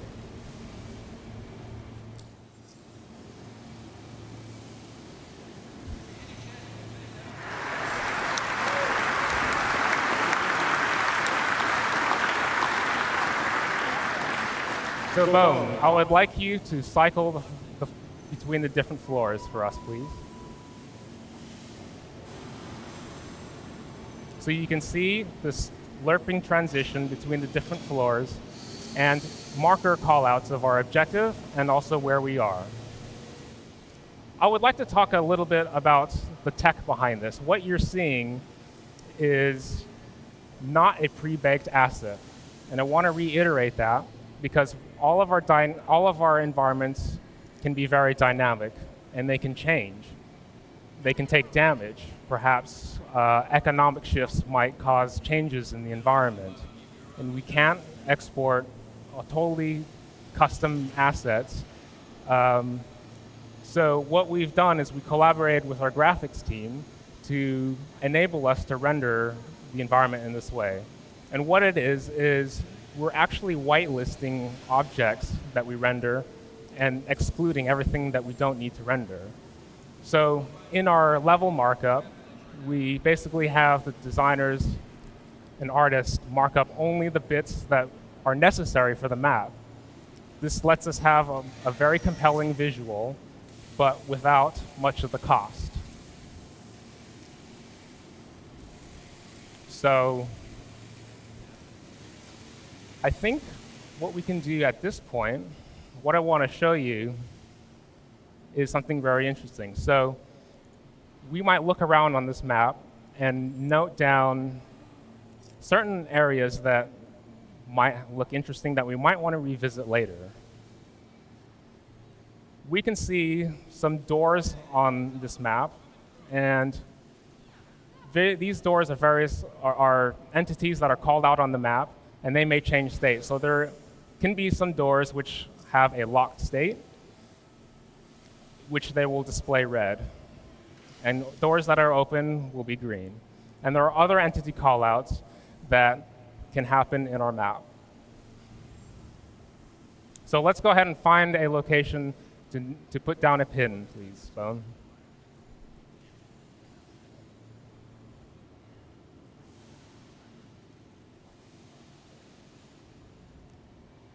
Maybe that one. Maybe that door looks interesting. Press T. So what we can do is set a marker, and we can customize the details of that marker. Now, what you'll notice as well is as we set markers, there's metadata that is encoded into each of these markers on top of the customized name that we can specify. So we can mark as many markers as we want in this map. And these are all saved to our data bank, and we can eventually share these markers and even sell these markers on the market. So the thing about this, we can't really talk about markers without mentioning data running.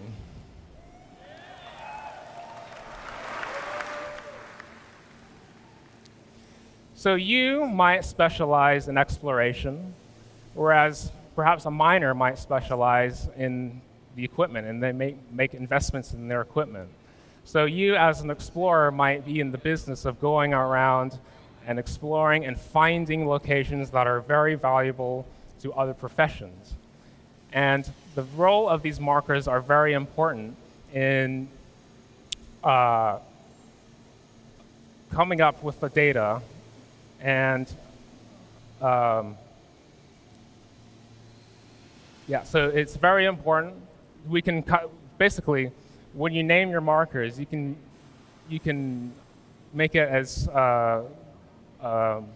maybe obvious, or you can leave it a mystery. So you'll have, when you sell it on the market, you could get rated for how accurate the data is. So the other thing is we have a mission objective as well. And it would be very nice to be able to route to that mission objective. How do we get there? That is another purpose of the map, is basically navigating and letting us know the way towards that objective, towards a destination. So let's go ahead and plot a route to this objective.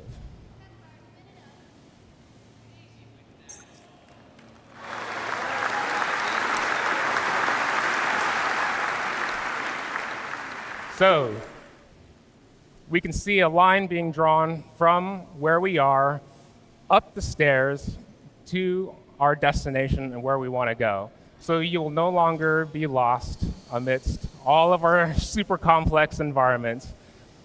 And what's worth mentioning at this point, and what's really cool, is this under the hood is actually utilizing another piece of tech, AI pathfinding. And so what that allows us to do is leverage other existing tech to basically, it does all the heavy lifting. We just make it look pretty. So because of that, there are certain cases where the path might be blocked. It might have a locked door, or there might be a fire that is in our way. The AI pathfinding will account for that. It will go through doors, it will handle elevators, and it will handle fires, locked doors, and it will just handle everything. So that is an example of sort of a piece of tech that we've leveraged under the hood to help us achieve this goal. So,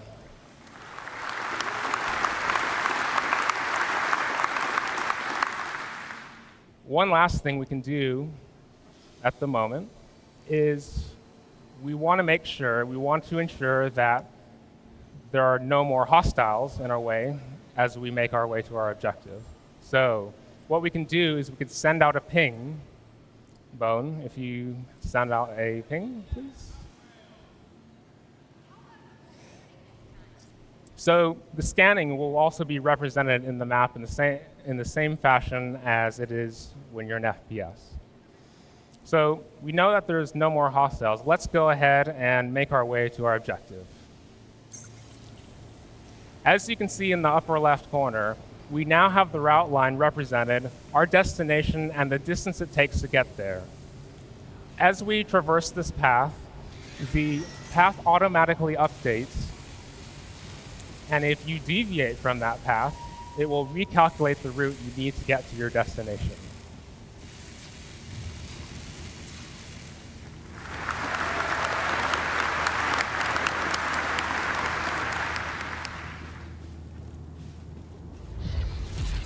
So there's our buddy. He's flying in. So we'll make our way up to the Carrack here, to the right.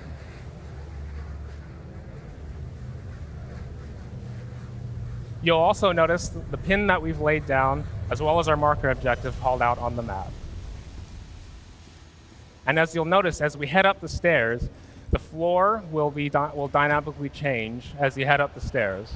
If we can get past this first bit, if we don't trip up.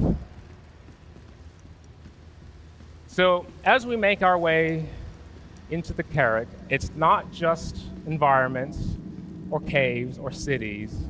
We can represent the ship on our interior map. And it's totally seamless as you transition between the two. So let's go ahead and pull up our Mobiglass again and get a wider view of our ship.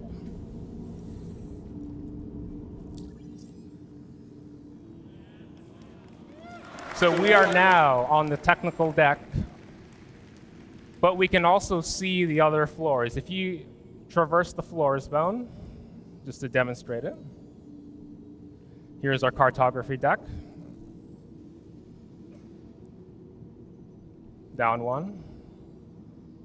And our habitation deck. So you will have noticed from a previous presentation that this was very similar looking, right? It's utilizing our tech. So not only will this benefit you as a player, but it also benefits us as developers, because we generalize this system so that other developers can leverage our map to create compelling gameplay.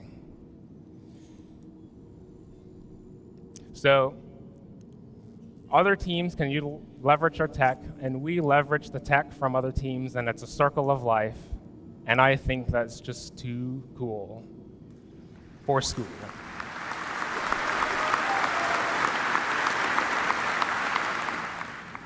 So, we've been talking about environments, cities, representing ships on our map, maybe planet terrain. These are quite, our universe is quite big, right? That's only a small fraction of what our universe is. what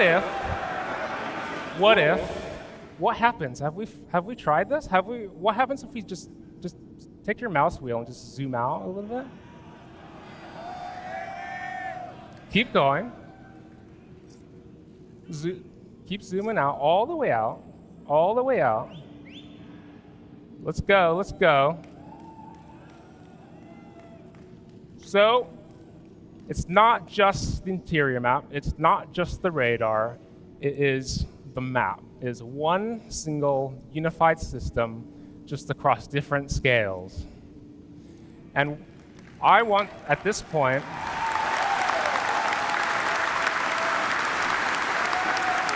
we are above Crusader, and at this point I want to invite Emily Hansen onto the stage to talk about the map as seen at this scale. Thank you very much, everybody.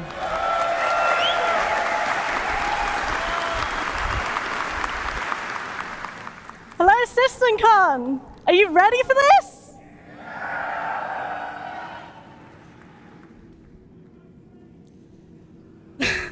Bone, do you want to click on the marker? As you all suspected, this is the star map.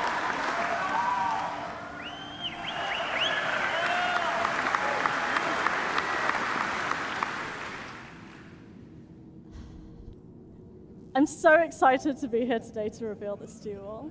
I hope you're excited too. Now, I think we all know the current star map needed a bit of work, and we've done that.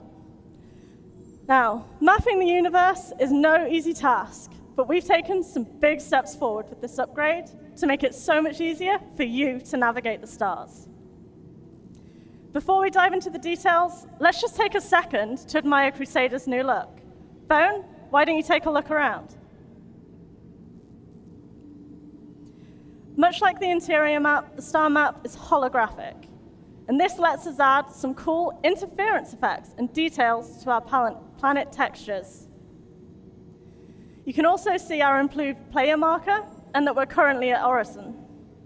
The player and location markers have merged at this scale because they're so close together. The player marker takes priority, which is why the marker displays the player icon and color. By smartly merging with bigger points of interest at larger scales, the player marker always remains visible to you. You'll always know where you are relative to points of interest near and far. So, is everyone ready to see more? Bone, let's take the step back button. That's the one on the right over here. So we can take a look at Crusader and all of its moons.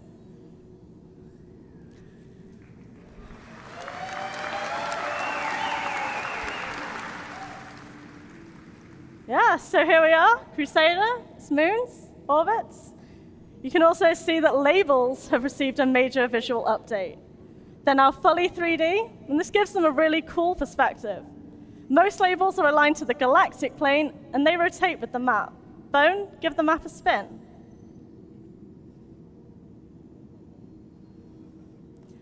Bone, can you tilt past the horizon, please?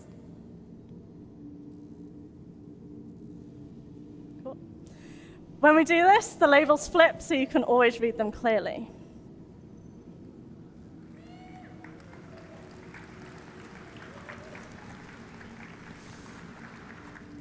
Labels for city markers and outposts work a little bit differently.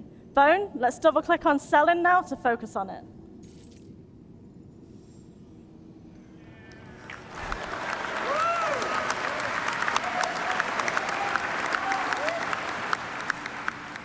Surface labels face the camera and appear when they're in the central part of the planet, reducing on-screen clutter. Bone, want to show this in action?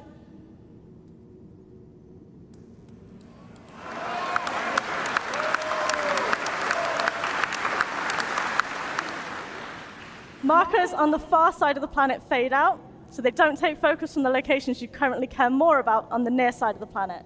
Bone, can you double-click on one of the points of interest?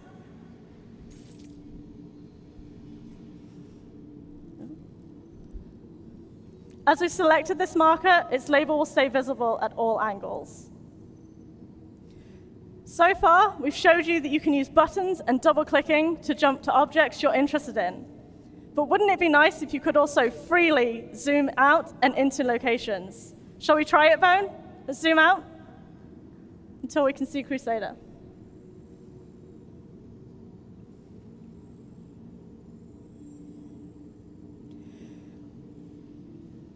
We wanted to ensure you have freedom to move around, but this flexibility requires us to be really careful about how and when markers appear. Markers need to disappear when they get too small, but also stay visible when they're still relevant to your view. This isn't simple because objects in a solar system are vastly different sizes.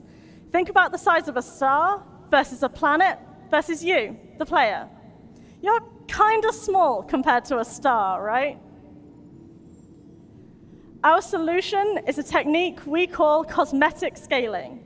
This allows us to draw a marker at its real size when we are close to it and artificially increase its size as we zoom out until we reach the point where it collapses into larger points of interest in the hierarchy. You can see this in action here. There's no way Crusader and its moons are this size at this scale in reality. They've been scaled up massively so you can see them. Bone, let's zoom out a bit more so we can see the moons disappear.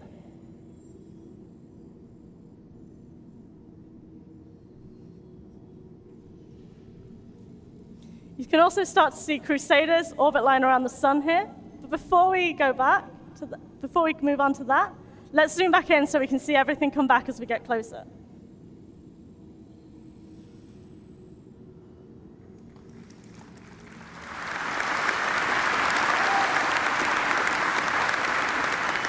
As well as zoom, you can also pan around the map unrestricted. Bone, feel free to have a quick look around. As we draw closer to a marker, the cursor automatically magnetizes to it. This ensures you never lose track of what you're trying to view when you zoom in. No more zooming in on empty space.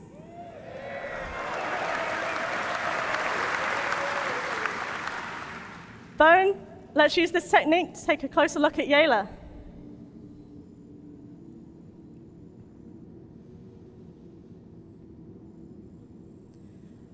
The magnetic cursor does not require us to click on markers.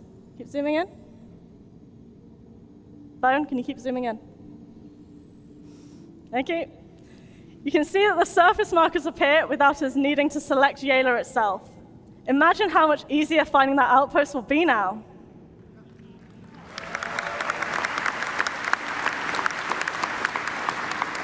Crusader, as you all know, isn't all there is, though. We've got a pretty big universe out here. Do you want to see some more? Let's have a look at a location further afield. Can we just pan to Calliope, maybe? Bone, let's give that a try.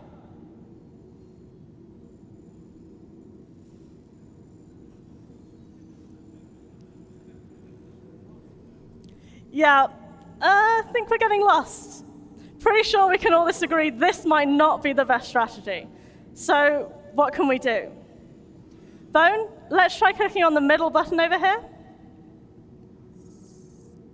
This returns us to our previously selected marker. As I mentioned, we did not select Yayla, so we've gone back to Selin. So now we know where we are. That's a step in the right direction, but we're still not at Calliope. So we need to find a different way. Bone, could you use the step back button until we can see the whole solar system, please? And there it is.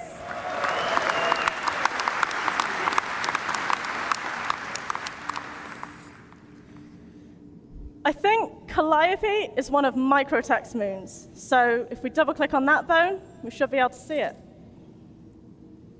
And there it is. Bone, let's pan to it and then zoom in so we can see that magnetic cursor in action again.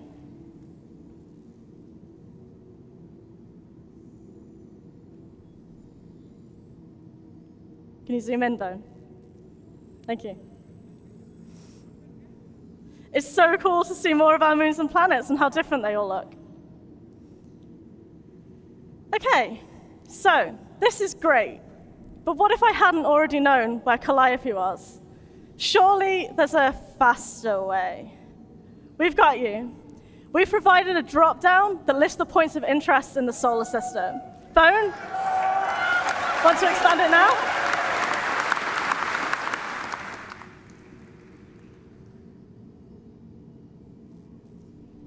Go over a little bit. Yeah. We're actively working on ways to improve the way this list is presented to you, to make it even easier to find what you're looking for.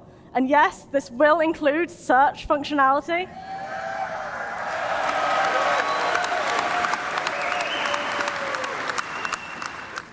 But for now, Bone, let's use this to go to Ariel.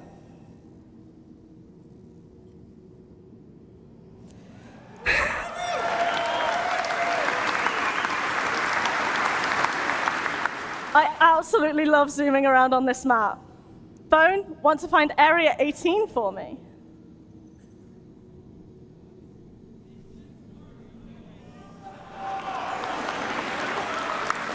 So, Area 18 is currently on the dark side of the planet, it seems. Of course, it's not just planets and moons.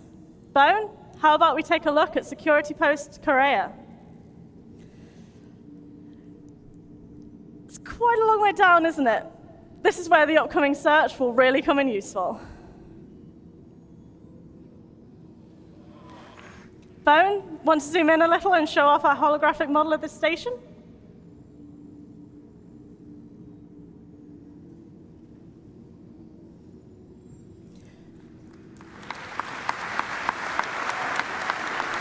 Bone, can you also drop down again, please?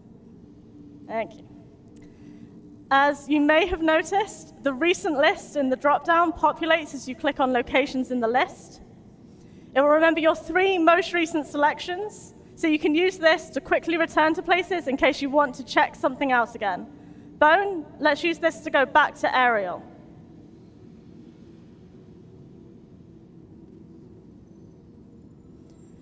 Okay, so we've done a lot of exploring. I think it's time that we head back.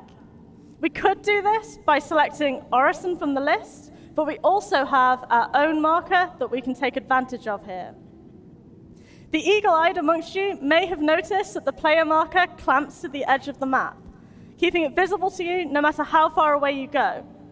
To get back to our position, we could double-click that marker, or we could click the first of the navigation buttons to zoom straight there. Now, I'm sure many of you have been wondering if we can go back to our Carrack map from the star map, just like how we got here from the Carrack map just a few minutes ago. So, let's see what happens when we focus on our player marker. Go ahead, Bone.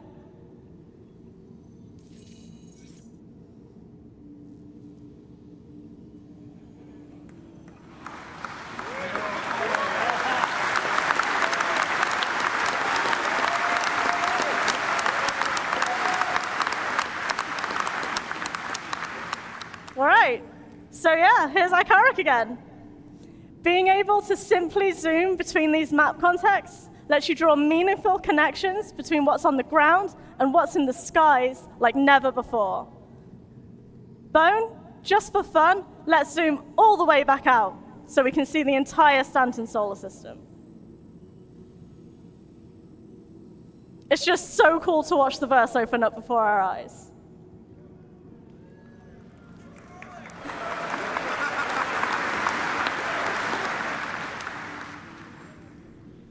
With all these new possibilities for moving around the star map, you should never find yourself lost again. The controls are so much smoother and easier to use than the star map you're all used to, as I hope Bone agrees. Knowing that what we've shown here today is just the beginning for the upgraded star map. You saw pinning in the local map, and we'll add this to the star map before you get it. Just imagine being able to mark something interesting you find out there in the verse and then sharing that location with friends, just like Zane said. Exploration is about to get a lot more interesting, and we're doing everything we can to ensure the star map is your brightest window to the stars yet.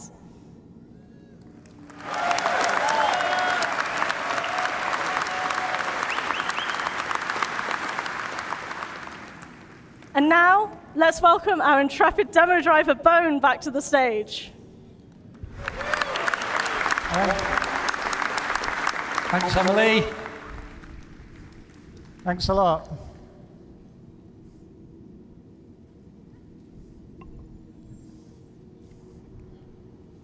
So we're really, really excited about getting all these features into your hands of the players of Star Citizen and Squadron 42. We know they're going to make a huge difference to the way you make your way around the universe. So let's just quickly review what we've seen. We've rebuilt the visor display to give you a better understanding of the environment around you. With the new minimap, with the integrated radar and ping, and it will help you find your way around.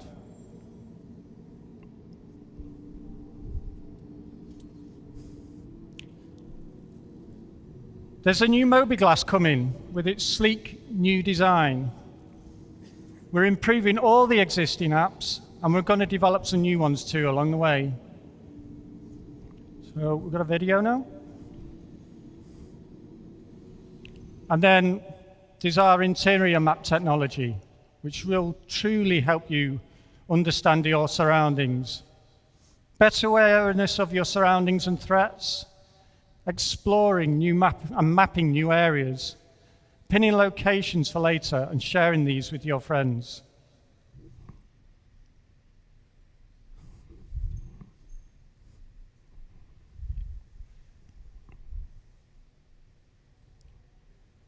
Or the Idris. That looks great.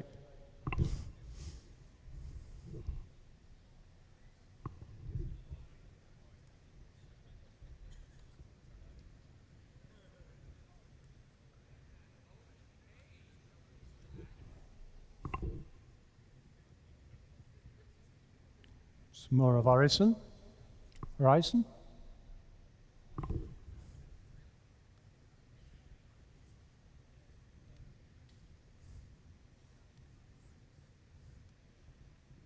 And of course, our entirely new integrated star map. With its new interface and, let's face it, a much needed refresh to the user experience.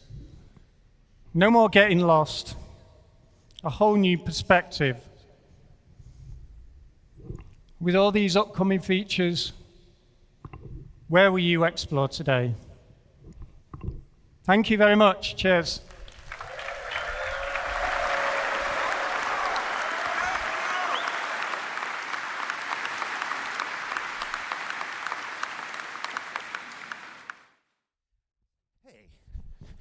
All right. Sorry. I was back there trying to figure out how to reprogram my Alexa to respond to Bone. Bone, add Cheerios to the grocery list. Bone, rescue the hostages. Dave Haddock, if we don't have that in the narrative, I'm going to find you. Guys, that's it for day one of CitizenCon. What'd you think?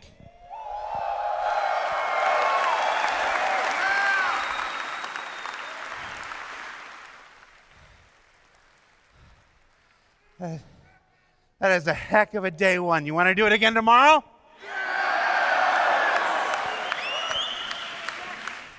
We saw Star Engine and all the amazing improvements that are coming to Star Citizen and Squadron 42.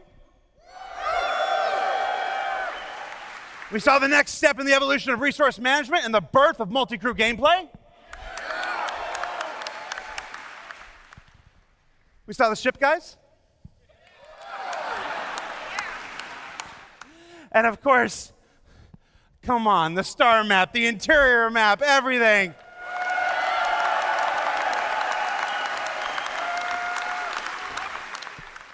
I often joke that we're just like you in many of the same ways. We want the same things. We need the same things. We have all collectively, all 1,300 of us working for Cloud Imperium Games, been like, when Star Map? When? To see it.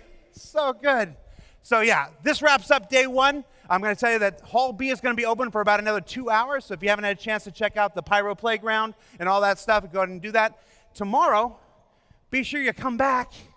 We got character advancement. That's Ian Leyland, Sean Tracy, Forrest Steffen, and Andre Perez.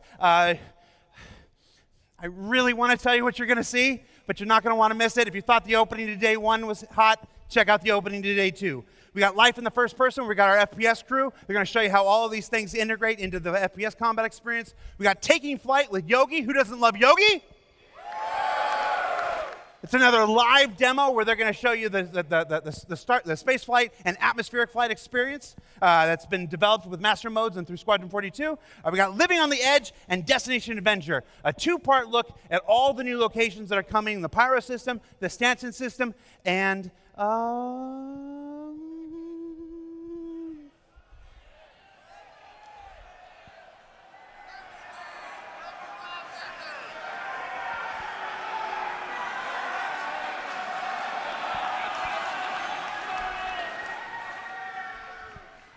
I've been here 9 years. I got to make it to 10. So yeah, everybody, from the bottom of my heart and standing here in front of the 1,300 people who make this game possible, thank you for joining us for CitizenCon. Come back tomorrow, 11 a.m. Pacific. We'll see you then. Day 1 was great. You ain't seen nothing yet. Take care, everybody.